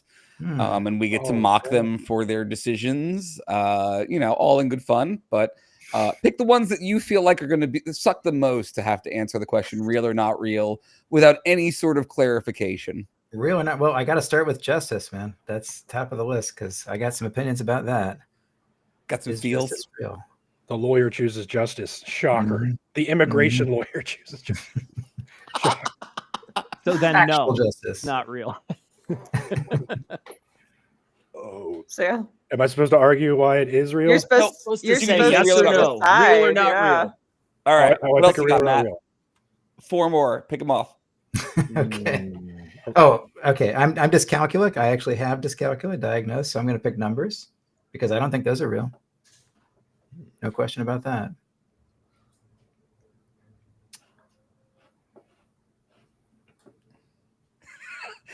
I love the earnestness with which Ricky considers the question. I'm thinking of each word individually again. I love this so much. This never gets old for me.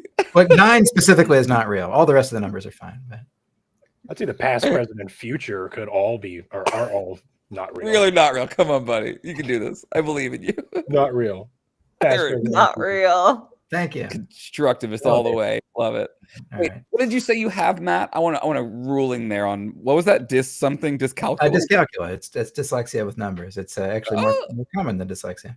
I'm sympathetic. I have dysnemia. I have dyslexia with regard to names. Sure. Yeah, fair enough. No, dyscalculia is a hell of a joke. I'm gonna go with holes are not real. Holes are not real. Holes.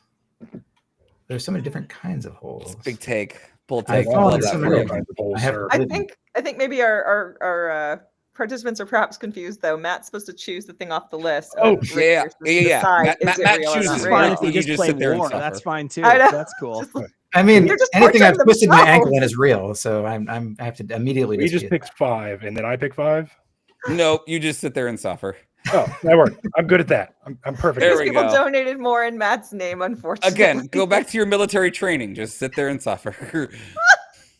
Yeah, the victor goes the spoils here. So luck is real or not real. Yeah, what do you say, Ricky? Luck. Oh, I get to respond now? Yeah. Oh, no, I'd agree. Luck is not real. I literally told my autistic son that today. Canceled. Both of you canceled. He got it. That's what Aaron's dissertation is about. It's fine. It's fine. I mean, it's a dissertation, so it's not real. So that makes sense. So my son won a prize for doing well on the SSATs this week. And I was like, how'd you do it? And he said, luck. And I was like, luck's not real. Try again. You studied. Oh, no. Oh, no. Well, it is by far the most made up D&D stat. So. I don't feel like I love the degree to which these enlightening rounds are turning into torturing me instead of the people who are supposed to be tortured. I feel like we should really. It's kind of great, actually. I'm starting to feel like I'm good for something here. Let me keep going. Let me keep going. Just to be clear, the objectively correct answer is everything is luck all the way down. You're all wrong. Read my soon-to-be published book. Aaron Rabinowitz isn't real. That one I agree. Look, I'm with you 1,000% on that one. Can I read out a donor comment that is relevant, although it was made at the very end of the last round? Sure. This person donated saying, I want to say Aaron because today I saw him dismantle every luck-pilling counter argument a bunch of clever academics could come up with, but I have to say Ursa because they are cracking me up. So you almost had some support, Aaron. That would have been your very first. My long-suffering co-author Ben, probably, who did watch me have a fun conversation with some management folks about how everything is luck earlier today. Because that's my job, people. Anyway, back to focus here, right? Anything else? What are we up to? I've lost track of how many we've even covered at this point. You're so off the rails. 4. Yeah, one more. Go strong. Go hard. Oh shit! Yeah, you can do this. Finish him. Natural laws, real or not real? I love the lawyers. Like, I'm really into these justice and natural law questions. Let's do this shit. Just hardwired on a Friday night. Here we go, having fun. Writing with some natural law. Ricky's like, what the fuck is natural law? Law that's natural? I know that. There's my man. I love it. Come on. Give me some credit, guys. One of the most specialized terms on the list. I'm the only person who read Thomas Aquinas before I came on. Is that really what we're doing here? No. I thought I was fully preparing. I got one more donor comment here. This person donated $20 a month.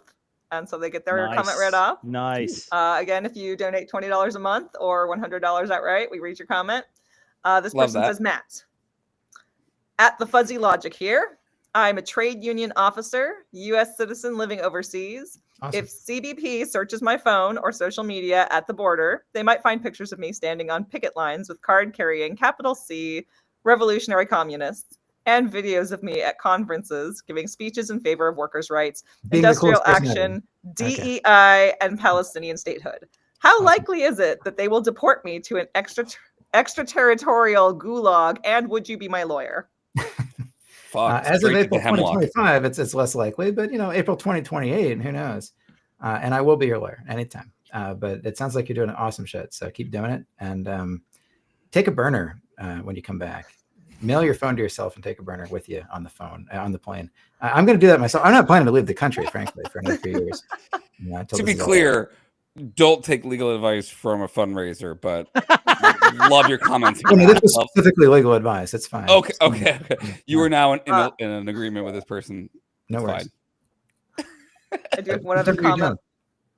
One other comment to read out, just as Matt is a great host. Oh, thanks. There you go. That's nice. Not hugely and critical. Also, I'm here. And Ricky, you're still trying to figure out natural law, real or not real. It's not real. You just made that word up. I've never heard that in my life. That is the correct answer.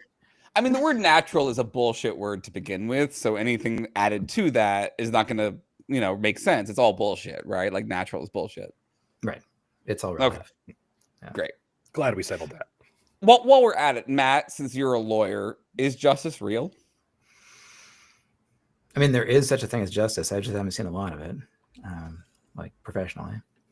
I've seen it personally, but it's there's who is it? Naked Lunch Burroughs, right? There's a quote in there. I think about that all the time. He says, "As one judge said to another, if you can't be just, be arbitrary." I think about that a lot. I think Matt should get extra bonus donations for a Naked Lunch reference as a movie that really defined my childhood in a lot of ways. Never saw That it. explains so much. I mean, right? God, that really just explains so much about you. My dear sweet father, who's probably in the chat right now, I just want to be clear. I watched many things at an inappropriate age, including Naked Lunch. And I love this reference for you, Matt. I'm fully in support of this. I've only read it. I've never actually seen it. So. Oh, you've never seen? Fucking watch the movie, man. The movie is so good. Oh man, you're in for a treat. Annihilate all rational thought. That is my only conclusion at this point. My ex-husband, when I started dating him at the age of 19, this is one of the first movies he had me watch because he was a film major for a tiny short of time. And not a first date movie. No, not a first date movie. Gonna caution the audience there. So when you started dating Aaron, you were like, "Not again." To be clear, I opened with Mulan. To be clear, it was their second date. I opened with Topsy Turvy, not Naked Lunch. Like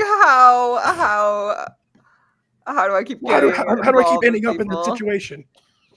What is it about Naked Lunch? Oh man, I could spend so much time on Naked Lunch, and that feels deeply inappropriate for a current context. But one of my favorite jokes about I thought about Naked Lunch, the Barton thing, but it makes me immediately think of the Simpsons thing where they're like, "We're gonna go see an R-rated movie," and they're going to see Barton Fink, and it's like, imagine going to see something called Naked Lunch and being really excited. I think there is a separate Simpsons reference where they're like, they're coming out of Naked Lunch and they're like, I can think of two things wrong with that title. I think is the joke they make.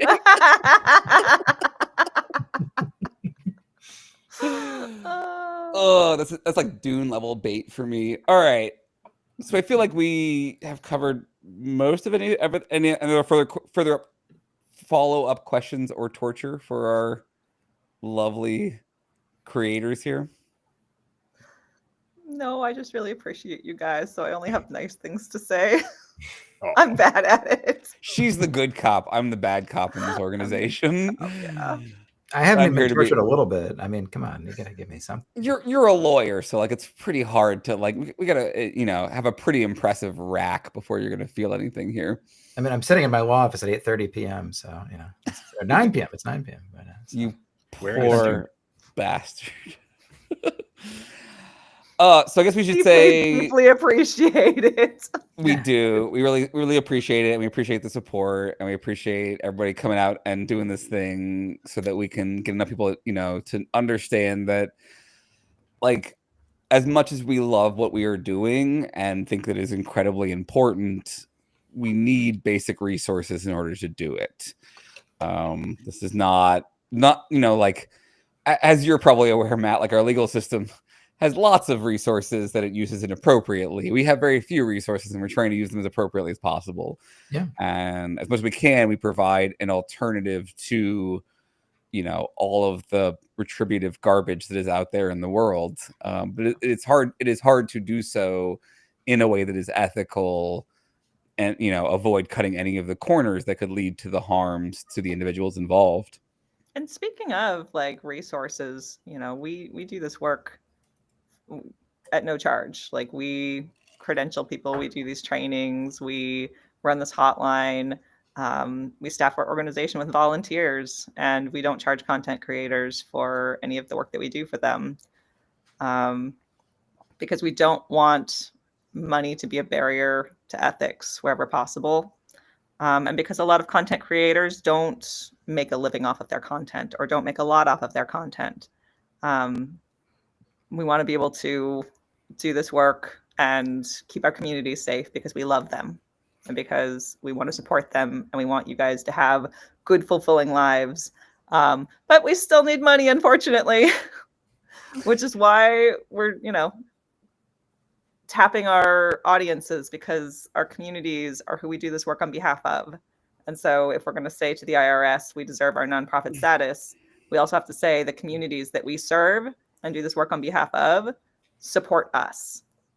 That's actually a legal requirement. We have to have 33% of our income has to come from the communities that we serve. Yeah, and this is hard for us as an ethicist, especially a Socratic ethicist. It is really hard for me to ask for money for my work. Like, I don't think that my work is invaluable. It's just that I hate the very fundamental concept of asking for money for it. As a lawyer, I feel like you probably have less. Like, you're more well trained to be like, here's my hourly rate and that sort of thing. I would rather drink hemlock, if I'm being honest. I was about to say I would rather drink hemlock than have an hourly rate. So you're a very ethical lawyer, and we appreciate that about you, and we love that you're here with us, supporting the tiny intersection of legal and ethics that exists. But like, it's very hard for me to ask for this, but we do need it. Like, it's really important, and it allows us to do the thing. And like, it isn't always going to be public what we are doing a lot of the time, and that makes it that much harder for people to support it. But I do think what we are doing is substantially better than the shit that Matt has to wade through on a daily basis. And for that reason, I do really think it's valuable. Yeah, and as I said from the beginning, when I started the training, I think that we want to be making the world that we want to see. We want to live in that world, and the only way to do that is to start doing it. We can't wait for the system to do it. Also want to I know there's been a lot of like lawyer versus ethics jokes here, but every time I watch your face, Matt, when those jokes get made, I actually think you are probably a person who brings ethics and law together quite a lot. We're trying. And uses it in a way that we love, and in a way that is extremely beneficial to people. So, but lawyer jokes are totally legitimate. That's fine. I have no problem. I get it. It's, I have to develop a thick armor to that.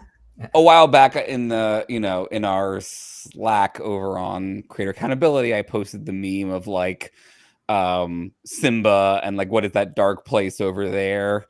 And it was, law, right? Like, ethics is our world, and law, we don't go there. That's not our, that's the dangerous place. Like, we never go there. Which is both a sign of respect and a recognition of the difference between us. But I do think, I'm very much a natural law person, in the sense that I think that law should reflect our ethical understanding. And I think that you are sympathetic to that, even while you probably acknowledge that it fails to do so on a lot of cases. But our hope would be ethics and law interact and overlap more in the world that we're trying to bring us to. Yeah. And there's more room for community justice too. And that's what we're doing here. And I really appreciate that. Yeah. Vastly appreciate communities. If anybody from your communities would like to help, but in other ways has spoons and has time or has skills and would like to volunteer with CAN, you can go to our website, and I know that there's a couple of different like volunteer, jobs listed, but if you want to just fill out a application and put something totally different in there because you have a different set of skills and there's not a listing for it, please do so. We need to connect people to us as much as possible, because we are growing quite a lot. We, for free, credential content creators and then help them a bunch. So we're going to get popular real fast. And that means that we need people from those communities to come join us. And we had a lot of people early on, and we had a lot of people after I did an interview on Scathing Atheist come and volunteer. Every single person who comes from these communities is like the best person you can imagine. They are such amazing, high quality people, just brilliant. They're rock stars. They're incredible people. So the people who listen to your shows, the people who live in our communities are just amazing people with fabulous values and obviously good taste because they listen to us. But like, they're wonderful people. So if you volunteer at CAN, hi, you're wonderful. Yeah, and like if you can't support us financially, that kind of lending your time, lending your support in terms of volunteering is incredibly valuable to us. It really, because for every creator, it's hard to understand, but think of it like a carbon footprint, right? For every individual, the size of their footprint is varied. So for some creators, they might look like one individual, but they bring with them an audience of thousands or hundreds of thousands. And that increases the amount of work that we have to do to address potential concerns with their behavior, with their content. With their past sometimes. Like some of us are great now and we didn't start out great. Yeah, myself included. And like, so we really, we need that help. We need people who can provide effort in order to work through these things so that we can address them, both quickly and correctly. For folks who are, at all familiar with, I learned this back in theater, but you probably hear it almost everywhere. There's three things, right? There's how fast something can happen, how expensive it is, and how good the quality is. You can get 2 out of 3 if you're lucky, right? 3 is really hard to achieve. We're really trying to achieve all 3 here. We're trying to go fast, we're trying to do correct quality, and we're trying not to make it so burdensome in terms of cost to creators that no one can be involved in it. But that is hard to manage, to get all 3 of those things together. Yep. So again, thank you so much for donating your time. Thank you so much for signing up. Thank you so much for your advocacy. Yeah, Deeply thank you for showing up. Yeah, and folks, check out their stuff because we are ethically aligned. And thank you for not having COVID. Thank you for not having COVID. Yeah, appreciate it. And with that, I think we need to wrap up and move on to our last set of creators. So thank you so much, Matt. Thank you so much, Ricky. Really appreciate it. And I believe for our last segment, we have Justin from Vice Rhino versus Noah from Piat. Versus? I didn't know it was versus. I didn't either. Versus. To be clear, they're clearly going to team up against Aaron and Cecil. I didn't read the emails. To be clear, they're saying I did not read the emails. I tell you all the time I don't read emails. I never read emails.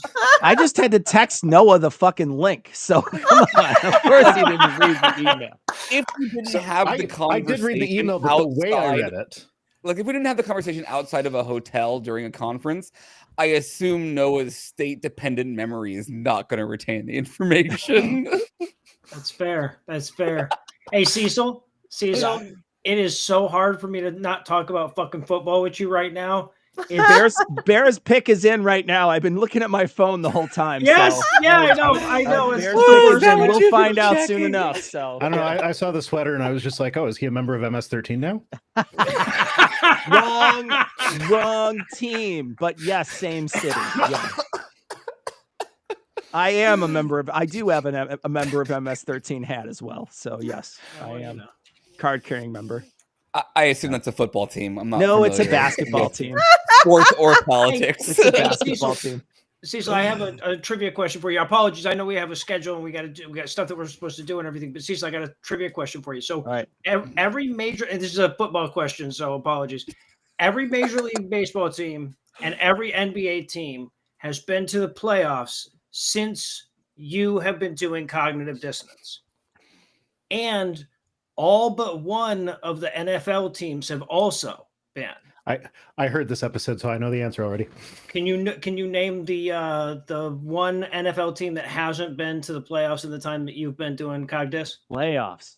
Holy shit, putting Cecil on the spot hard here. I love this.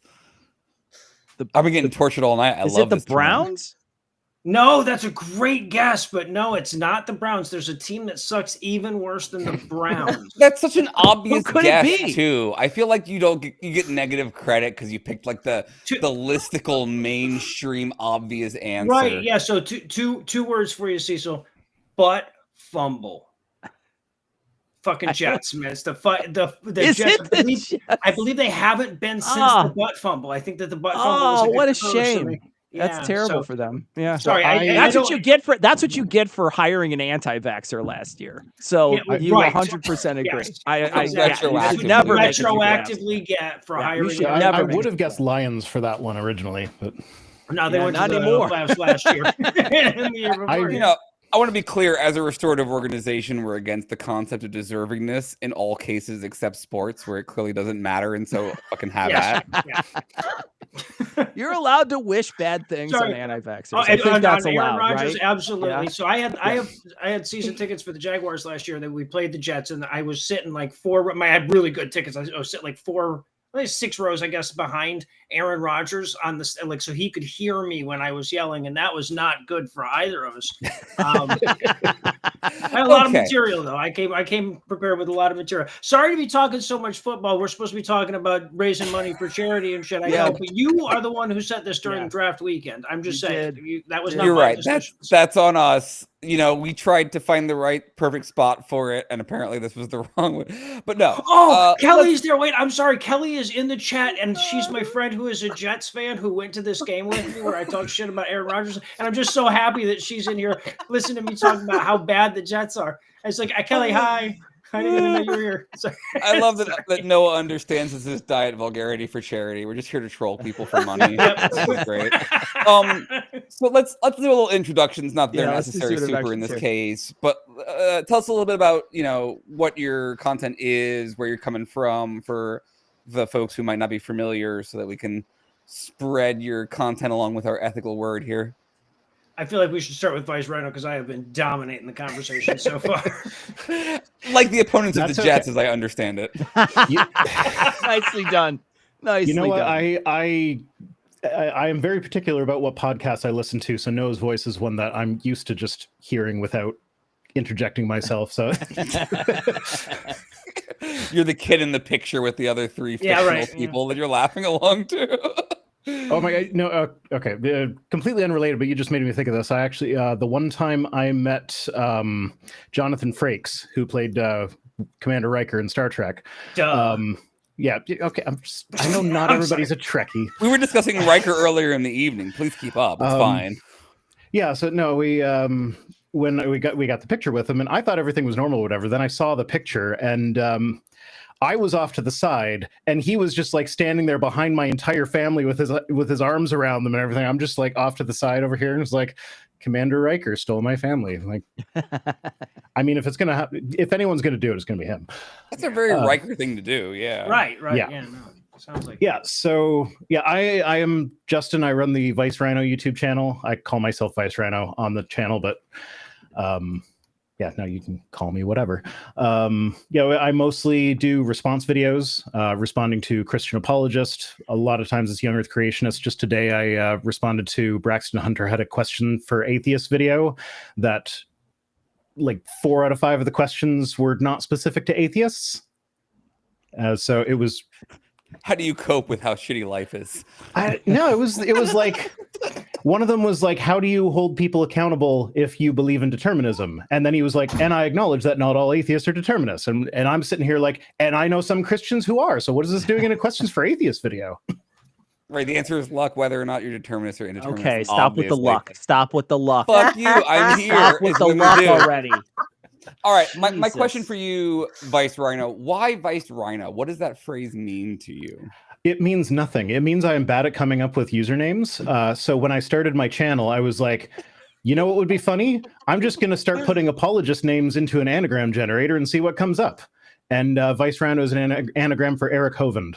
Oh, no shit. That's amazing. This is like the millennial version of like my Gmail. My 13, I picked the Gmail dickbag 69. That's my Gmail forever kind of thing, right? So yeah, no, permanently tied into so when I was a kid, I really liked this author that as an adult I have tried to reread some of the books, and it's like, oh, this guy's a misogynistic douchebag.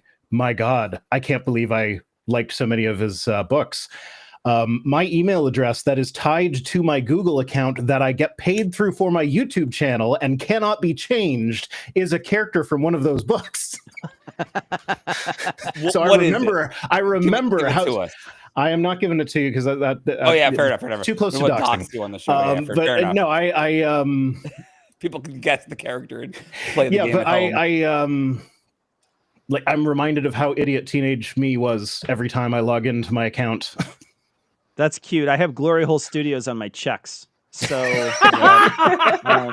look, I'm gonna go ahead and just like support you all here. I use the word vampire in some of my passwords because I played World of Darkness. LARPing. Yeah. Not just role playing, but amazing. LARPing style. Yeah. We're going deep for the support here. Dude. So we're gonna expose everything. Yeah, Noah, please introduce yourself. So, Vice Rhino, you know what my name is an anagram of? What? No one laughs. I didn't realize that doesn't describe your podcast at all.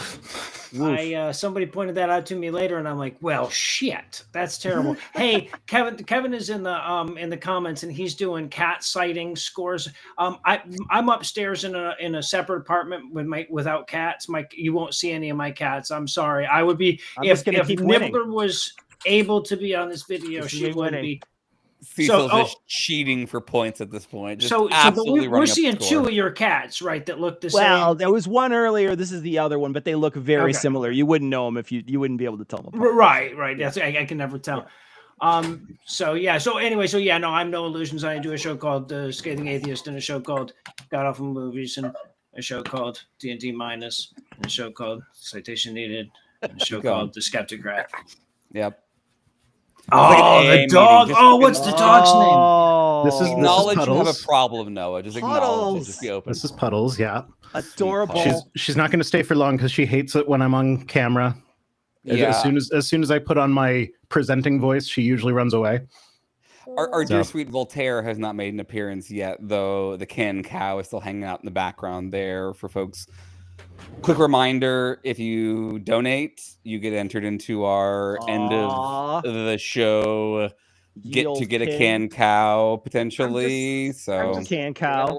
Few cows to like. Awesome. Honestly, I can crochet, and I don't have free time anymore because all I do is work because I have 2 full-time jobs now. So the only way I get to have a hobby is if it's in service of work. So I was like, oh, I crochet these for our organization. Look, it's in the organization's colors. Yeah. And we can't offer to give people who donate Cecil's cat. So the next best option, obviously, is the can cow. I'll also say we have like anyone who donates is welcome to come and pet my dog. Oh my God. I will warn you though, she will not let you stop as soon as you. All right. Anybody who donates on my side gets to pet Leela, but my other cats not so much. They were just wouldn't go well. I have 4 cats. There's only one that there's any chance in hell that you would get a chance to pet. I would get to pet all 4 of them.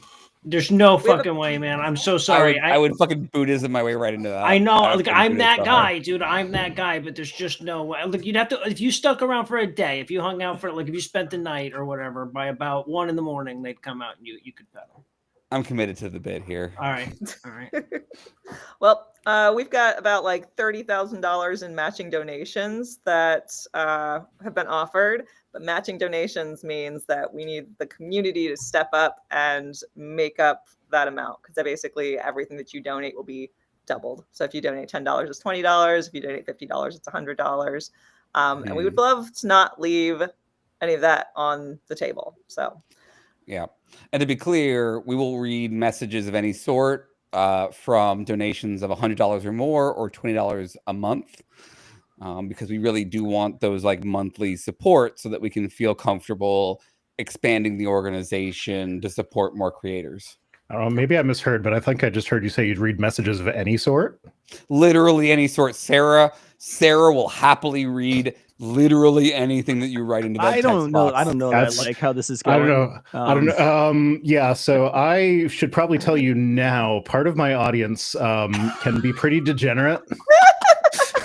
But if they're degenerate in the service of ethics, as we discussed earlier, we will take their money. Do you know how Right, much so you've gender... met Eli Bosnick, right? So you've met my co-host. To be clear, Eli Bosnick is the test case for several of our policies as an organization.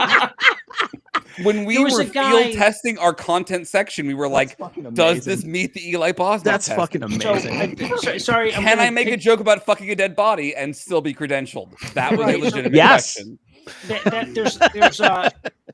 Sorry to borrow an analogy from video game history, which is one of my other passions, but there was a guy that worked at the early Atari factory whose job was they would roll out the cabinet and he would just kick it and punch it and shit a whole bunch, like somebody who was angry at a game, and see if it broke open. That was like it wasn't his whole fucking job, but that's kind of what he was known for. That was his. So Eli Bosnick is to Creator Accountability Network as he was to Atari. I love it. He's literally a stress test for our organization. Yes, yeah. All right. I mean, emphasis on the stress. I don't mean to brag, but there is a lot of gender bent porn of me on the internet. And to be fair, to be fair, thank you. Justin is one of the... Oh, sorry. I'm just looking at the comments here, and it looks like somebody just signed their CAN agreement today in the comments. That's there we go. That's right. We're growing the organization as we speak. Has Cirrus finally signed? I believe they have. Yes. And like, I think without harm, I think it's fair to note that like Justin is one of the individuals. We had a question at the very beginning of this. Is this system purely theoretical, or have any reports actually been addressed? No, I've been reported so many times. There we go. So what it really tells you is that your audience cares a lot about helpful feedback. Like in each of those cases, it's people trying to be helpful. Actually, I'm curious, do you get any spam reports? Because when I did the announcements, I got a lot of people being like, oh, the young Earth creationists should report you for harming their worldview. Not yet. We haven't gotten a like DDoS style, like a community decides they're all going to report you for some bullshit. But we haven't gotten any fake ones either. Like they're really just well-meaning individuals. Sometimes they're like very apologetic. Sorry, I just wanted you guys to know that I think this is unethical. Like, yeah. I mean, Justin, do you want to share? Do they do it in that voice? They do. They do it in that voice. They record it. Text. So I got to read it. I'm like, okay. That's the voice you read it in. In the same voice that I read Trump's asking Putin to stop bombing Kyiv. Yeah. Or you know, there are people who are like, stop. Yes, right. Or you know, they're you know, when something that's content related is hurtful to somebody, they have feelings about like bringing it up. They don't want to be a pain. Like they're torn a bit, but they kind of want to share that feedback. They just want you to know, like it does hurt me because of my experience. So you know, that's hard for some people to give that feedback, and that's another way that we're pretty helpful, I think. Yeah. Yeah, I mean, I'm curious sort of, you know, if you wanted to share anything about your experience with that process, because sort of one of the, you know, we've been asking sort of creators over the course of the night about their experiences with CAN or their, you know, perceptions about it. And one thing I was curious about y'all is, you know, what would you say to creators who are listening who might be nervous about joining or connecting with CAN? And especially in Justin's case, as you know, Noah specifically, personally, has not had any reports made about them, though. To the broader question of have any of their shows that they've been on. Though I'm pretty edgy. I'm just saying. Like, sure. I could have like some people. There's some shit I've said. You happen to be eclipsed by some slightly more edgy creators on your content who have had a few reports made about them. Sit really close to me on live shows. Yeah. But you know, what would you say to creators to try to help them feel like this is a safe space for them? I mean, it's a fairly painless process. The biggest concern that I've seen among my audience is people seem to have this impression that CAN is a censorship organization, where like I'm voluntarily signing up to be censored by the woke mob. And that's not what it is at all. Like I said I've had a lot of reports, and I don't know what a lot is compared to other creators, but there's only been one that's actually gone to the point of like having a meeting, and it was very much immediate. Like, I'm not going to give all the details, but I had someone on my show that has a bit of a checkered past that potentially has been turned around and is better now. And my expectation going into the meeting was now I have to be like extra careful who I have on my show, because like if anything from their past comes up, then I'm not allowed to have them. But that's not what it was at all. It was just like, when I introduced him, I guess when I said I think he's turned it around, I was just a bit too confident when I said that. So it was just more of a how you can approach the difficult situations like this. Here are some tools that you can use to do that. So it wasn't censorious in the slightest. It was just like, here's a way that you could have just been more aware of different ways that platforming him could have come across. But yeah, I mean, we've had some, like Aaron said, there's been a few people who have written in about this or that joke, especially from our archives. And I'll be the first to admit that there's some problematic shit in our archives. I'm going through the citation needed archives right now, and sure, there you go. Nope. Yeah, Cecil's like, why'd you drag me into this shit, man? Speaking of it, I do have proof that Heath is a time traveler. Do you? I do. Yeah. So should we save that? Like, make that like if we raise this much money, you'll share your proof. Oh yeah. Okay. Sure. If we raise enough money, we get to find out how Heath is a time traveler. You all heard it right here. Yeah. There you go. So, but I just wanted to make the point that with regards to some people who have written to CAN or called CAN and said, hey, I was listening to the archives and this exists in their archives or what have you. Maybe you want to have a talk with them about it. Our experience has been that it's led to, we haven't had something where there's been like a meeting or anything like that, because what CAN is done for us is that, hey, just so you know, people have written to us about this. This was our response, was that, this was years ago, and that it clearly in the context it was used, it's not, malicious intent, et cetera, et cetera. So CAN wrote us to us and said, to be clear, like, by the agreement that you've made with us, there's nothing you have to do here. We just wanted to make you aware of it. But it led to a really interesting conversation internally where we were like, hey, maybe it would be a good idea to just lock up the first 100 or so episodes of our shows, because we've got 500 episodes of GAM, 600 plus episodes of Scathing Atheist at this point. Just take those first 100 or 150 episodes before we really kind of like woke up to the impact of our language and shit. And just put those, we're only people who are big fans and already sort of understand and can see sort of a trigger warning beforehand can go with that. Now, that's not something that CAN said, hey, go do that, right? But because we were with CAN and because people felt comfortable writing into CAN, and again, even in this instance, it was somebody who says, I don't think they meant anything malicious. I just want to make sure that they're aware that this is, back in their archives.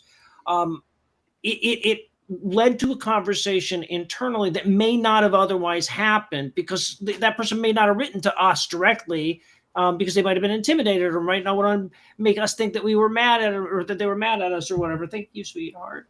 It's Lucinda. Everybody say hi, Lucinda. Oh, hi. You can donate to Lucinda That's a great example. That's a great example of like, we really want people to understand, especially a restorative organization, that we recognize the nuances and the pluralism with regard to these kinds of questions. That you as a creator who've got these 600 episodes, you might feel like what you want is for audience members to see your evolution over time, right? To see, we made these kind of jokes in the beginning and we make these kind of jokes now. Or you might feel like, really we want the stuff that reflects our current values to be the stuff that people are likely to find first when they come looking for our content. Either way, we see that as ethically respectable, and we want to, give creators the chance to make those kind of decisions with the information that their audience is trying to share with them. I think that's a great example, yeah. And same with, Justin, in your situation with your person who came on the show. Our goal is less to say, you can't have a person on a show who has, ethically questionable views. I've clearly had people on my show who have ethically questionable views. It's the I've been how on you your do show. it. Yeah, you're on it Right. every week. Besides Noah, even besides separate from Noah's views about, you know, Ready Player One. No, it's just a random callback. I 1000% agree with Noah about Ready Player One. It is the poor man's Snow Crash. It's fine. Are we talking book or movie? Both. Oh yeah, both. Bad and worse. But yeah, you know, we want to help create, you know, empower creators in their communities to communicate in ways that avoid audience capture, but allow you to like have your values be aligned with the people that you really are trying to communicate with. Mm-hmm. Can I jump in and read some like donor stuff? Because we're getting a lot, and that means that it's going to be really hard to read them all out. Do it, and then I will torture these individuals who have been okay. Understood. Go forth. I'll just draw it out so that we can. So, first of all, for the audience, if you don't write in the comment section who your donation is for, it goes to me. Unaffiliated. I tend to give it to the underdog. Okay. Yeah. Now, in the beginning, Noah was the underdog. What do you mean in the beginning? Have you seen the size of his show compared to mine? Come on. Come on. But at the beginning of at the beginning of your guys' segment, somebody donated $1,000 in Vice Rhino's name. And their comment said, Vice, Noah is too cocky after all that AA winning. Wow. Opening strong. Right. I love that. I feel like that's my Jets fan friend, but I don't know. I don't know who it is, but that was my guess. Maybe they were on an opposing trivia team at American more. Atheists. I would love it if Noah pissed off more people so they donated more so that he suffers. Yeah, it's like whoever was second place in the icebreaker contest or whatever. That's what I was going to think. Yeah. Right. Too much winning. Too much. We got one saying just supporting Noah and Piat, and it's just triple hearts. That was April Poff, who did a monthly donation, by the way. Love Those you, are April. very, very helpful. This April. one, somebody split their donation between the two of you. They said, Scathing and Rhino. Question for both guests. Which is most annoying? Apologists lying about scientific processes, such as radiometric carbon dating, or lying about what the Bible says? Lying about what the Bible says. Agreed. Strong agreed. That's the thing that is supposed to be their thing. Wait, slow the fuck down. Like, yeah, okay. Y'all were so fast on that answer, and I feel like I'm not well versed enough in this space. Like, y'all had that fucking ready. Why? Explain that. Well, because like, first of all, you can believe that they don't understand the scientific processes. You can believe that they've only had those explained to them by people who had a vested interest in them misunderstanding it.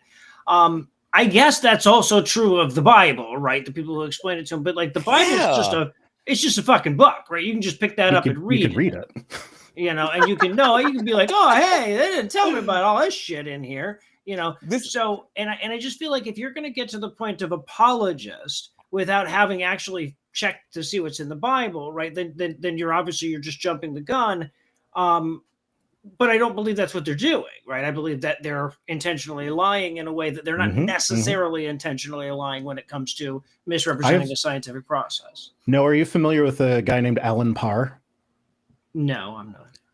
He's an apologist, and he's probably one of the most egregious examples I've ever seen of someone lying about what's in the Bible. So he took the slavery passage in Exodus 21.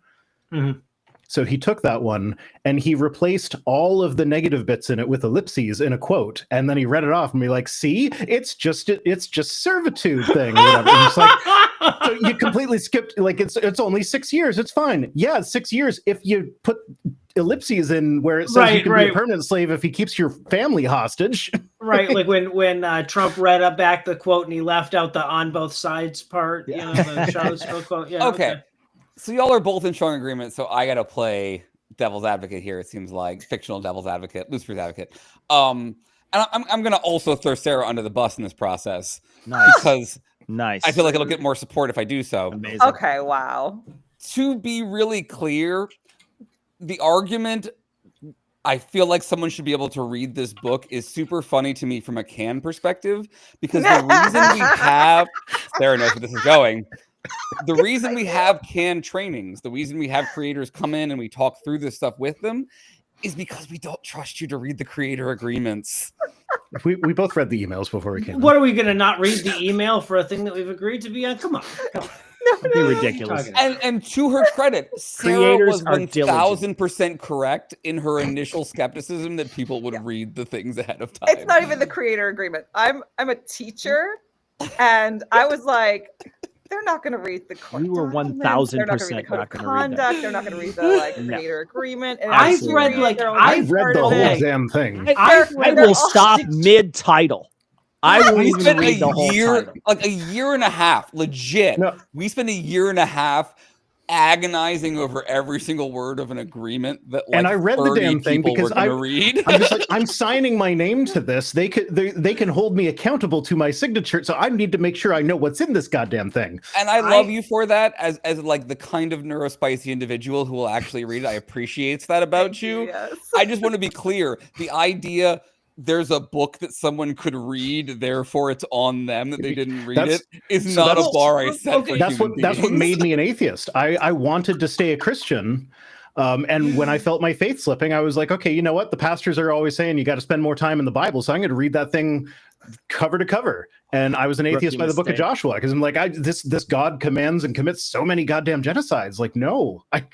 I also read you're like 17 10 things they don't want you to know about the Bible. Oh yeah, no, I cognitive dissonance is a hell of a drug. I got so far, and Joshua was the straw that broke my back. But like, I just love so much that y'all are, as dear sweet progressives, so much in the like information deficit model of like why people are wrong. You're like, oh, if they just read the book, that'd be fine. I'm like, no. People are illiterate motherfuckers. So you're creating something that neither of us said or okay, implied, fair enough. I'm not saying that they haven't read the book, even right. My point is that they're misrepresenting their knowledge of the book. Right. So, and I believe that's what Vice Rhino was saying as well, which is to say, like, I think that they know what's in the Bible good and damn well. I also think that they know that, you know, if you try to radiocarbon date fucking lava rock, that doesn't count. You know what I mean? Which is interesting because, like, from a conspiracy debunking perspective, I think 99.9% of people believe what they're saying. Well, right, but we're talking about apologists. The specific question was about apologists misrepresenting scientific processes or misrepresenting what's in the Bible, right? It's much more forgivable when a layperson who gets all their information from apologists doesn't know what's in the Bible because they only know what they've been told. Right. Do you think they could also misrepresenting what's in the Bible, or are they just their mind just selectively forgets the things at the moment? The example I gave where Alan replaced whole verses with ellipses. He probably knew he was doing that shit. It's hard to look at that and be like, oh, that was an honest mistake. Hopefully this person... As someone who doesn't believe in free will, I'm going to give you that one. I think they probably knew what they were doing in the context of that. Hopefully that person feels that that was worth their donation. Hopefully that gave the answer. Do you have more things you need to read, Sarah, before I torture these folks some more? Yes. Go for it. Go. Okay. On behalf of Noah, we did in fact evolve from glory holes. Nope. Filthy monkey men. Doubt even this. Nice. Well done. All organisms are filthy monkey men and glory holes are not mutually exclusive. Yeah, we're all just extended holes. That's it. That's what we are. I have trypophobia. Sorry.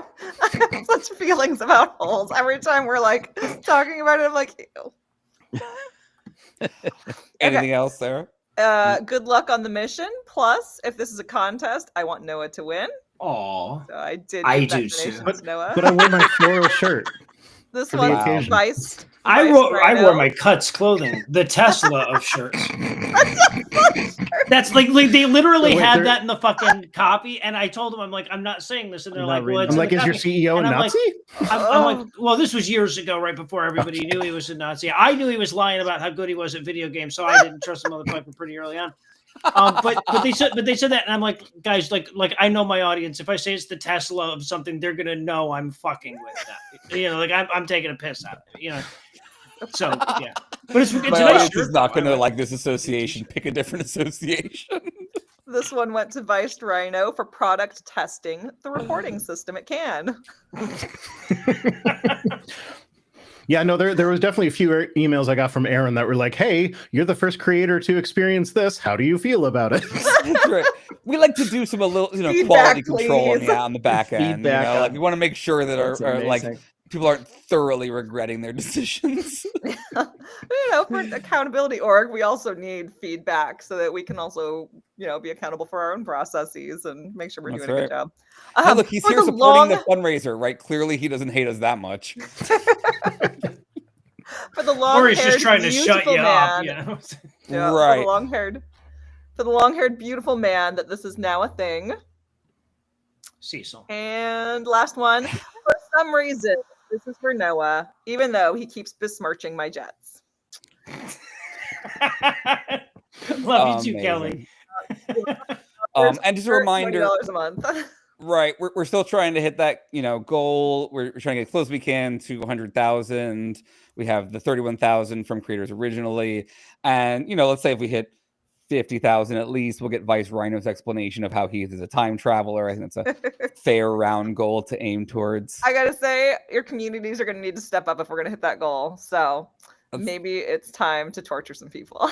Okay, let's torture some people. So I have a question for y'all. I'm going to ask you. I want you to swing for the fences here, recognizing that absolutely nothing matters, other than that we raise funds because you were outrageous enough.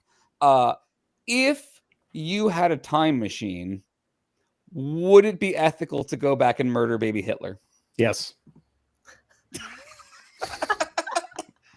All right. If you're here for concrete answers out the gate, Justin's your man. There you go. Well, How am I murdering him? What are we killing this baby with? Let's get some logistics on the baby killing here. Poor Noah's been reading a lot of time travel stories recently. I have, yeah, actually, and I just read one that very much deals with exactly this question. So I don't want to just blindly drive forward because see what we're seeing here is why Vice Rhino keeps getting can called on him, right? Because he just barrels right through with the first thought in his head. I'm sitting back here thinking because I've worked with Eli for so long. I'm sitting back here thinking about it. And I think it depends on how you kill. If you can kill baby Hitler in a way that baby Hitler doesn't suffer, then yes, I agree with Vice Rhino. I think it's the ethical thing to do. But the way Vice Rhino, like the way he jumped in there, I feel like he wanted to smack that baby to death or something. I feel like he wanted to. It's a baby. I mean, it's pretty fragile. It's a baby. So you just. I mean, most ways are pretty quick. You know what I mean? They're barely sentient to begin I just wanted to get a note by the end of the night. I wanted to do something that could get a note. So it was like everybody else is getting canceled. I want a report. Everybody, all the cool kids are getting reports. I don't even got a report. Stupid. The thing that I kind of avoid talking about anytime abortion comes up is that like one of the arguments for abortion is that like the parts of the brain that are responsible for consciousness don't even start growing until the third trimester. One of the things that I always leave off the end of there is that, and they don't really finish until the kid's like 3. Yeah. So like there's a period after birth where like so you're okay with infant Hitler too. Yeah, you're the guy Trump was talking about. Hold on a second. To be clear, until you're 25, you're not really a person in my book. Until that prefrontal cortex finishes, you're. No, so they're gonna pour in now. So as far as baby Hitler goes, I consider myself to be what I call a compassionate utilitarian, where like, yes, the moral math, you do the moral math or whatever, but if there's any uncertainty, then you go with this. So like the example I use is to bring it back to Star Trek, the movie where they're Insurrection, Star Trek Insurrection, where they want to forcibly relocate people. Star Trek, yes, continue. Yeah. I mean, it's not one of the better movies, but it has this example where they're going to relocate these people off of the planet somewhere else so that they can use the rings to make everybody live hundreds of years longer. Okay, so we don't know the impact of that forced relocation. It could be that if you do the moral math, the people that benefit from the medical treatments will outweigh the harm done to those people. However, because every other forced relocation throughout history has not had a net positive, we go with the safe side here and be like, let's not do the mean thing to the people with the hope that the medical thing will pan out later. Also, why is it always that we have to kill baby Hitler? Why is it never, can we get baby Hitler into art school and give him a different career path or something? Right? Yeah, this is a restorative justice thing we're doing. Yes, thank you. Jonathan Jerry Yeah, is right Jonathan there Jerry said that, reminding right? us the Nicely fucking done. mission statement here. This is about restorative justice. We're not out here to kill Because content restorative creators. justice makes for garbage hypotheticals to argue about. That is the answer hold to the on. question. You said if you have if you can time travel, would you kill baby Hitler? And Justin was immediately like, yes, and didn't even stop to consider any other alternatives. You have a time machine. You can time travel for any purpose that you want.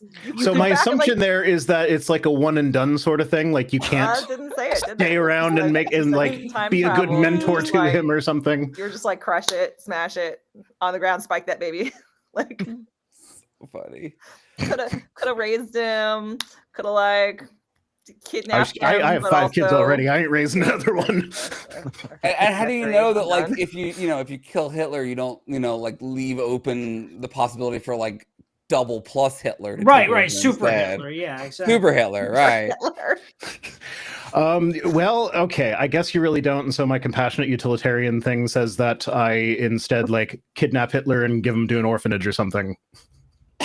Orphanages kind of traumatize kids. I don't know. In art school, maybe you raise them to, draw better. Yeah. No. Okay. I am not going back in time and spending my entire life in the 30s and 40s. Thank you very much. But that's what utilitarianism requires, you just give them right? A course, like it's a 6-week course. If you can draw the turtle, just have them draw the little turtle on the matchbook. Have you guys seen Good Omens? I feel like this is like when they have, the Antichrist and then like the angel and the demon are trying to like convince them to be good or evil. This is like you go back in time, you're like, be good, baby Hitler, be good. And baby Hitler just like smacks the spoon on the ground. And like... but if I wrote a hypothetical about There's the a Antichrist, cartoon would here. either of these fuckers engage with it reasonably? No. So it's clearly got to be Hitler. Hey, right? I enjoyed Good Omens. Okay. Before, although I don't enjoy Good Omens anymore now that we know. Yeah. Speaking of reasons to have a creator accountability network. Yeah, right. Oh no, is it written by somebody we don't like? Is that what happened? Yeah. We really don't like him now. I had no idea. I thought it was like a Terry Brooks thing or something. Okay. You should Google Neil Gaiman and current. I don't need to Google Neil Gaiman. Yeah, don't stayed at his house Google him once. until you're ready to be sad. But like that's an example of like nobody wants to get to this point in their career and then have it go down in flames. I mean, like we hope to catch people really early and be able to help them not turn into that. And on the other side of that, David Tennant is like super duper wholesome. So yeah, oh my god. And here's the thing, like to go back to the nuances of creator accountability stuff, like we're not here to say never watch Good Omens or read Good Omens. Terry Pratchett is a gem, as Noah has pointed out. Like there are nuances to consuming content made by monsters. We've discussed H.P. Lovecraft repeatedly on the show over the course of this recording. I mean, the difference being H.P. Lovecraft is no longer alive and receiving money from. Yep, one of the many ethical factors that goes into that complex decision making. But I still think even living terrible people, there may be ethical situations in which it would be okay to consume their content. What we would say is not okay is the like denial, the ignoring of the way that should impact your perception of their content. Sorry, I have to put some context to my incredibly inappropriately timed laugh. Jonathan Jerry in the comments just said, if you had a time machine, would you go back and kill baby Neil Gaiman? And that you were in the middle of like a really like important ethical thing, and I just started cracking up, and I'm like, I should probably tell people why I want my ethics. I also often crack up in the midst of ethically complex things because I want to like highlight the use of the word monster there too. I really resist applying that label to anybody, which is probably why I now run a restorative justice organization. But like, it makes it really easy for us to think that monsters are just the people who do bad things. And I'm not a monster, so I can't do a bad thing. Like, it's super easy for us to ignore our own, problematic stuff, or the fact that maybe we've been the person who was the worst day in somebody else's life. We just don't know all the impacts that we've ever had in somebody's life. So I always just like, for our audiences, the labeling someone a monster just creates some separation between you and them in a way that like prevents us from kind of looking at ourselves. So just throwing that out there. That's why Sarah's our executive director, and I'm just the Sorry, I ethics gotta director. educate people. Yeah. Nope, you're not wrong. That's a good point. Monster, you fucking monster. Sorry, guys. Sorry. Oh, I meant Aaron, not you. Yeah, no, obviously, yay. 100%. Obviously. Anybody out there? You can call him By a the way, monster, we're in yeah. the market for a new ethics director. Sooner I can retire, the Taking better. volunteers. Yeah, but how many people have degrees in ethics? That's right. Why would anyone? Well, I do tell that you what, choice? they're all So looking many for of them that work, are unemployed. So yeah, right, we got exactly. plenty That's of true, people. that's to true. choose There's from. What else there's are they a going to lot do of with it? overlap here. That's right. We're getting close to time here. Sarah, do you want to give us a check-in on where we're at fundraising wise? All right, fundraising wise, I'm sorry, Noah is wiping the mat with Vice Rhino. Vice Rhino had a strong start from someone who was very mad at Noah for that winning streak at AACon. But despite that hate money, Noah has too much love, and so is quite a bit ahead. Do you have a sense of where we're up to so far? Yeah, I would say, like, in terms of fundraising in total, though, like, we've got a ways to go. We've got a ways to go. There is a button somewhere that's going to show me, like, the overall numbers. So I don't have to do math because that's too many donations to add right now, you guys. But fair enough that we still have some work to do here. So to that end, to squeeze out last little support we can here, because Noah has bested Vice in this context, he gets to then subject Justin to a little bit of additional torture. So Noah, in our private chat here, you hopefully see the document that gives you a list of enlightening round topics. You get to pick 5 on which to ask Justin if they are real or not real. Justin gets to only answer real or not real, and hopefully suffer in the process, which will hopefully encourage people to sympathetically support them a little bit. I have a clarifying question before we begin this. Yep. Would we consider something that is a social construct to be real or not real? Yeah, we're not answering that question ahead of time. Okay. All right, so I've been watching on and off all night, so I'm going to try to pick things that haven't been picked already. Apologies if I'm retreading old ground here. I have to start with this one because I find this to actually be a genuinely interesting question. Is altruism real?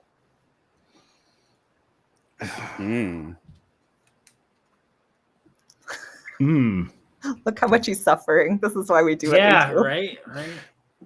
Some motherfucker got sandwiches. That's not according to Kant. I'm going to disagree with Kant then. I'm going to say yes. All right, that's incorrect, right, Aaron? Psychologically, I think altruism is real. Amazing. Yeah, no, I was in my head. I'm like going through. I'm like, okay, well, is it really altruism if you expect to get something positive? But sometimes you do it without that expectation. But is it actually without that expectation? It's my so, argument is there's so many layers to it. I think there's at least one dumb bastard in the world who's doing the thing with no expectation of benefit to themselves as a result. So therefore, I like that you called him a dumb bastard too. I'm being really precise here in my. That's this is fucking philosophical amazing, technology. dude. Like this Holy is key shit. terminology. Yeah, I'm not pro altruism. I'm just saying it exists. But there's also like the question of does it that's you're having a selfish thing there, but what if you do something just because it makes you feel good to be altruistic? Technically you're still getting something out of it, but I still think that counts as altruism. All right, that is a fair perspective to take. Controversial. All right, what else next you got one. there now? Sure it is. All right, how about free will? I like to think that it's real. You have no choice. I'm not sure that I'd agree that it's real, but I like to think that it's real. I think everyone likes to think that it's real. This one secretly tortures Aaron too. I think the rule was that you could only say that it was real or not. God damn. Yeah, real or not real. Yeah, real or not real. Come on. Let's say quantum mechanics makes it real. The worst answer. Quantum. It's not quantum, motherfuckers. More quantum. Garbage. Garbage. Heisenberg uncertainty principle for the win. Cancelled. I would like to report to Can a very offensive answer that I got. All right. The past. Is the past real? Depends what you mean by real. No, it's not. You can't. No, because it's not in front of me. I can't touch it. It's gone. It's in the past. All right. If it's in the past, then the past is real, damn it. No, but it isn't. You're right. Any series of events that would have led us to this. I mean, I just need Rafiki's exact stick to hit him over the head with. Is an There we equally go. valid past. All right. Is time real? Yes, otherwise the past would also be real. Or okay. Because the past is not real because it's no longer here because time has passed and time is real. So is the present the only thing that's real? The present is the only thing that's real, and time is what makes the future and the past not real. Oh, interesting. I disagree. I'm glad I'm on this side. My side is way easier on this. It's funny because, like, as I was watching other people go, and like, I was like, I think I'd rather be answering the question than asking them. Now I'm in this situation. I'm like, power. I am mad with it. Give me more. All right, I have one more for you. Aliens, are they real? Yes. Gave you an easy one to close. Yeah, that's statistically, I don't see how they could not be. We may even have found some, y'all. Right. Pretty It's proud. a lot harder. That one's harder if you ask about ghosts first, because everyone's like, ghosts aren't real. And you're like aliens, and you're like, oh, the fuck whole you. ghost is real. You know, the problem is like, are they real here or not? Right. Well, I don't know. Like, I meant it as Also, are ghosts real? Well, I wrote a story about a ghost, so that story is real. So, like, at what point? That's right. Fictional Like, there characters really are is a real. ghost in this TV show that I'm watching. Yeah, Fictional characters are real. It They're depends what you mean by real. But that argument, God is real. I think I That's have right. a You're all contractual Christians now. obligation to. Have you not heard that we just hate God? That's like I have, we spend I have so heard that's that. our yeah. career is fighting against God because we hate him. So he must be real. There you go. I thought it was because I liked porn so much. Yeah, I mean that too. It I could be a little of both. Okay, I would have though. pegged Heath for the porn. I thought you were the weed. Because you touch yourself is a good explanation for a lot of things. Yeah, isn't it? Boy, so- you can tell when you've just kept airing up past this bedtime, can't you? I have no bedtime. I am the creature of the night. It's ethics all the way. But we are a little past time here, but we want to, I think, probably check in on any other messages we want to discuss there. I spill the do want to beans on say time traveling Heath? there was Maybe. somebody in the chat. I think it's just struggling with the donation thing for whatever reason. It won't work. So to Catherine, she said, please leave open as long as possible the donation window to reach your match. I will do so.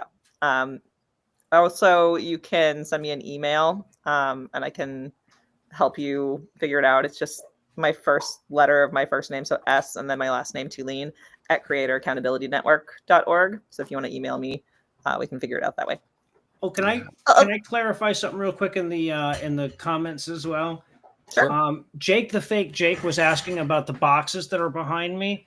He thought they were boxes of matches. They're not. Here, I'll show you what they are. They're cool. It's very important. I love this. Oh. yeah.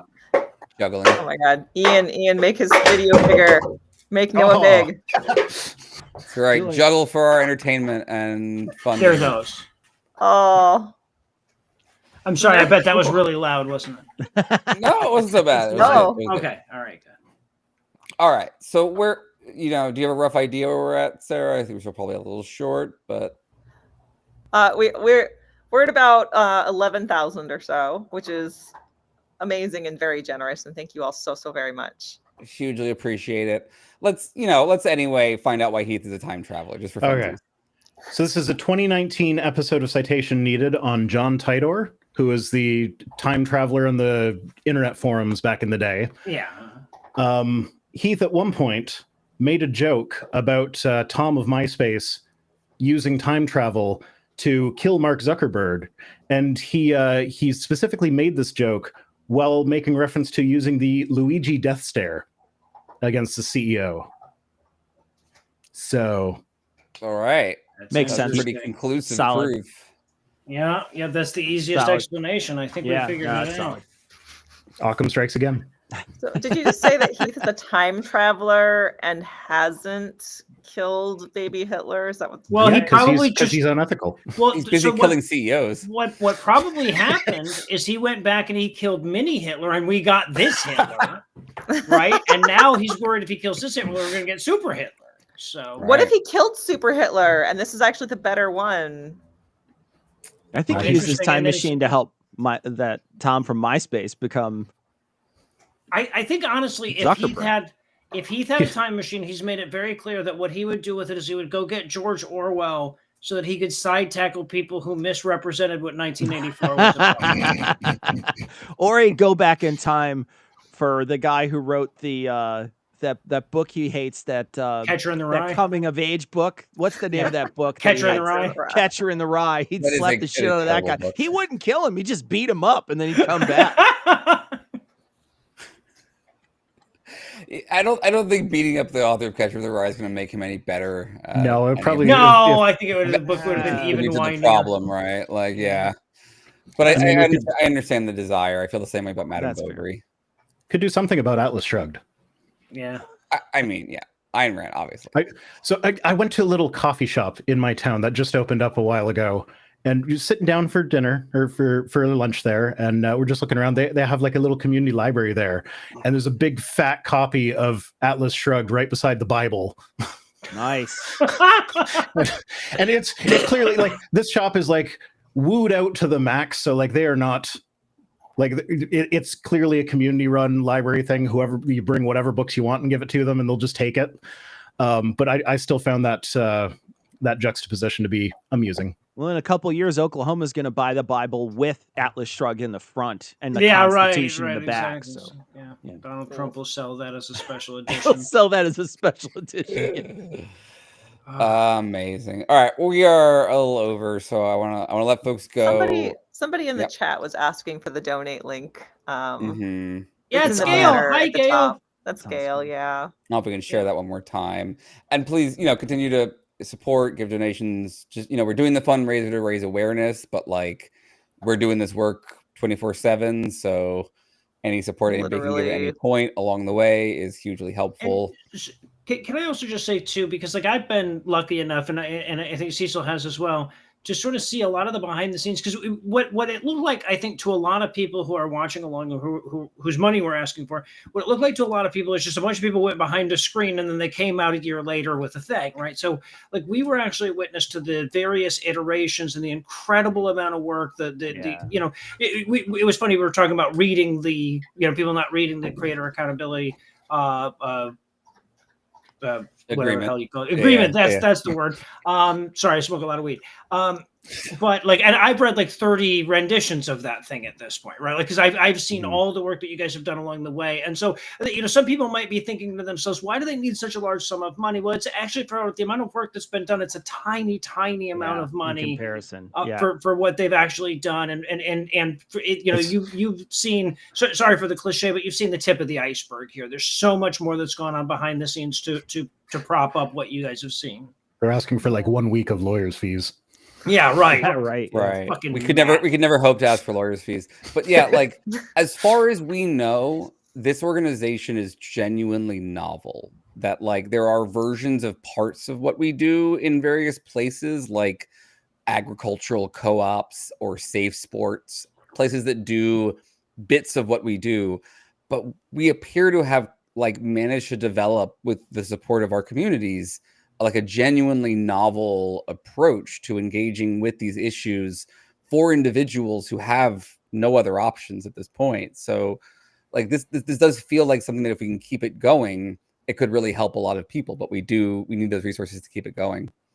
Yeah. So we use that money to train victim advocates, as one of our volunteers just said in the chat. But yeah, there's not only nothing like it in terms of concept, but in terms of the people who are running it also, like getting the right balance of understanding of nuance and appreciation for what content creation involves and what's needed to keep it thriving and healthy.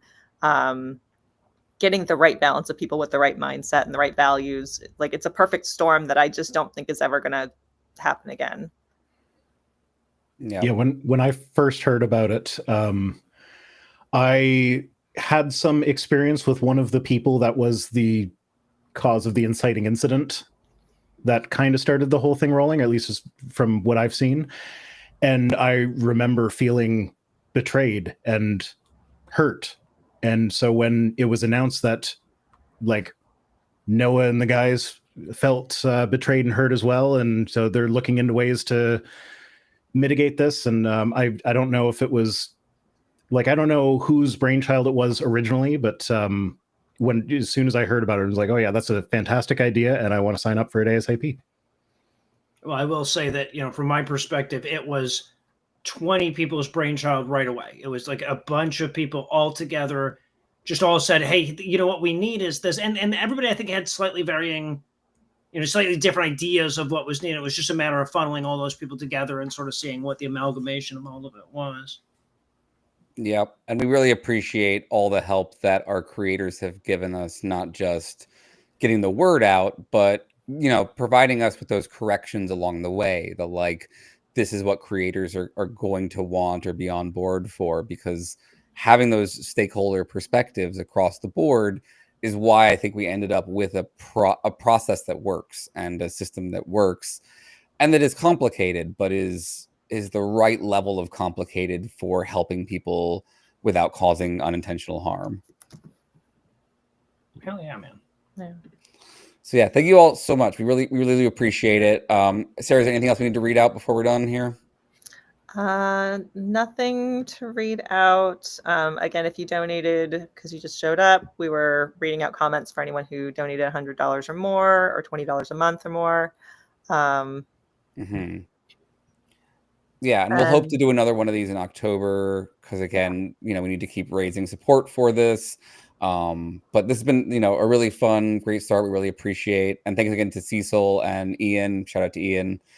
Shout out Ian. Hugely F's in chat important. for Ian. Made all this possible. Respect to Ian. F's in chat. Yeah. So thank you all. Thank you, everybody. Not for that. That's hold on. Is Ian okay?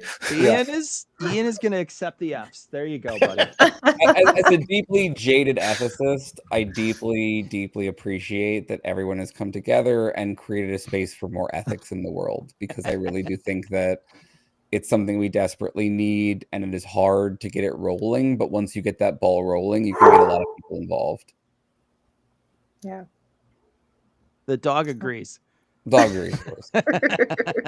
He is a pure innocent. All right, I guess we'll leave it. It was awesome. There. Thanks everybody for joining us tonight. It was really great. Thank you so much for showing up. Thanks for hanging out. Thanks for donating. And yeah, we're gonna wrap it up. All right, everybody. So long. Have a great night. Cheers, everybody. See you around. Good night.